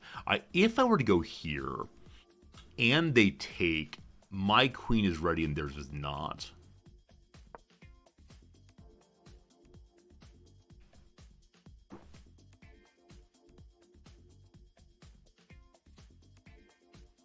Yeah, I know I've been told that the intro, like the first few moves, don't matter that much. I just stopped thinking so much about them, but as I'm no longer timing out as much, I do like thinking through a little bit more, but I think most of the intros are most of the openings are relatively winnable, I suspect, but we'll see what happens this time. Hello! Okay, so the knight's attacking here.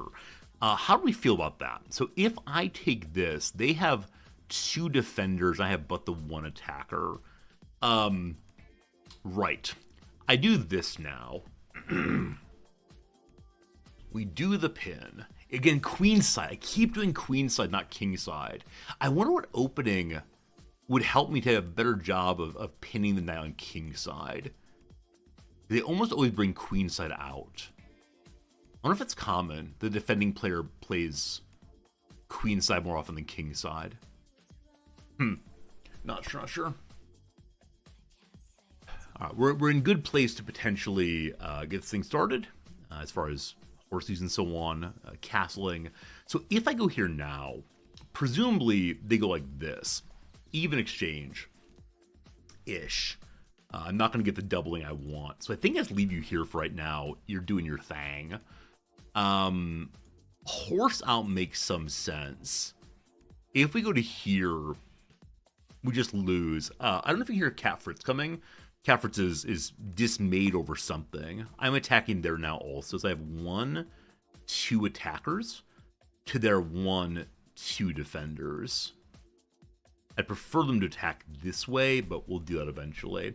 Yeah, but Cat Fritz is crying outside. Might be heading down this direction. Not quite sure. We'll see. We'll see. So now we're in a position that, hello. Okay, we're positioned to go pin that also.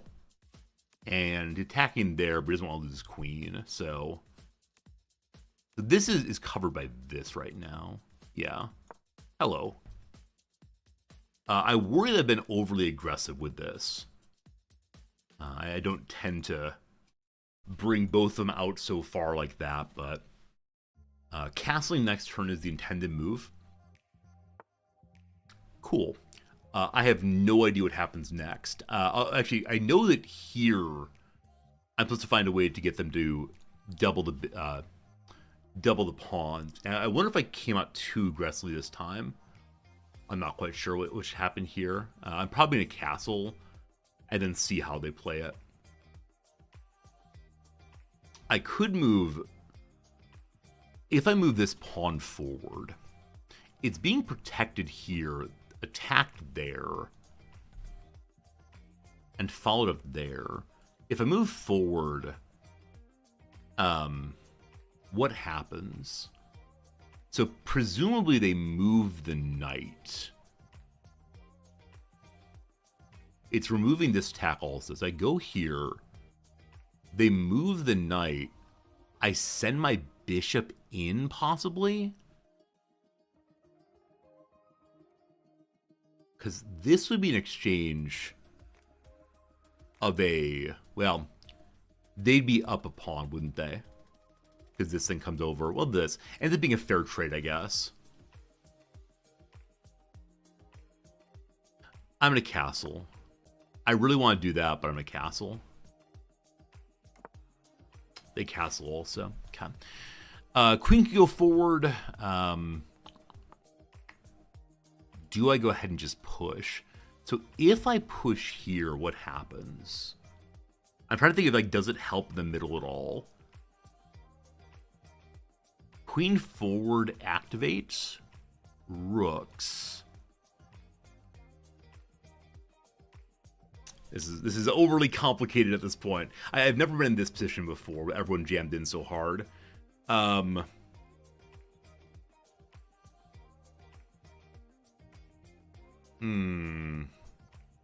Losing both my bishops would be pretty bad, wouldn't it? And the place where we lose them, probably this and this, isn't so good.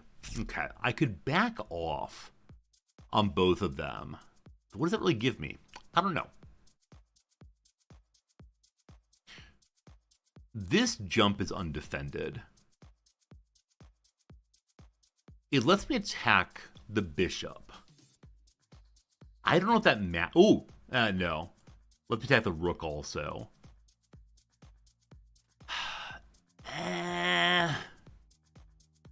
It puts pressure on this bishop. I guess is that it? 1 second. So I go here. Ideally, then I attack the bishop. They queen forward. I don't know. I don't know, team. This is strange to me. Let's do what? Let's make this jump. Now, with that jump, we've lost a defender on this. So if they come here, actually no defense. So moving the queen forward is probably an important thing in the next little bit. Yeah, I don't know what you're doing there, brother. I don't know what you're doing there. Even exchange all the way. If I can just get an attacker there, then we get the queen possibly. Okay. So they started that. They took a pawn, correct? They took the knight. Okay. So I can ram in now for a further even exchange, or I can take this and do one of those, and the queen comes out. Ah, okay. If I move my queen out now, that might be better. You're attacking nothing currently.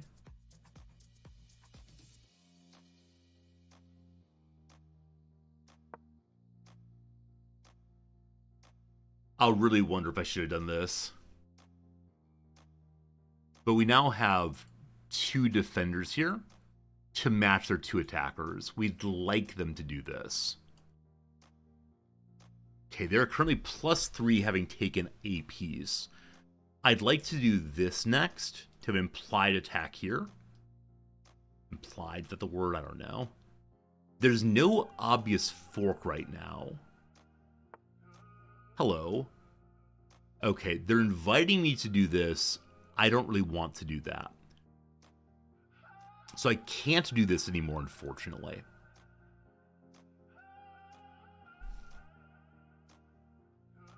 If we ignore this, they attack the rook. That's not a fork.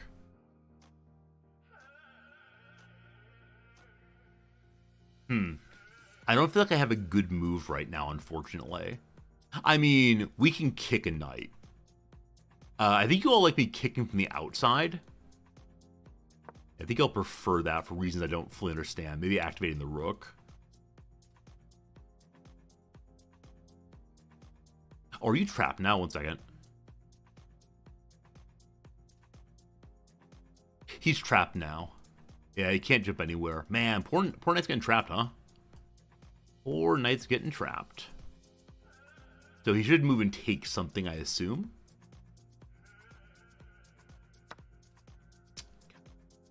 The party begins over here. If I take this, it isn't attacking the queen. If I make that bargain, the knight is then no longer trapped because they can go here safely attacking the rook.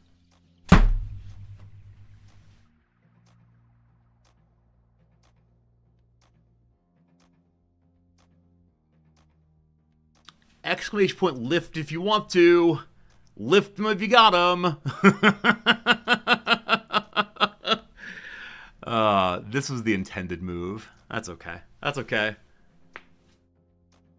I don't know how I did that, honestly. Yeah. I don't doubt that I clicked through there, but... Also, I hit the table with my fingers. Now they're sore. That's what I deserve. Goodbye, queen. Goodbye, queen.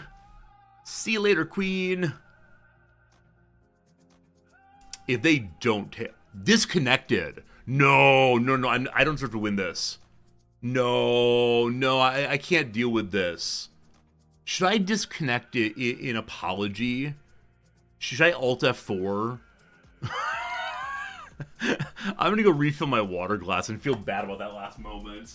The move was so horrifying, they disconnected in disgust.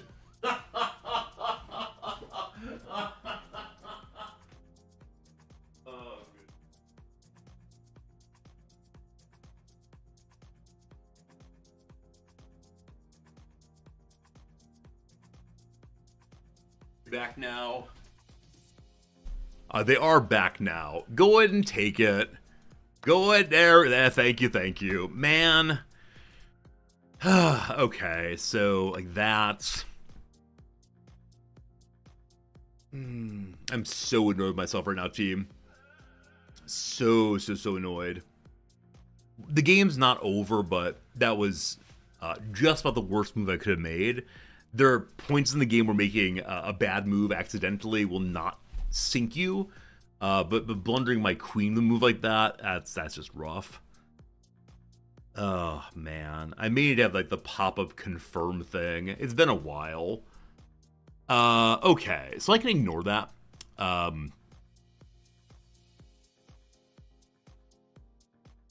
That's fine. Okay, the rook is now more involved. Losing the knight's not great. Hello. So if this very bad, that might be GG.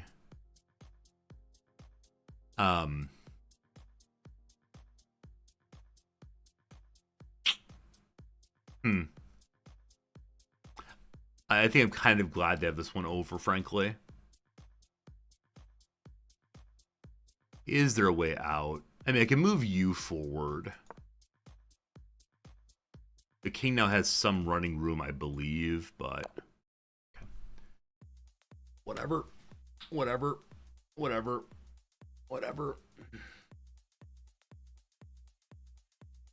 I've got to stop saying I've never been in this position before. I'm trying to be engaging. I'm trying to say something, but...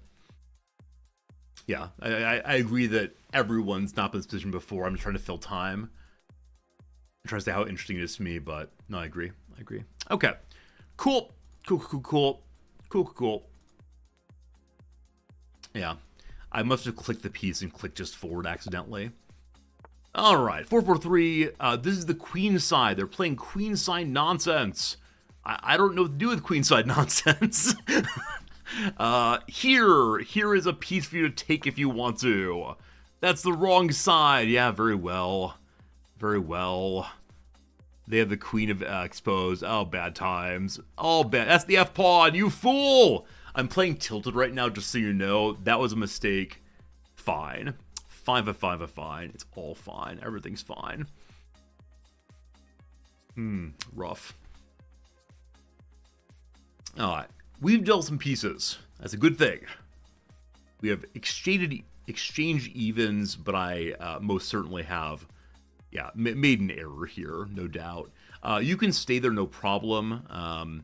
So defending this by attacking that, unfortunately, we're doing kick. We're kicking on the king side, so I need to most certainly, yeah, castle on the other side. Queen forward here makes sense to get folks out of the way of the king, I believe. Okay, we are evens, despite the pawn structure being an absolute mess. All good, all good. Hello to the queen. Okay, so F-pawn nonsense is coming. I'm considering exchanging queens. Okay,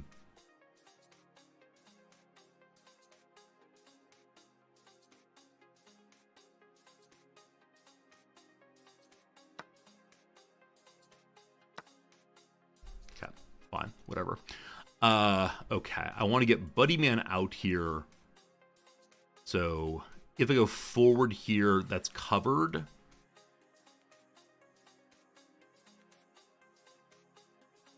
Okay, yeah, a fork is possible here to here.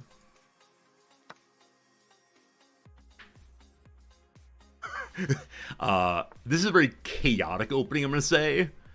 Are we just gonna keep kicking things? This is the story of the day, endless kicking. Not sure.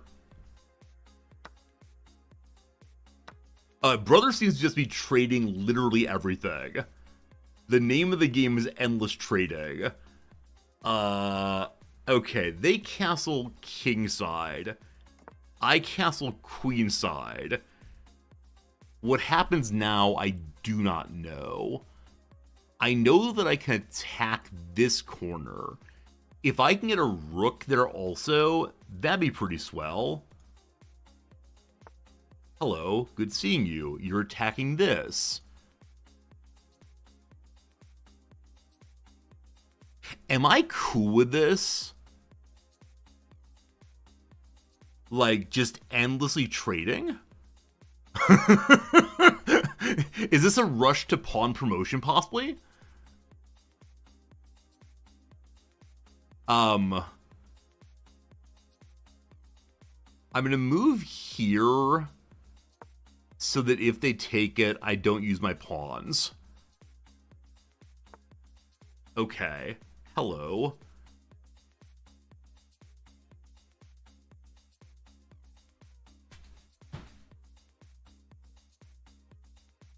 That was dumb. That was very, very dumb of me. Wow. Good job to Akash here. Well done, Akash. It was a nice move. Man, I set up the fork for him, didn't I? There may have been a fork beforehand anyway. I probably mislocated where he's going, but fancy. That's a fancy move. Okay, he's +2 now. He's ramming in here. It is possible he's this most aggressive player ever in Ray trading. I don't know. I want to get you out the way, if possible. So I'm going to push with this one in the hopes I can get here and have that attack. I get rid of you first.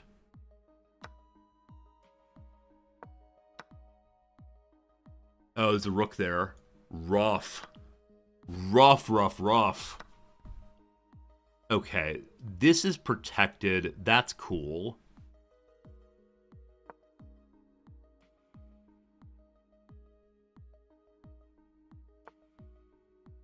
Okay, they stopped my intention there.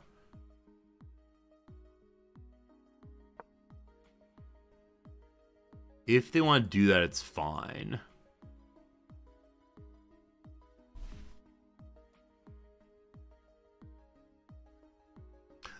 so much like, I mean, number one, I haven't seen a player play this way before. I know it's always new. Number two, so I've never seen a player play like this before, number one, of course. Number two, had I not screwed up that rook fork, I wonder how different things would be. So if I go to here, they're threatening the pawn here. I can go to here attacking, but I expect to push forward.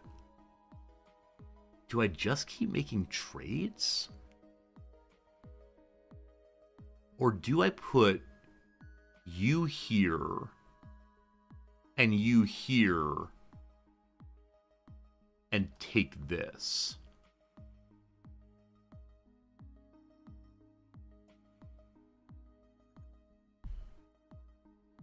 I don't know. That seems like a good move anyway. And the intention is to take that. Okay, they didn't let me do so, unfortunately. I can go behind here to protect that pawn. If they come down, that's fine.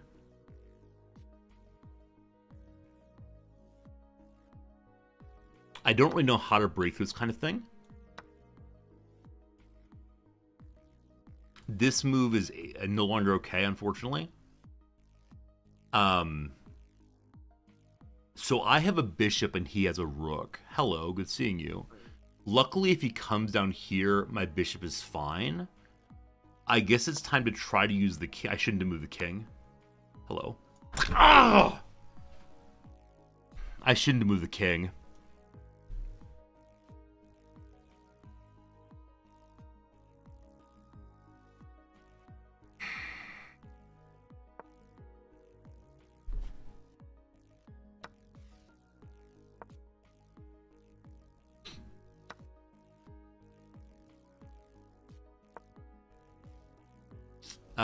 I think I didn't play this the way that I know I'm supposed to play. That's how it went very, very poorly. So fine. Fine. That was very, very strange to me. I want to go and look at this one, but yeah, definitely glad my ELO's going down because I don't deserve my current ELO. But geez, that one was tough. That was tough, man. Okay.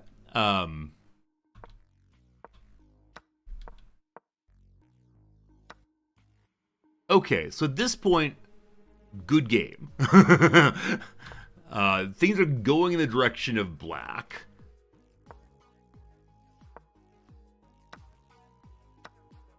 Okay, I'm ahead. Okay, they didn't want me to trade there.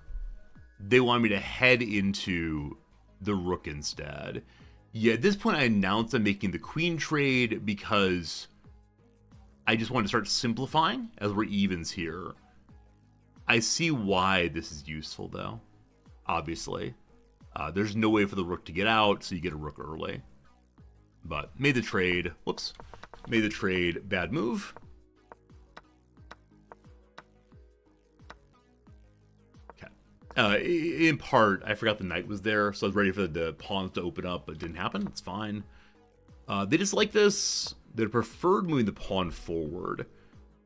I guess just so there's more pawns are defended or whatever. So, whatever.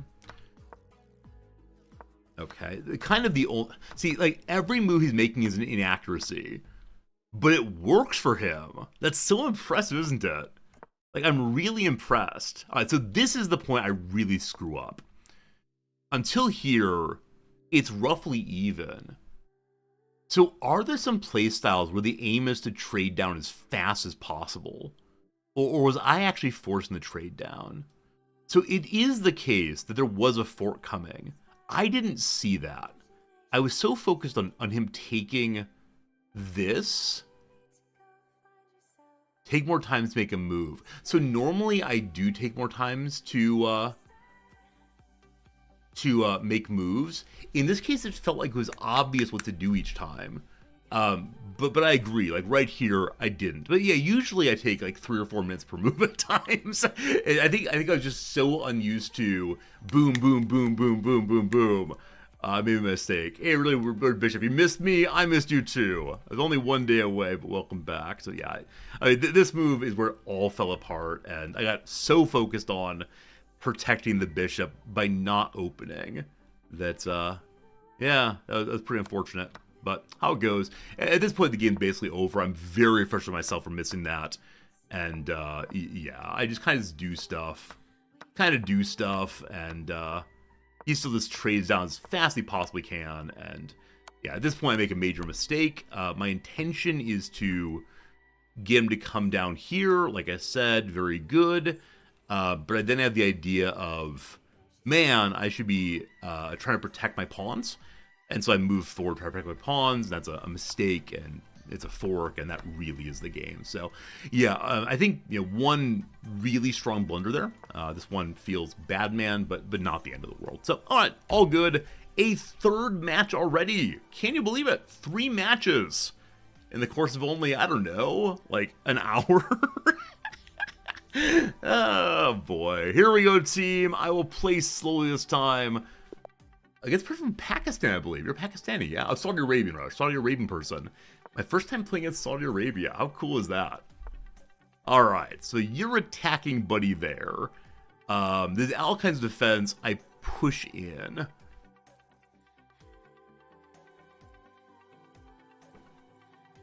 Okay. If you don't go... So jump behind. Okay.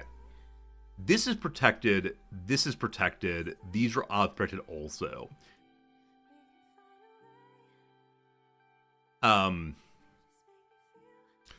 Do I kick or do I drive home all the way? His moving the knight out. This gives up a pawn. This is kingside. That's the F pawn. Yeah, I'm not sure what I'm supposed to do next after that, but make him move the king, the knight more time. All about it. All about it. If you want to take this, I mean, this denies castling. Okay, he runs away. I can hit him again. I need to develop something, but I would like to keep attacking. Which gives me more central control, but it's not developing pieces. I guess we're going to chase the knight. Okay. Fine. So you're back to here again. Welcome back. My queen can move here, which blocks in the bishop, fortunately. We can move here with our bishop, which I do kind of like.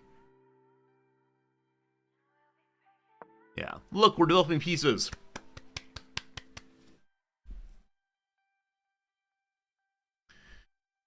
Okay, I'm gonna slow down my play. I think I'm moving too quickly again.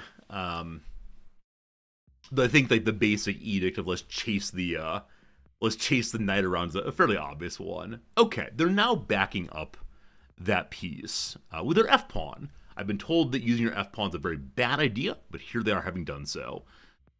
So right, I think to make use of that, I need to get a piece over here.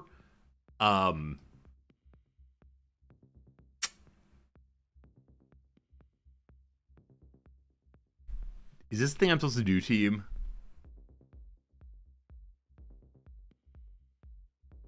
I don't know what happens if I do this. I think you come forward. Fine. So maybe that wasn't so good, except insofar as it diminishes their structure there. I'm not sure. The queen can't hang out there, of course. She could move forward one.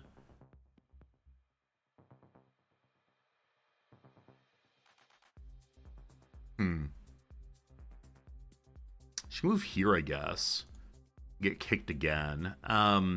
Here? Here seems nice. A loss of tempo. But with the check, I guess, they lost some tempo. I don't know how to talk about these things. Yeah, I think it's like Scholar's Mate involves some of that, possibly. All right, hello to you out there. Welcome. Friends, I can do the French thing. Is doing the French thing the right thing here? So I do the French thing. We exchange pawns. I don't care if it's the right move to make. I've never done the French thing. Behold, the French thing! The French thing has been accomplished! I'm a hacker! I have no idea the right move there. I'll take it. I'll take it. The game just popped up with a, do you want to learn about this move you just made? No, I'm fine, thanks. I'm fine, thanks. Okay. So Knight Guy can come out here. We can check here if we want to. Okay. If we check here, then you have to come out. Or you go here. It helps them to develop a piece, I guess, is the concern. Or let's move horsey forward. I don't know if early checks are a mistake, frankly.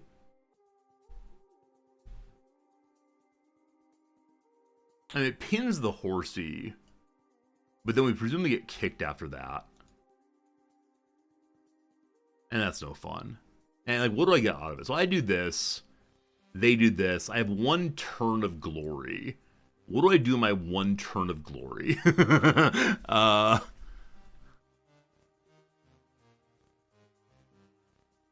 Let's not. Let's not. Let's play it safe.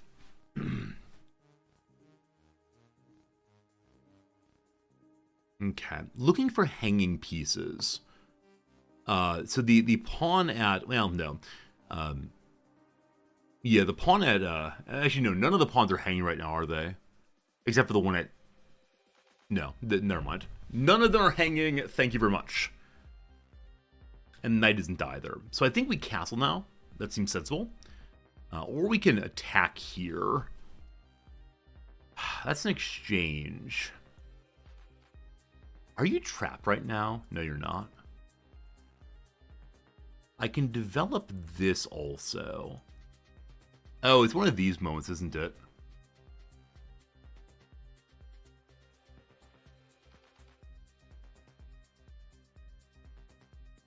Too aggressive? What I was thinking is maybe going here instead. But then probably come forward. Hello to the queen. I'm being checked here also. That's not ideal. My knight here attacks that. I think just c pawn forward or knight in. The advantage of knight in is it attacks there also.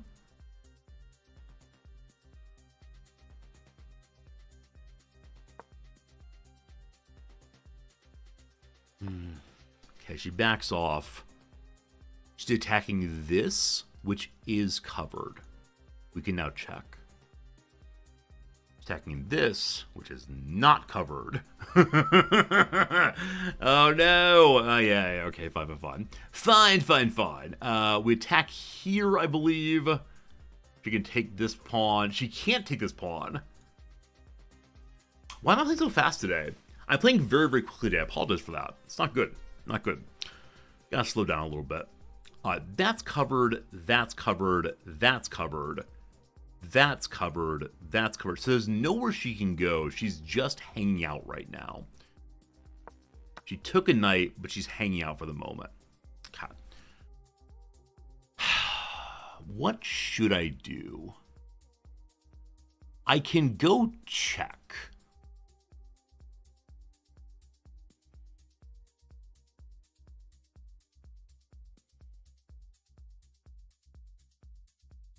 I can push the pawn forward. I can bring the bishop to here.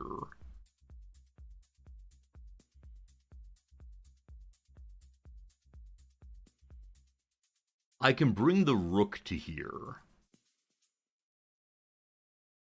All of these are things I can do. Are any of them the right thing to do?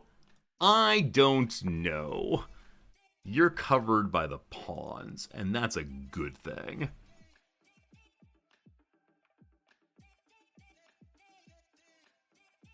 Here she's unsafe. Here she's unsafe. All right, back she goes. Okay. If I check now, she just takes the bishop.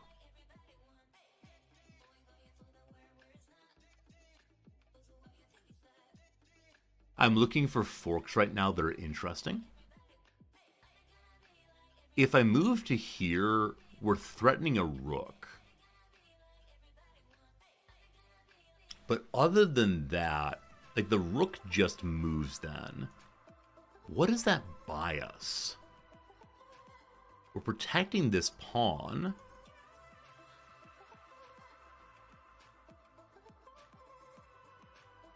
I mean, I like forcing moves, but I want the moves to actually do something. And that's where I'm struggling right now. Okay. If I attack the queen here... Oh, she's attacking this, which is not covered. Pawn forward 1 opens this.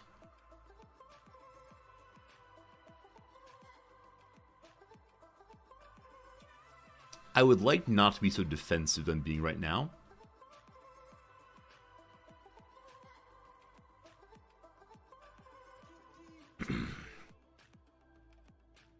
I don't really like my rook hanging out in the third row there. I'm not quite sure what I should do with him. Them, it. Yeah, the queen being at the 5th is really throwing me off a little bit. All right, the knight comes forward. The knight's attacking here, which is covered right now. None of my pawns are attacking anything, unfortunately. I don't want to move you.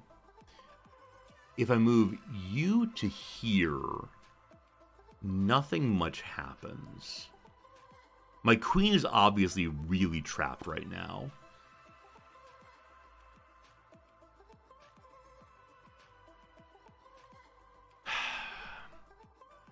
This stops the check. Oh, interesting.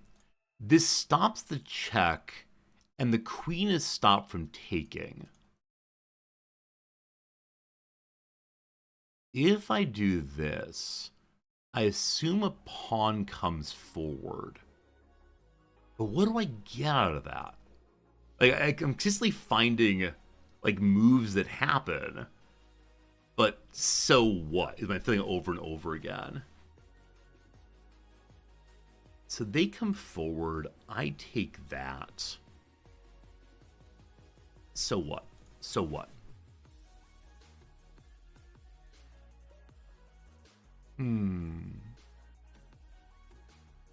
I do this.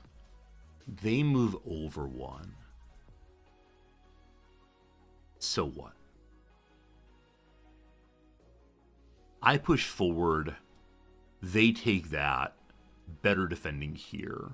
Wait, I push forward. They take that.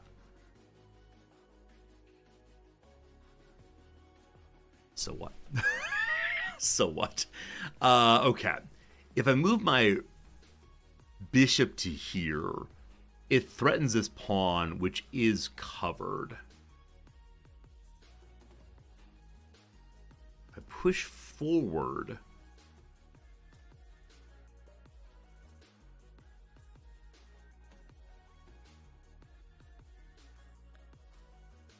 If I go to here, they can't move their knight. They kick. I can go to here. They can't move their knight. They take my bishop. And I can't fork anything. Oh, team, oh, team, oh, team. So the fork square's here.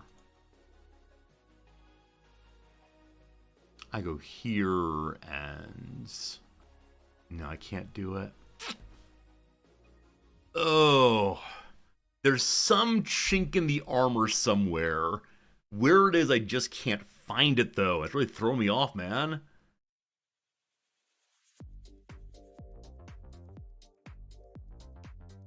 So the king is not blocked in this time. That's good for them.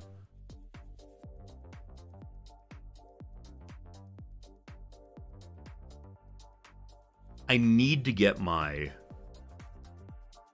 queen free. I think that's nigh essential.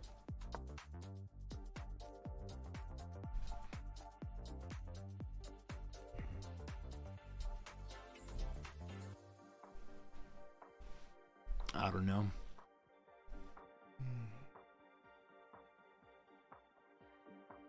I wasn't, or am not seeing any place where counting down's effective. Wait. 1, 2, 3. I'm up a pawn. I lose my bishop though, and that's pretty bad. Wait. No. I'm about to say this. They can't move. They kick, and then I take. But no. If I jump here, that's protected. If I jump here, that's protected. Take this. Okay, if I take this, they take.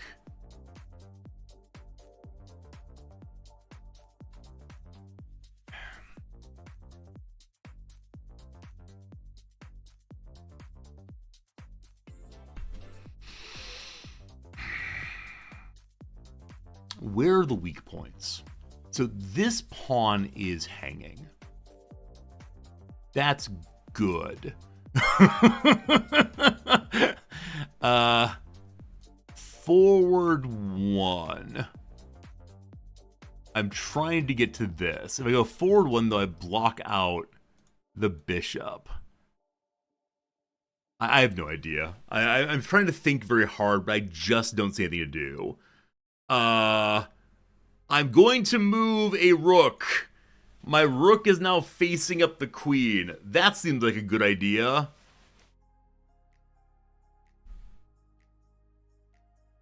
What is not covered? Okay. They took a... What did you take? They took a pawn. Fine. What is that change? I mean, I can take back. Fine. That means that... Has anything changed? Okay. I can attack the rook. I can then take this. Or I could take this. They attacked there. They're up a pawn. They seem to be like really doing well right now on covering what I'm not. So I go there. That's a fork. How are they having these amazing forks? Absolutely amazing fork there, huh?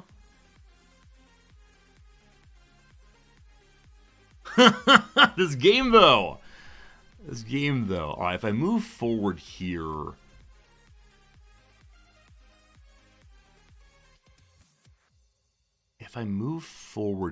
attack the queen. She goes here and takes, and I do nothing.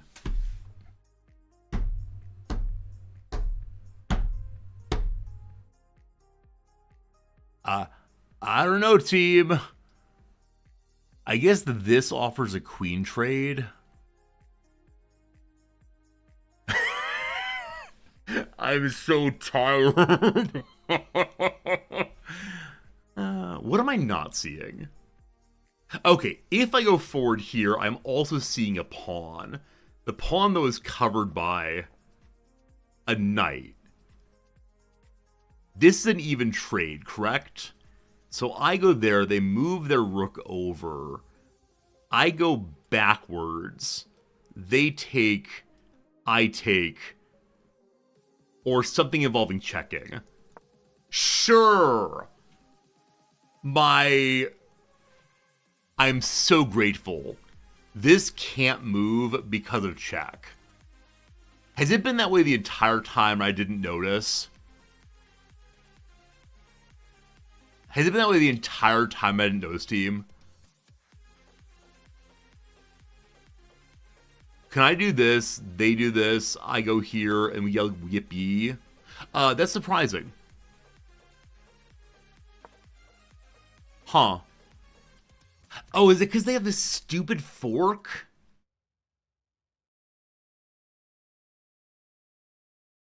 Okay, what can I do to stop this? This stops the fork happening. Because they can't move. If they take, fine. I assume they move the rook over now. And then I'm not sure what happens.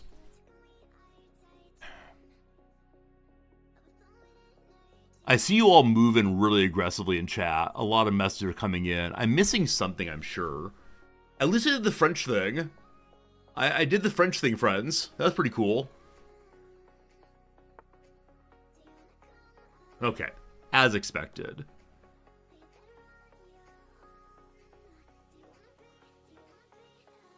If you move here...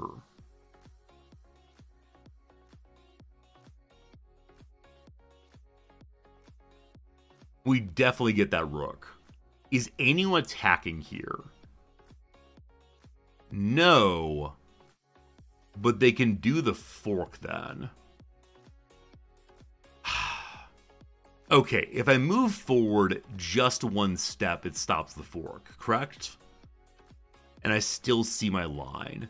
Is there anyone attacking here? No. No.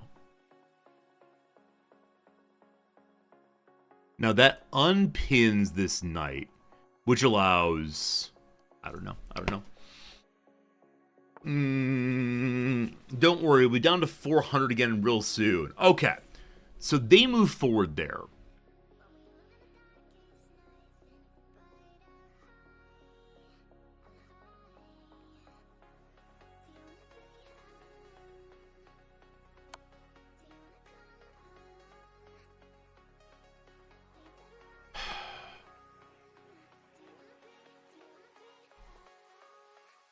Was that good?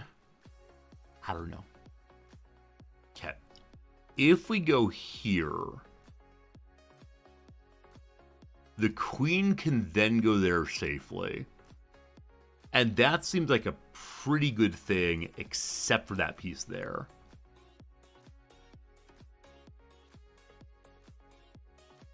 We can move forward and kick.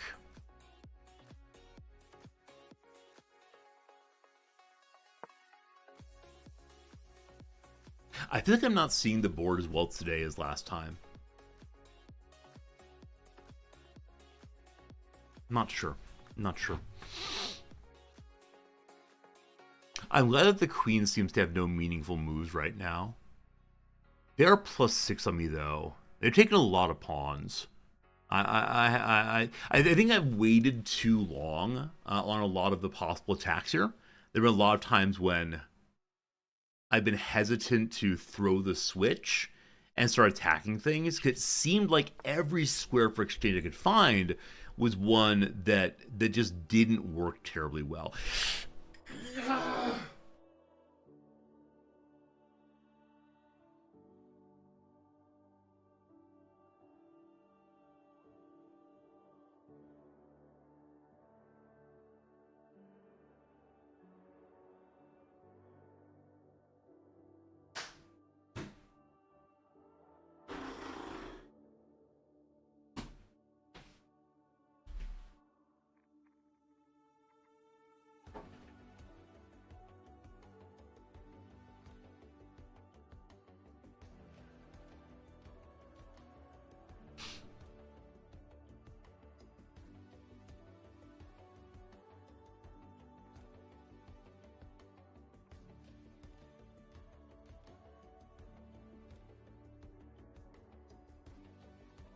Oh, team.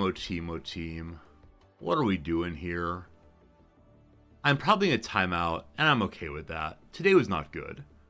Today was not a good chess day, team, unfortunately. Man, the forks are just killing me. The forks are really just killing me, team.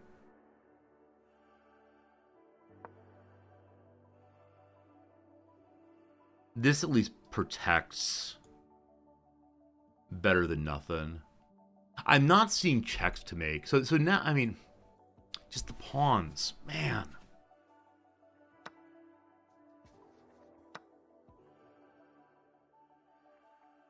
Okay. So they're attacking that. That's not ideal. Nobody likes that. This is safe. This is not safe. I'm out of time. Whatever. Wait. Boop. Boop.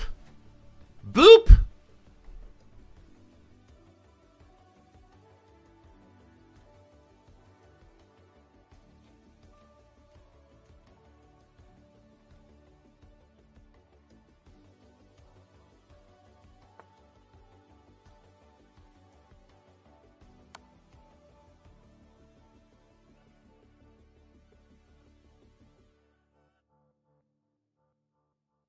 No.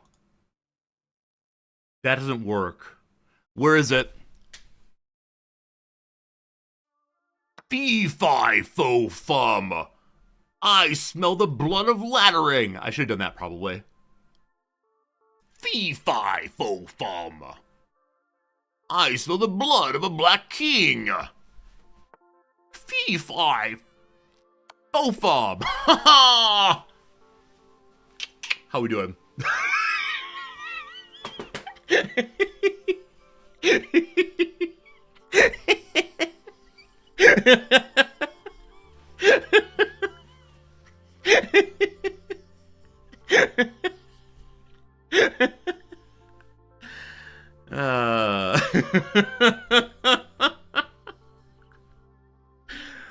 Oh gosh. Oh gosh, we're good. We're good. We're good. We're good. We're good. Team, we're good. Oh man, that was nearly an absolute. I mean, that was a disaster. The number. Okay, it looks like everyone was screwing up today. Let's like he had 5 blunders. He had 5 blunders. We both played so poorly. I need to look through this thing, obviously. I really, really struggled today. I'm glad I won, I guess, but... Oh, man. Number 1 issue not counting. I mean, I struggled. ELO 400 is not different from ELO 300. When does it become different? Oh, we'll see, we'll see. All right, we went forward there. They did that. I pushed in. Good job. They made a weird move. Is it a better move to push again? It's not. Okay, I didn't think it was. They don't like... They want me to move too forward. So not kick, but instead defend. It lets the bishops move out. Okay, okay, okay. I said today I had the worst board awareness. Yeah, Zed, for some reason today the board awareness was just not going. I'm not quite sure why. Anyway, I kicked. I chased a little bit. I can now trap the piece. Okay. I didn't do that. So what would I trap the piece? Is this a trap? Yeah. Okay. Knowing possible traps, I struggle with. Like I don't know them. I guess this is the kind of thing I need to count out more. But it looks very powerful, of course. Okay. They defend. They dislike I did this. I mean, yeah. Yeah. I mean, I still didn't trap, but I don't know. I have like the vague feeling of maybe there's a mate here I can go for, but apparently not. So I made that move. Not great. Of course they did this. I bounced out. Was that the right place to go to? I guess I could have gone here instead. They'd prefer that I step back 1. So I thought about that, but I realized that attacking the knight just leads to this. I mean, I guess this is a positive trade, isn't it? Yeah, I guess once all said, it is a positive trade. Huh. Yeah, I probably should have done that. Okay. So it went there. It's still a positive trade. Not anymore. So, en passant was the wrong move here. Does it not matter? I see the move, I take the move. They'd prefer me to do this, correct? Actually, no. Actually, that doesn't make sense anymore because they have 2 defenders on my 2 attackers. Did you want me to push here? Okay, so continue applying pressure on the knight. Got it. I had that trade forever. Yeah, I think like seeing the defense here worried me a bit. So capture the knight. I do this move. Profound blunder. I think I was trying to talk my way. Yeah. I was trying to talk my way through, like, as always, this move. Right? And of course it's not there. Now, they don't notice that horsies go backwards too. I got lucky on that. Okay. So they disliked that I blocked check with this piece. I thought it was developing a piece, and that seemed like a good idea. Would you prefer the pawn to go forward? They would. Okay. I didn't like this because now it's harder to develop the knight. But okay. I guess they like it because it defends there also. Little pawn chain. Okay, they move the queen back 1 step. I start worrying about them attacking B here. Yeah, I was definitely concerned about that happening. Now, maybe it's not actually worth being concerned about. You can run away quite a bit. But what they wanted is the trade I just never take. Okay. Yeah, real failures of counting here. We castle, that's bad. So they do the thing I'm thinking they're going to do. I think they're going to blast on in, they do. Yep, definitely did not see that move there. What would the right thing to have been done, right thing to do here be?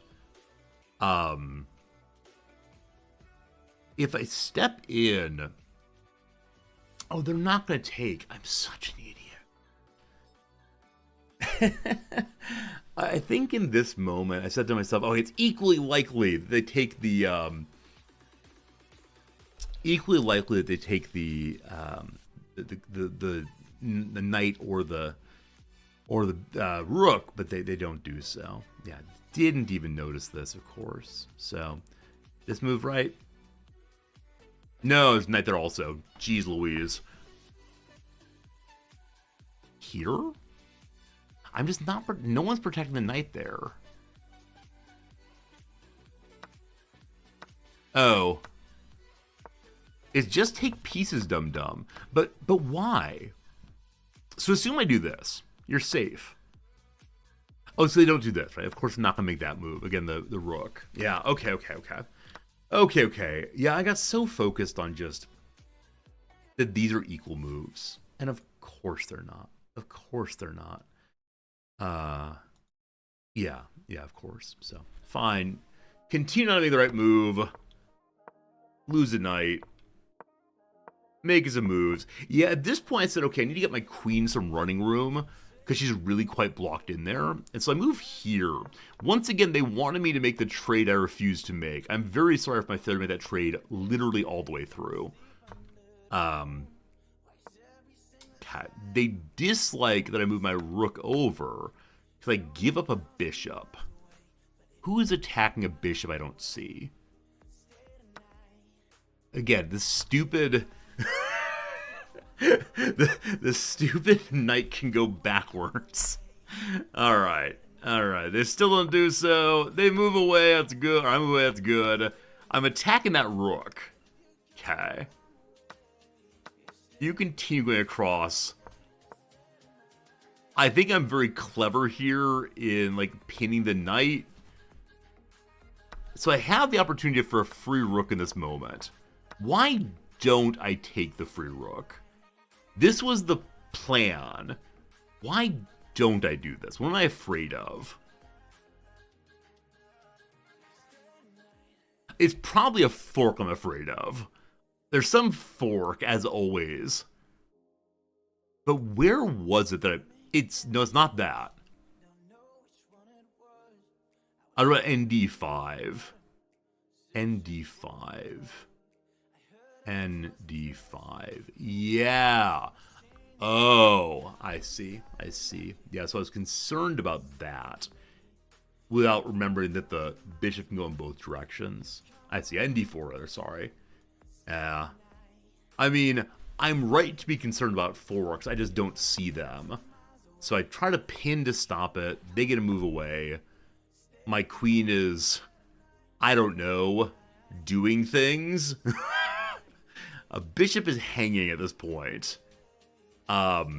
Is it? I mean, I think it's fine.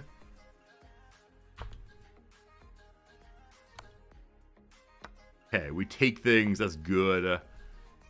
I continue to forget that my bishop can take that pawn.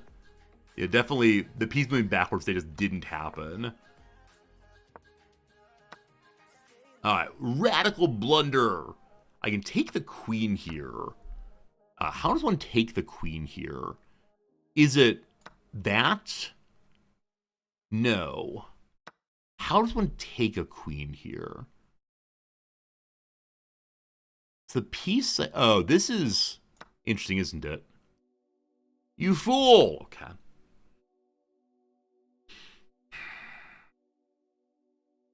If I want to take a queen,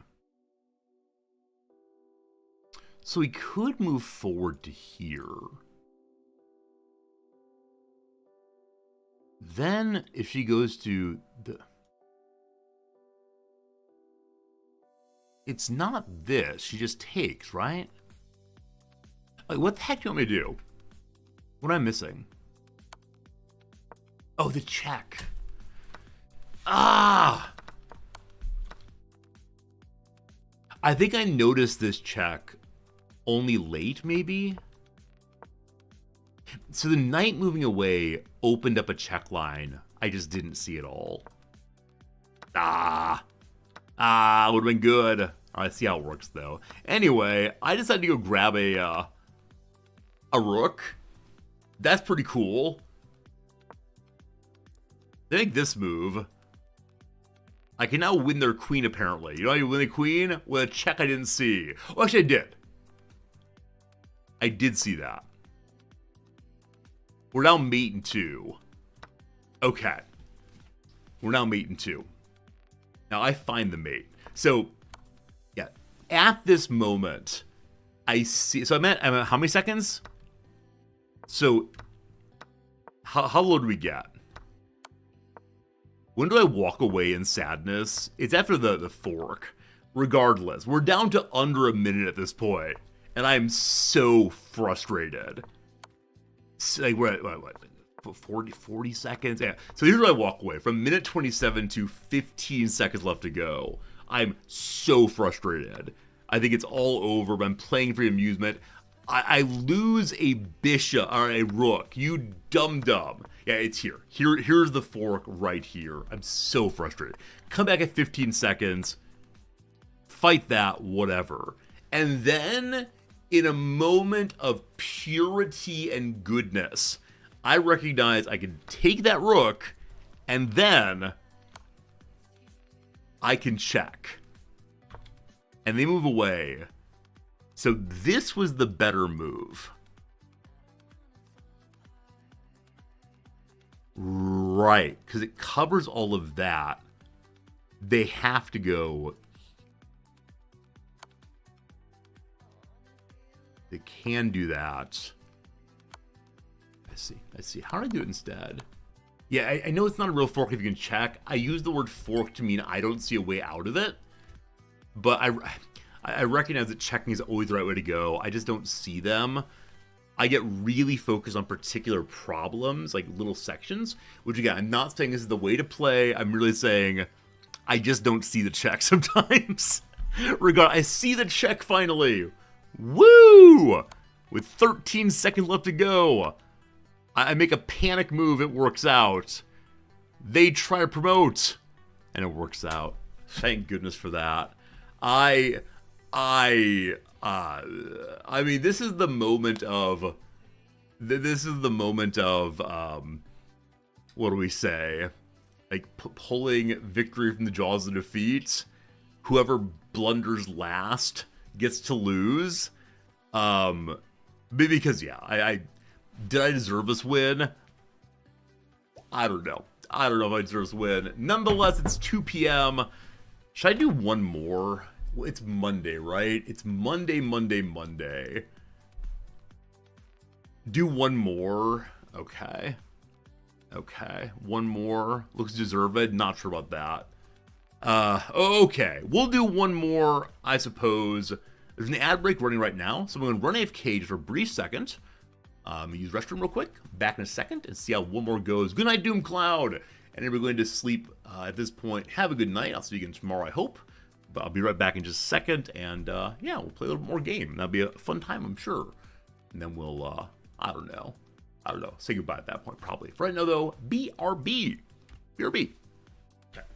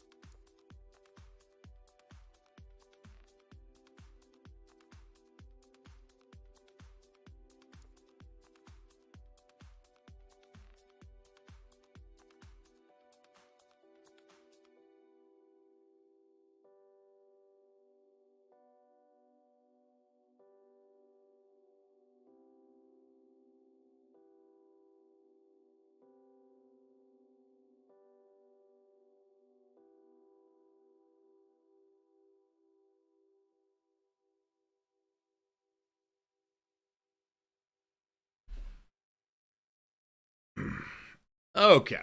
One last. Let's do it. Thank you for being here. Thanks for still staying awake. YouTube viewers, you're real people too. It's always good seeing you over there. And yeah, if you like what you're seeing, consider pushing the thumbs up button or whatever. That'd be good. I have good time management skills. You mean that storming off with a minute 25 is the right way to play the game? I think so. I'm glad it works out, but no, I don't really watch the clock that much, frankly. Hello, Tony, from the great nation of India once more. We do the expected thing, the King's Pawn opening. What happens now? Where do we go?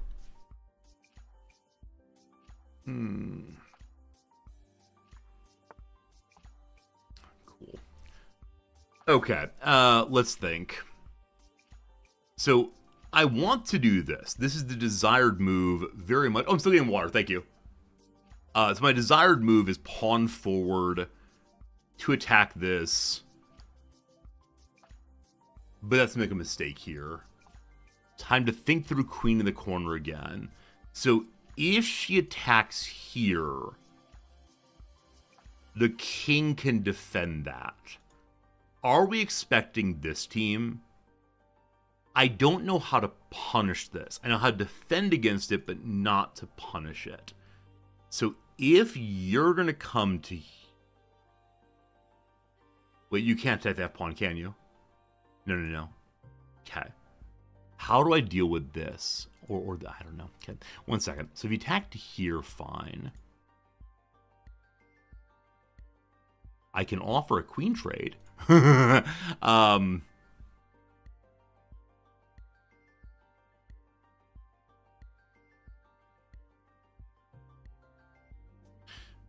I'm considering moving my knight out to attack this also. And that way, if she attacks in, my knight's already covering here. We're okay. Okay, feels okay.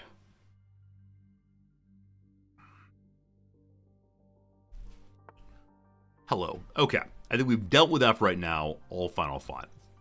I have a bishop available. My bishop can move to, I don't know, here or so and look at some stuff. I like looking at stuff. We can also move the pawn forward, probably 1 step. Let's see, though. We have 2 steps forward. I mean, if they attack that way, that's not great. Let's continue allowing the king to be free. That's like a nice idea. So I'm going to move you to, I don't know, this is a nice long area. That seems nice. And if they move the pawn forward at D, we can take it safely. And that'll be good. I think I see a new first-time chatter talking. It's nice having you here. I don't really read chat during stream. I catch it peripherally, but that's about all. But thanks for being here. If you enjoy what you see, consider throwing a follow this way. We tend to be live 6 days a week. Today's the first day of my streaming week, and always good having everyone here, sincerely. Okay, so, cool. There's knight. There's knight, there's a knight. We could attack here. No particular reason to do that at all. I think I want to do what now?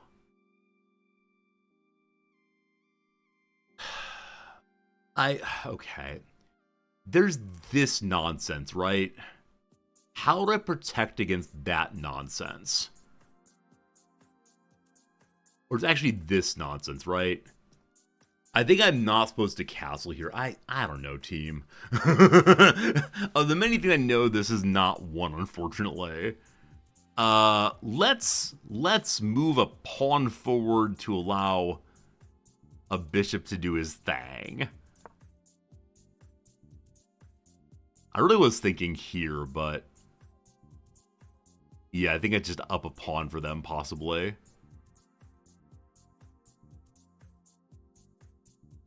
As I said previously, any person who decides to move their queen in the first 3 moves is my true enemy.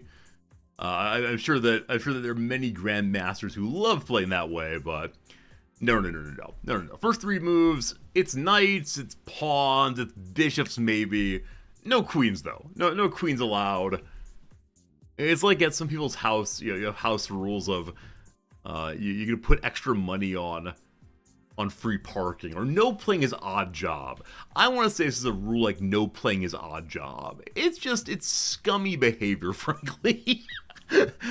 Those who touch the queen too early, scumbags. Okay, we're doing a lot of moving in a lot of places. That's kind of throwing me off, comma man. So, that's cool. We can move our bishop out now. We can do a lot of things. I could just go take this and, well, okay, the queen probably comes over and takes. We don't want that right now. Okay. So, this pins the queen. No, it doesn't, because there's nothing behind her. But it makes the queen's life kind of inconvenient, doesn't it?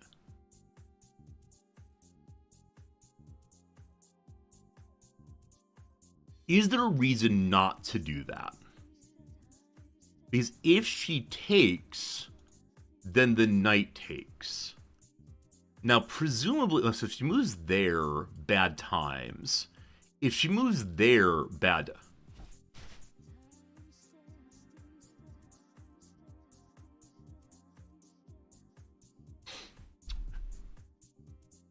She can safely move to there, I believe. Here, yum. There, safe. There, taken. There, oh, safe actually. No, taken also.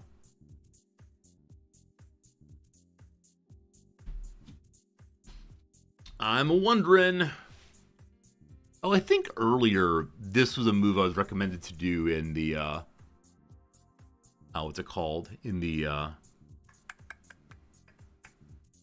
game review. It's a hanging pawn, but protect from behind, rather. So, okay. That also backs up the bishop, I guess, if we go that direction. It is weakening the king side, though, so I think it might be queen side again. Hello, good seeing you. Okay, so we can back up one, defending the long line, etc. We can rush on in there and take that, but I don't think that helped us too terribly much. So I can move forward 1 step and threaten the rook.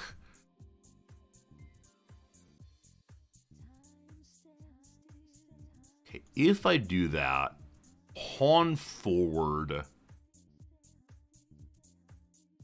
And then we just go backwards anyway. Yeah.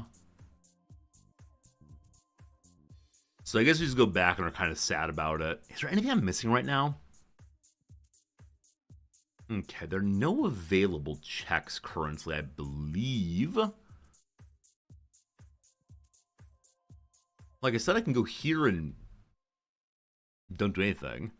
I mean, if I do this move, it buys me a second. She goes here, I guess. And then I don't know what happens. Because, like, there's no way we're going to take that. So do I just move back a step first, still maintaining control here? We'll need to discuss when this move is the correct move. I'm sure it's correct at some point. But when, I just don't know, unfortunately.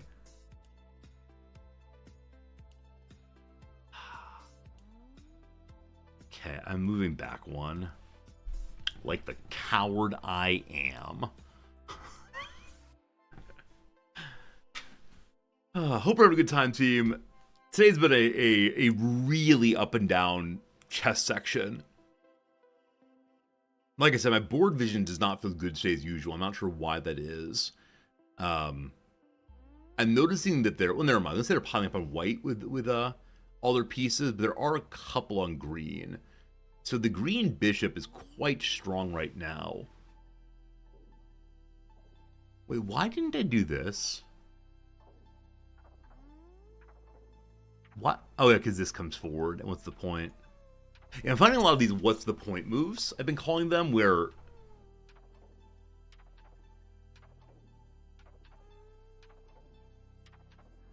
This is no longer what's the point move, I believe. This is now, what it's called, a spear thing. Saber rattle, stab big. Yeah. Hello, friend. And then we get a fork. And then we get a fork. And then we get a fork we like very much.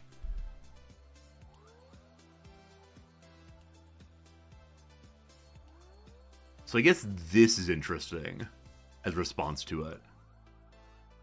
They can't check in any way. Yeah. Do I but wait, no, this is fine. It checks. No, they can attack to stop check. This is worth doing. Not sure if worth doing. Not sure if worth doing.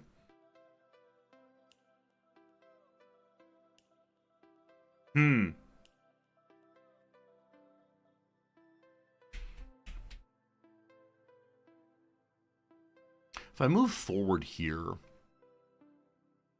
I can try to do that kind of thing. But, yeah, I guess this covers still with the horse there. I'm currently thinking this is a good move. Because if they come down... No, it's still a bad move. No, it's fine. This is attacking also. Alright, let's see how this goes.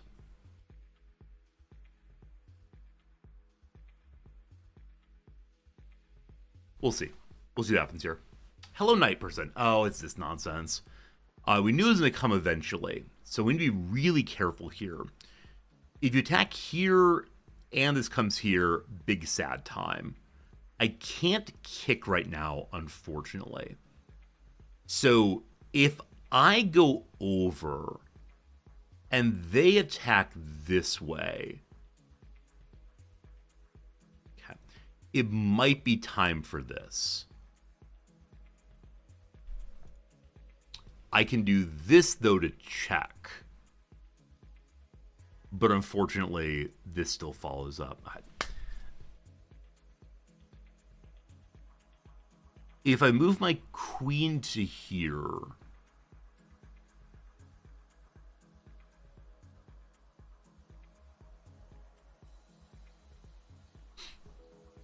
my knight could go to here. Does that do me anything?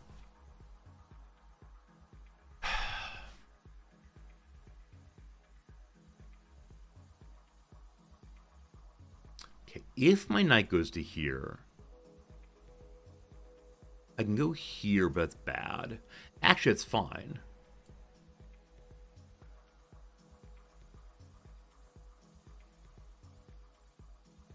Huh.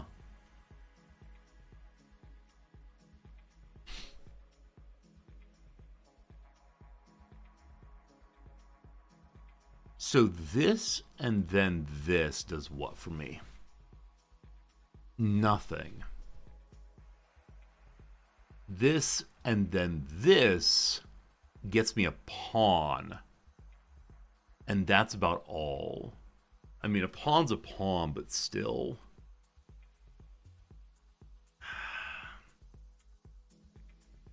Taking here is not really ideal.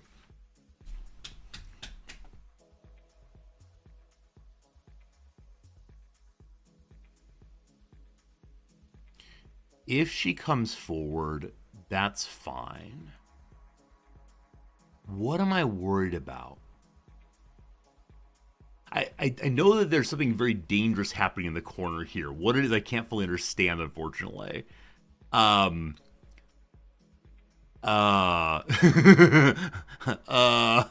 Okay. I'm doing the thing. I want to see some clapping now. And everybody clapped. Maybe. Maybe everybody clapped. She has a lot of... So she has this way out still. I believe that's the only way. Maybe I should have moved forward once more first. That might be a good idea. Well, I can't next go. Is she really trapped?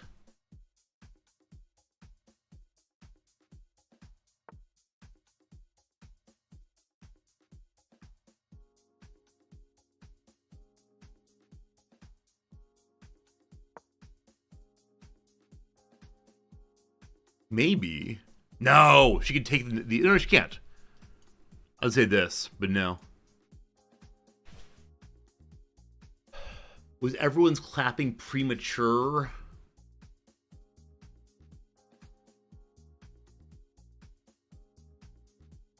Let's see. It's looking pretty good. It's looking pretty good. I think we got it. How exciting if the first piece we take in the game is the queen. That's pretty cool. That's pretty cool if so. Let's see.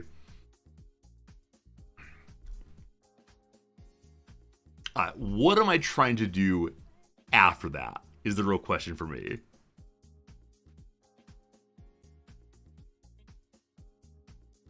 What comes next? So there's still this that's kind of interesting to me. But how do I get that going in a way that's useful? I mean, I have more development to do. Obviously, development needs to happen, etc., etc. So many starting places still in line. What just happened? Oh, that's me still. I was confused. Oh, that's horrible. No, we're fine. The king can stop it. Okay, this is not horrible. This is delightful. No worries. Yeah, I kept seeing that as, oh gosh, we're all gonna lose, but no, it's fine, it's fine. Oh. So, after that, I assume they're gonna take like that. Or like that. So I take here. If they take there, I take the rook. I take here. But she can go lots of places. Fine. Okay. She took a bishop. I took the queen. Good stuff. Good stuff, good stuff. All right, they're kicking now. They're kicking now. I can check.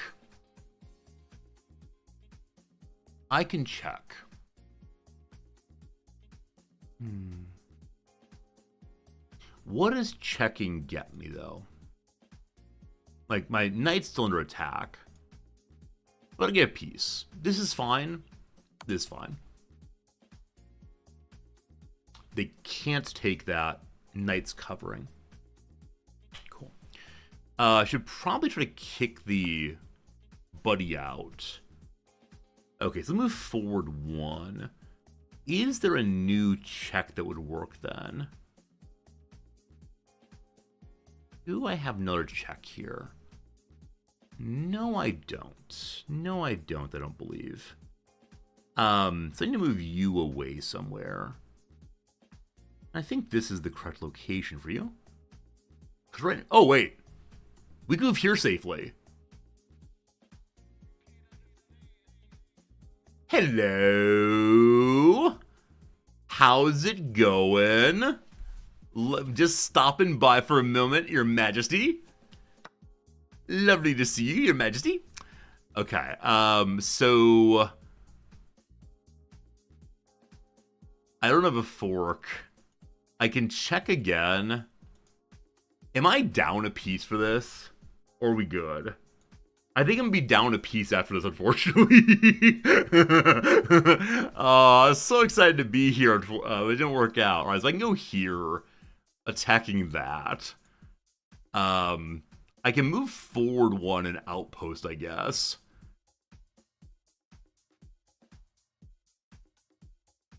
Yeah. I mean, yeah, I think I give a bishop for a pawn so far, and if I attack here, I give up I give a knight and a bishop for a pawn and a bishop. Okay, in this family we outpost. It also lets me attack that.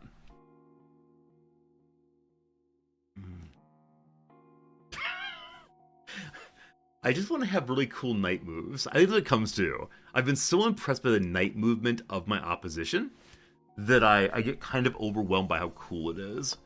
Okay, they jump away. Fine. They're threatening this. I don't want that. So if I move my pawn forward 1 and they go here, the queen can stop it. Their move's there. Yeah, so we go forward 1 here, I believe. Yeah. No need to be afraid. Wait, why does that help? I mean, the queen would have stopped it either way, but at least threatened some. Oh, I didn't see that part. That's unfortunate. Well, regardless, so that stops some fun for them, but okay.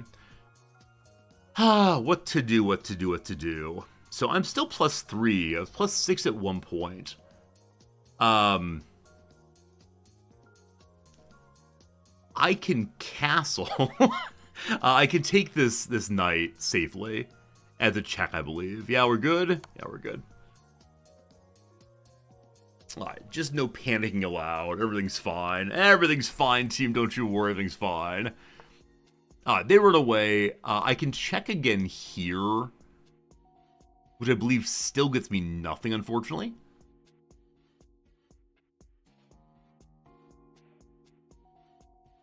They then have to retreat here or here. I think either way, I don't have the pressure yet to do what I want to do. We go forward 2, and that's interesting. I could have my rook help also, maybe. I don't know. I don't know what we're doing. I'm going to develop a piece. We're developing a piece. A piece has been developed. I got to keep this in mind, incidentally. I'd probably draw at the beginning of every single one. Man, not having my bishop is unfortunate. I'm feeling really good about the fork over here. Hello, good seeing you. They're attacking my queen now. So if I go there, not the best exchange by any means.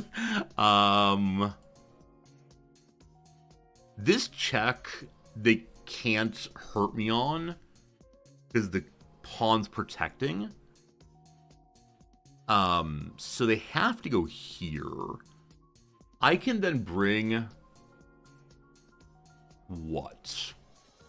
I mean, getting my rook out would help, of course.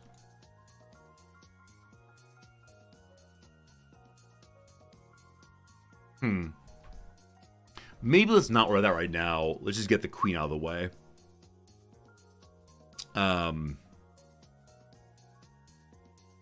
Are there defensive moves that are more useful here?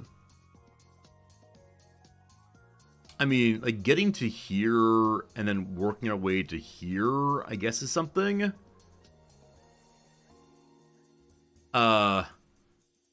This is a check also. Okay. The occasional check to frustrate their plans. I believe I may be castling this next turn. Now, I know if I castle, there's this nonsense possibly to happen, but... Okay, what can I take in celebration? Well, we're gonna castle. We're gonna castle, sure. So the king has a hole in his wall, but lets my rooks see each other. That seems nice. How do we deal with this?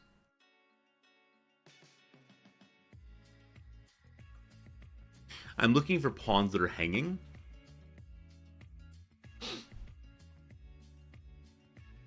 Why do you want me to do this? Why do you want me to do that? If I do this, there's nothing attacking that location, yeah? It also lets me potentially pin the pawn. Wait, why do you want this? There's nothing attacking into this right now.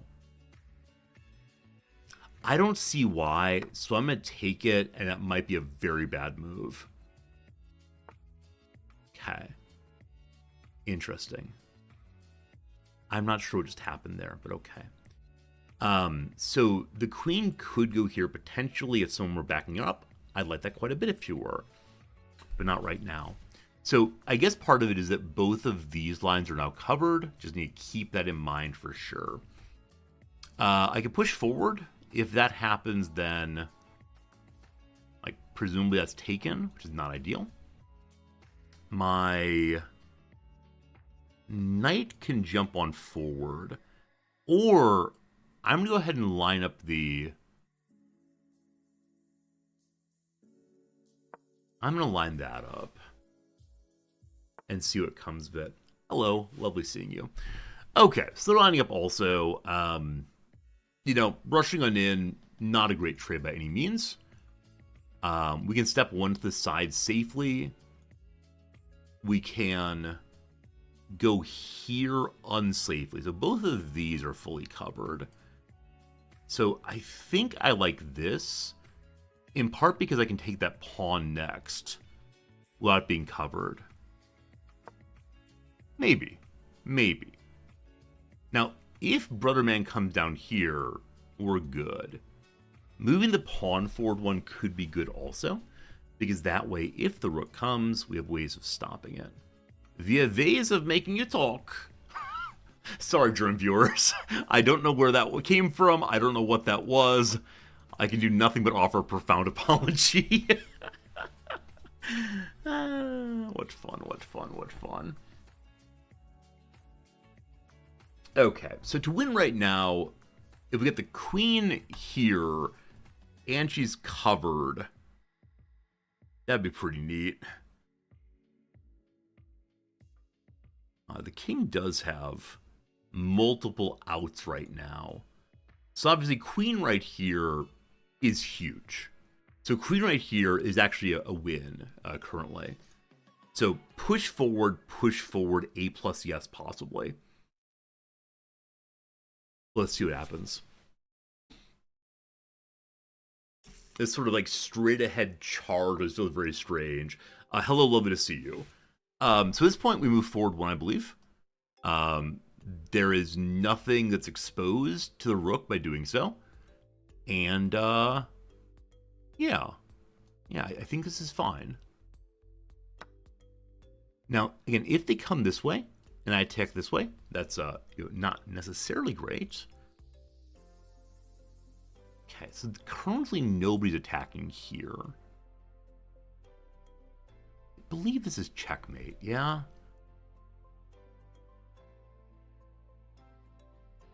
If they bring this forward, it's just delaying the inevitable, possibly. I think we're in pretty good shape there. Because nobody's attacking that square at all, except for the king. Okay, so they made a move that stops that for right now, at least. And that's a good thing. I can push forward here. If I do that, then the pawn can take. The buddy can't move. If the pawn takes, I'm not sure. I need to do more things right now, so I'm going to move my other rook over. I'm not quite sure how to do what I need to do here. The closeness of these pieces are a little rough. I guess I could do this, potentially. There's no reason to go in all the way. And if that... no, sorry, this is covered. Don't do that, you. Don't do that. Okay, thanks for moving forward. I think this is fine.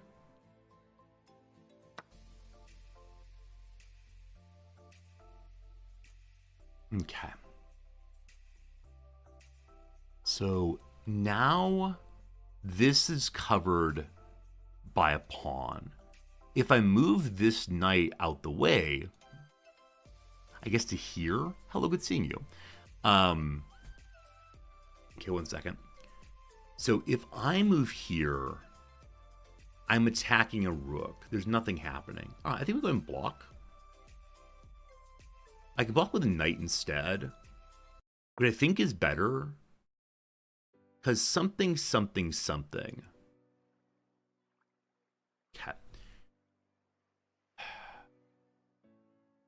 I don't know how to do this. So if we go forward 1, we threaten the rook. No, if we go forward 1, we can go to here. The rook covers. And so they'll have to go to here.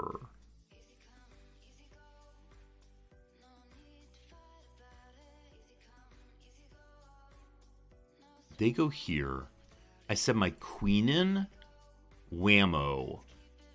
I send my rook in. GG.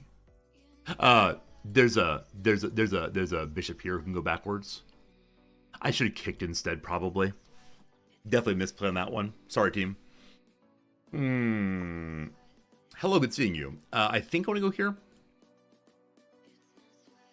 Or here, possibly.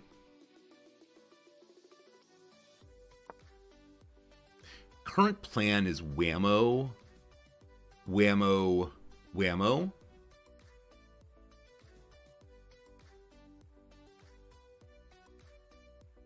We'll see. Ah! Someone forgot what he was trying to do. That's unfortunate. Well, that's okay. They can take here. Oh, it's so bad. So bad, so bad. It's all right.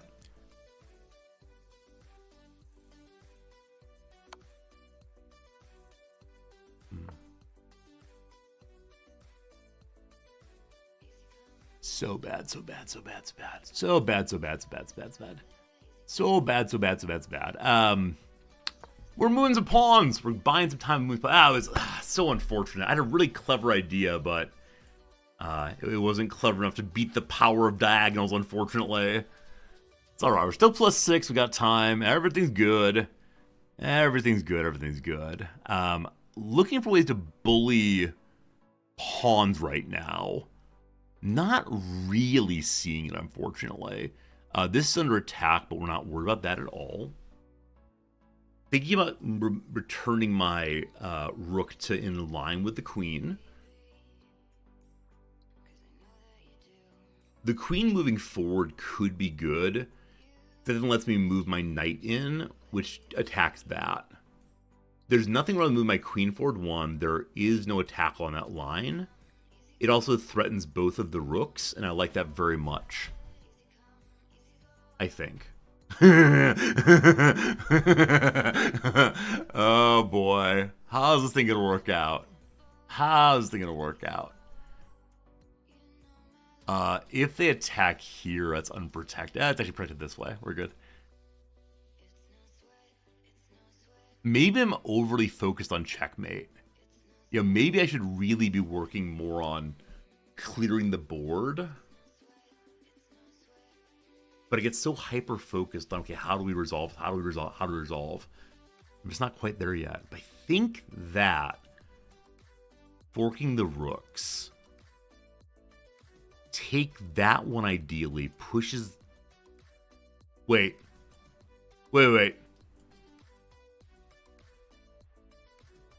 Oh. Oh. That'd be cool.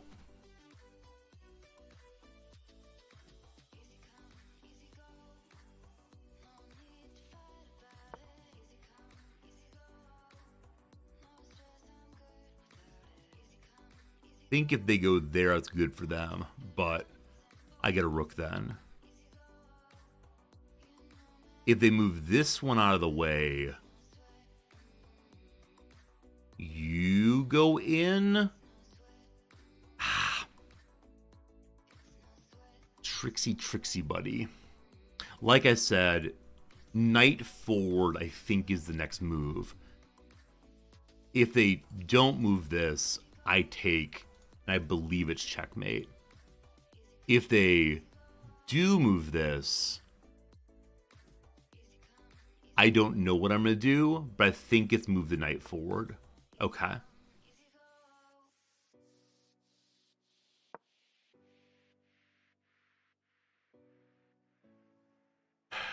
If we go here,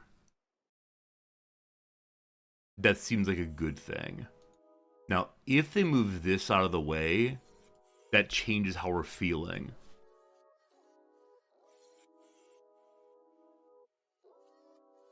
Oh. Was that checkmate? No. There's a bishop there, thank you. There's a bishop. Don't forget the bishop. Oh, gosh. I get so focused on bishops moving towards me that I just forget. All right, we have a minute 1. I might end up making some pawn moves just to buy me time. Okay. If we move here, they can go here then.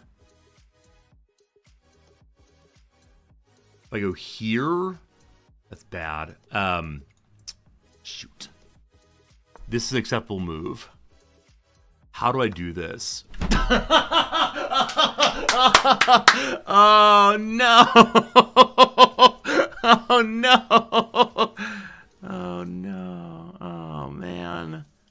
Oh man!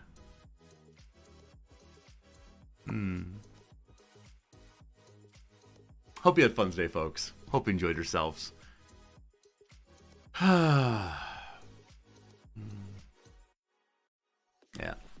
Yep. I'm glad I was thinking about a variety of strategies, but I probably went for like, what, mate in 2 or mate in 3, and just blundered hard. I mean, really impressive that person to like realize, oh, man.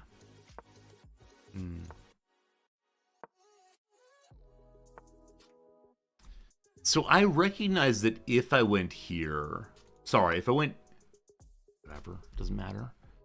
Doesn't even matter, not even a little bit. Doesn't even matter. I'm playing like not particularly good. This move is safe.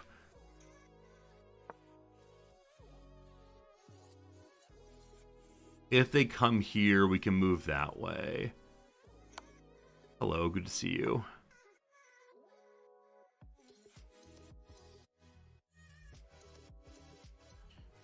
That's not a good trade, actually. I should have jumped here with the knight instead to check.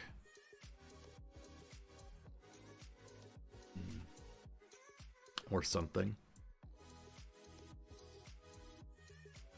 Or something.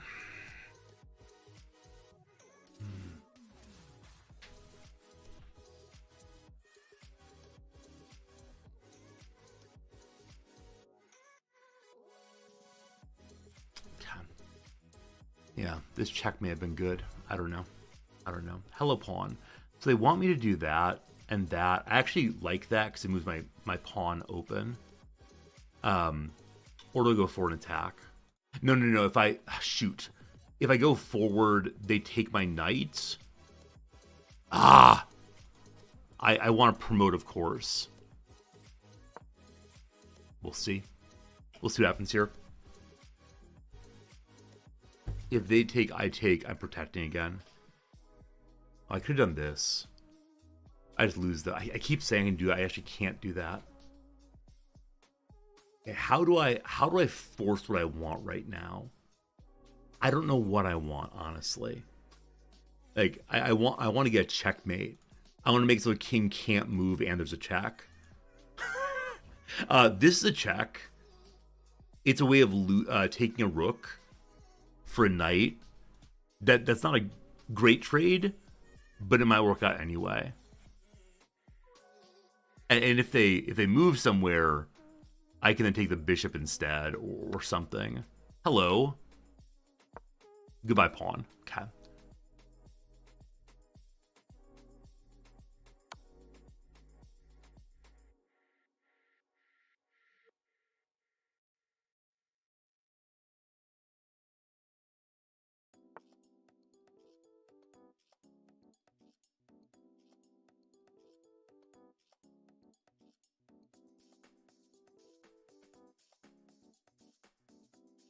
What am I trying to do? What am I trying to do? What am I trying to do? I don't know what I'm trying to do. There's too much going on. All right, good. We can check. We can not check. My king is in danger. We move towards the center. Yeah, I'm gonna lose this. Just so we all know, like, I'm gonna lose this. That's fine. No worries here. Everything's okay. I threw in my queen. What's new, pussycat? Whoa. This would be good. It can help my king get some space to move.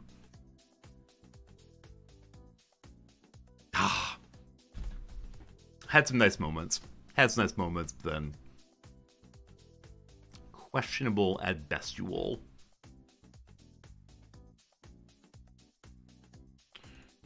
If I can find a check after my rook's here, then just possibly reveal the attack on the rook.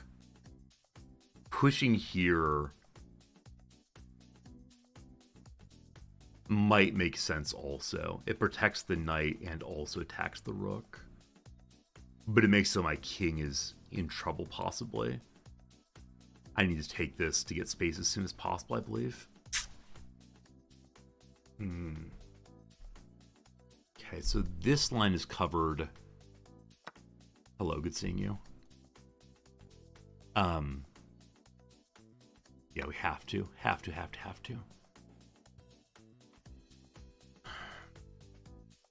Okay, where would the possible checks be? No good. Yes, good? I mean, not check, but fine. We go over this way. Most times, I see you saying repeatedly, can you play me? I'm in the middle of a game right now, my friend. I can't do two at once. I'm not that good, unfortunately. How many jumps would it take to get some more as a check? I don't know. All right, hello, rook friend. They're going to take my rook, but I'm okay with that. Am I okay with that? I guess I'm okay with that. Is that my pawn, rather? So, I need to protect this rook pawn as much as I possibly can. I'm threatening that.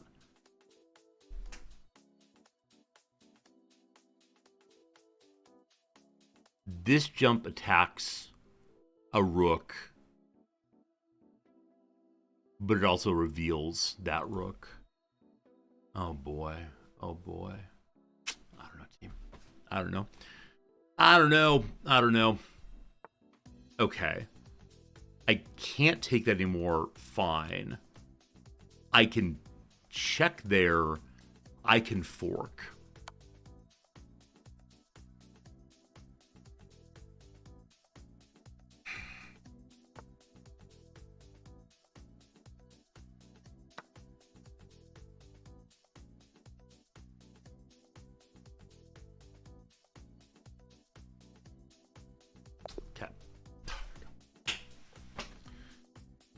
Oh boy. Hey, Antiviral Cat, thank you very much for the resubscription. Good morning, Resortian chat. Good morning to you.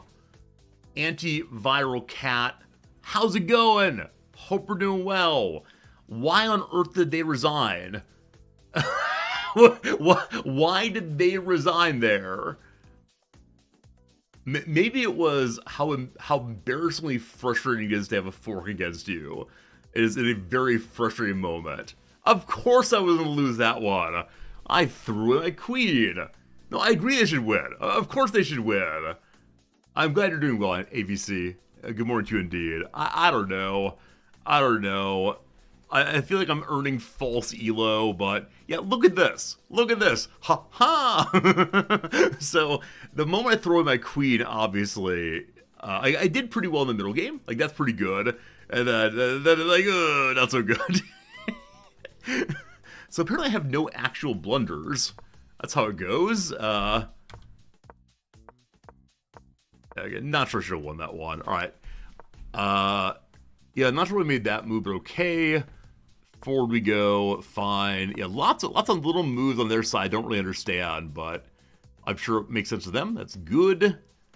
Hey, I don't know why, friends, but a hype train is beginning. Happy hype train. Most I don't play viewers, but thank you for asking me now 4 times in a row if I'll play you. Chill fam. I don't play with viewers usually. Holy moly. Thank you for the generous gift sub AVC, and thank you Twitch for saying it's time to give money. I don't know why. Anyway, they don't want me going forward that way. Why did I go forward the pawn? I went forward the pawn because I guess I wanted this kind of thing to happen, maybe. I have no idea why. Anyway, they go there. I can now trap the queen. Okay, I could have just been trapping the queen here. Okay, so this is the thing. This is the thing, team. I noticed this move probably right around here. And I didn't do this.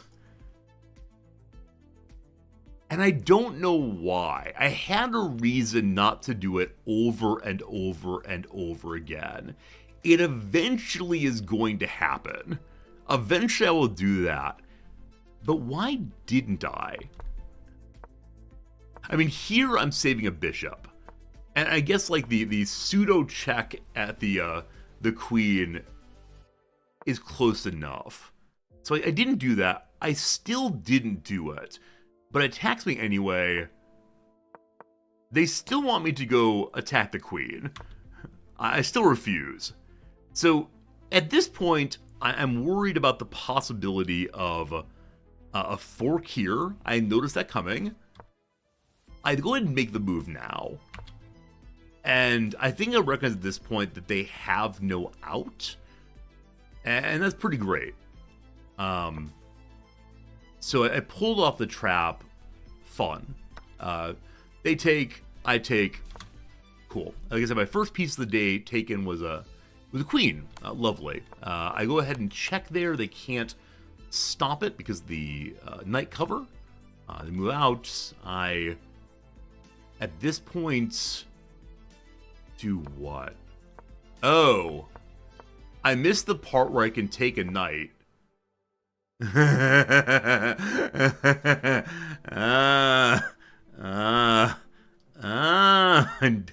never saw that. I was so focused on let's cause problems for the opposition. And where I saw here that the bishop covers the knight, it is not in the other direction.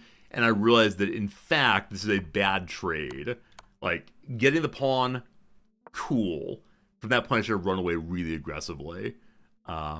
Instead, I went in. I don't know why. I was trying to be less timid than usual. Anyway, we have an outpost. That's pretty cool. I could have continued taking that knight. I just don't. Hanging out. I take the knight. I noticed taking the knight when I noticed the check, I believe. Could have done a long time ago. Just didn't so, but that's how it goes. Yeah, not ideal, not ideal. They attack the queen. I noticed that. So I backed out a little bit. They back out also. We castle kind of late, but that's okay. I go ahead and take the pawn here. Wasn't quite sure why that's why I did so, but I did. They finally move their bishop forward a little bit. I line up the bishop with, or the rook with the queen, king rather. I like it. They unfortunately had a queen run away. I run away that way. I realize that the pawn in front is not covered. They go there. I do not attack the rook because I recognize that the bishop is covering. Thank goodness. Step one forward, no problem. They retreat. They want me to take the pawn here. Yeah, I see how taking the pawn there threatens the other bishop. And, cool. They should have done that. Didn't do it, though. Instead, I moved my rook over to kiss them together and head forward. Hey, Lax, doing well. Hope you're doing well also. Good morning to you, I think. I take that, cool. They attack my rook. I can't decide if I want to move my f-pawn forward or the horse. I take the horse. It protects the queen also. What would happen to move the pawn forward instead? Yeah, fine move also. Okay, so the pawn moving forward wins a bishop. The knight moving forward is actually the best move. I guess because it helps with the queen as well. I'm not sure. Anyway, off they go. I find a tactic in time trouble. At 49 seconds. They go back this way. So that's just a mate in 11. Mate in 10 now. Okay, we move away from the mate by getting the check there. Okay. I know there's something here, checkmate-wise. I just can't quite find it, unfortunately. We notice here that we're attacking the rook. They move forward. Right. So at this point, there's a fork. Didn't see it. Got stuck on here and here, probably. I knew that was bad, so I didn't see this one, which would have been absolutely great. Yeah. Instead, I move a pawn forward because I couldn't find anything. They take my queen. I think I was very frustrated that I took the queen, and I don't know... and I didn't move the queen. I don't know why I didn't move the queen, honestly. Like, the obvious thing is, if I can't find the fork, protect the queen.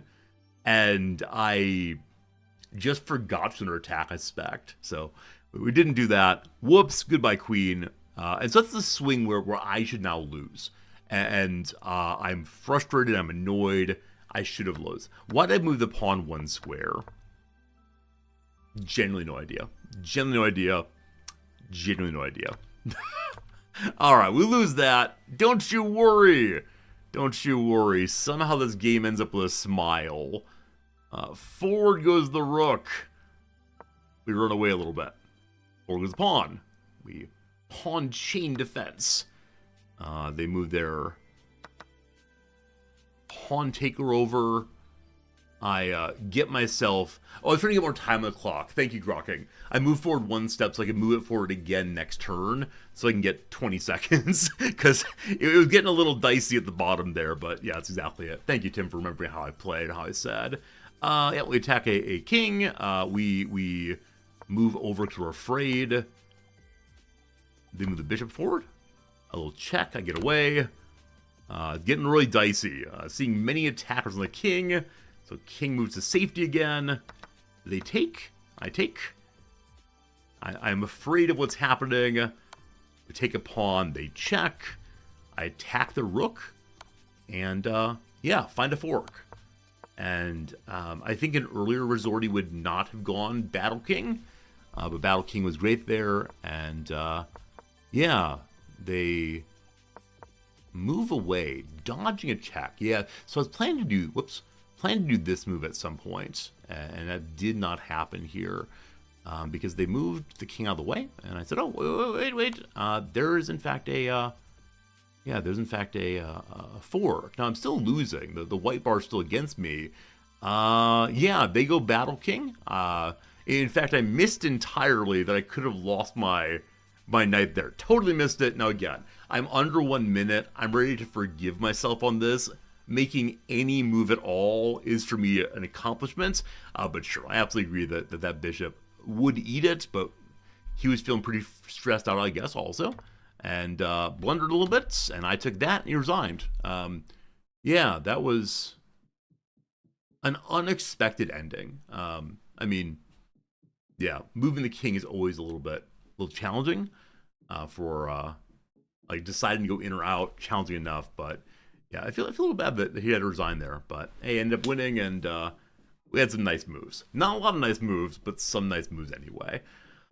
We're at a 453. We began state at 450. Somehow, despite like 2 really questionable losses, two absolutely throwing the game away losses, we are higher on elo than we were at the start of stream, and that is something. Friends, I hope you had a good day today. Points of the game is 1050, so I don't know what that means. Yeah, I don't know what it means when I play 1050 in a game.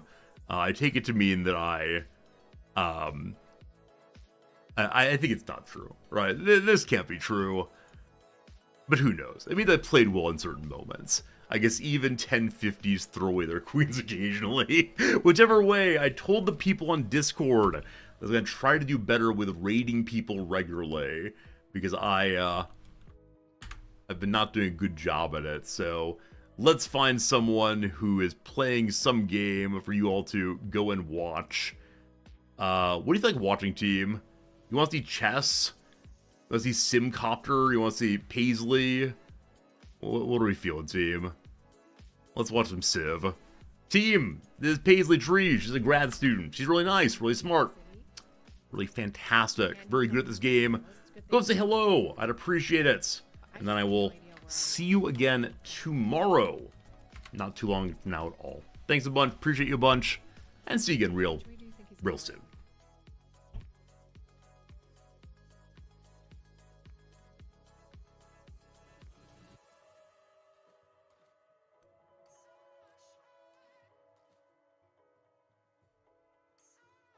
I want to say we're fighting over here.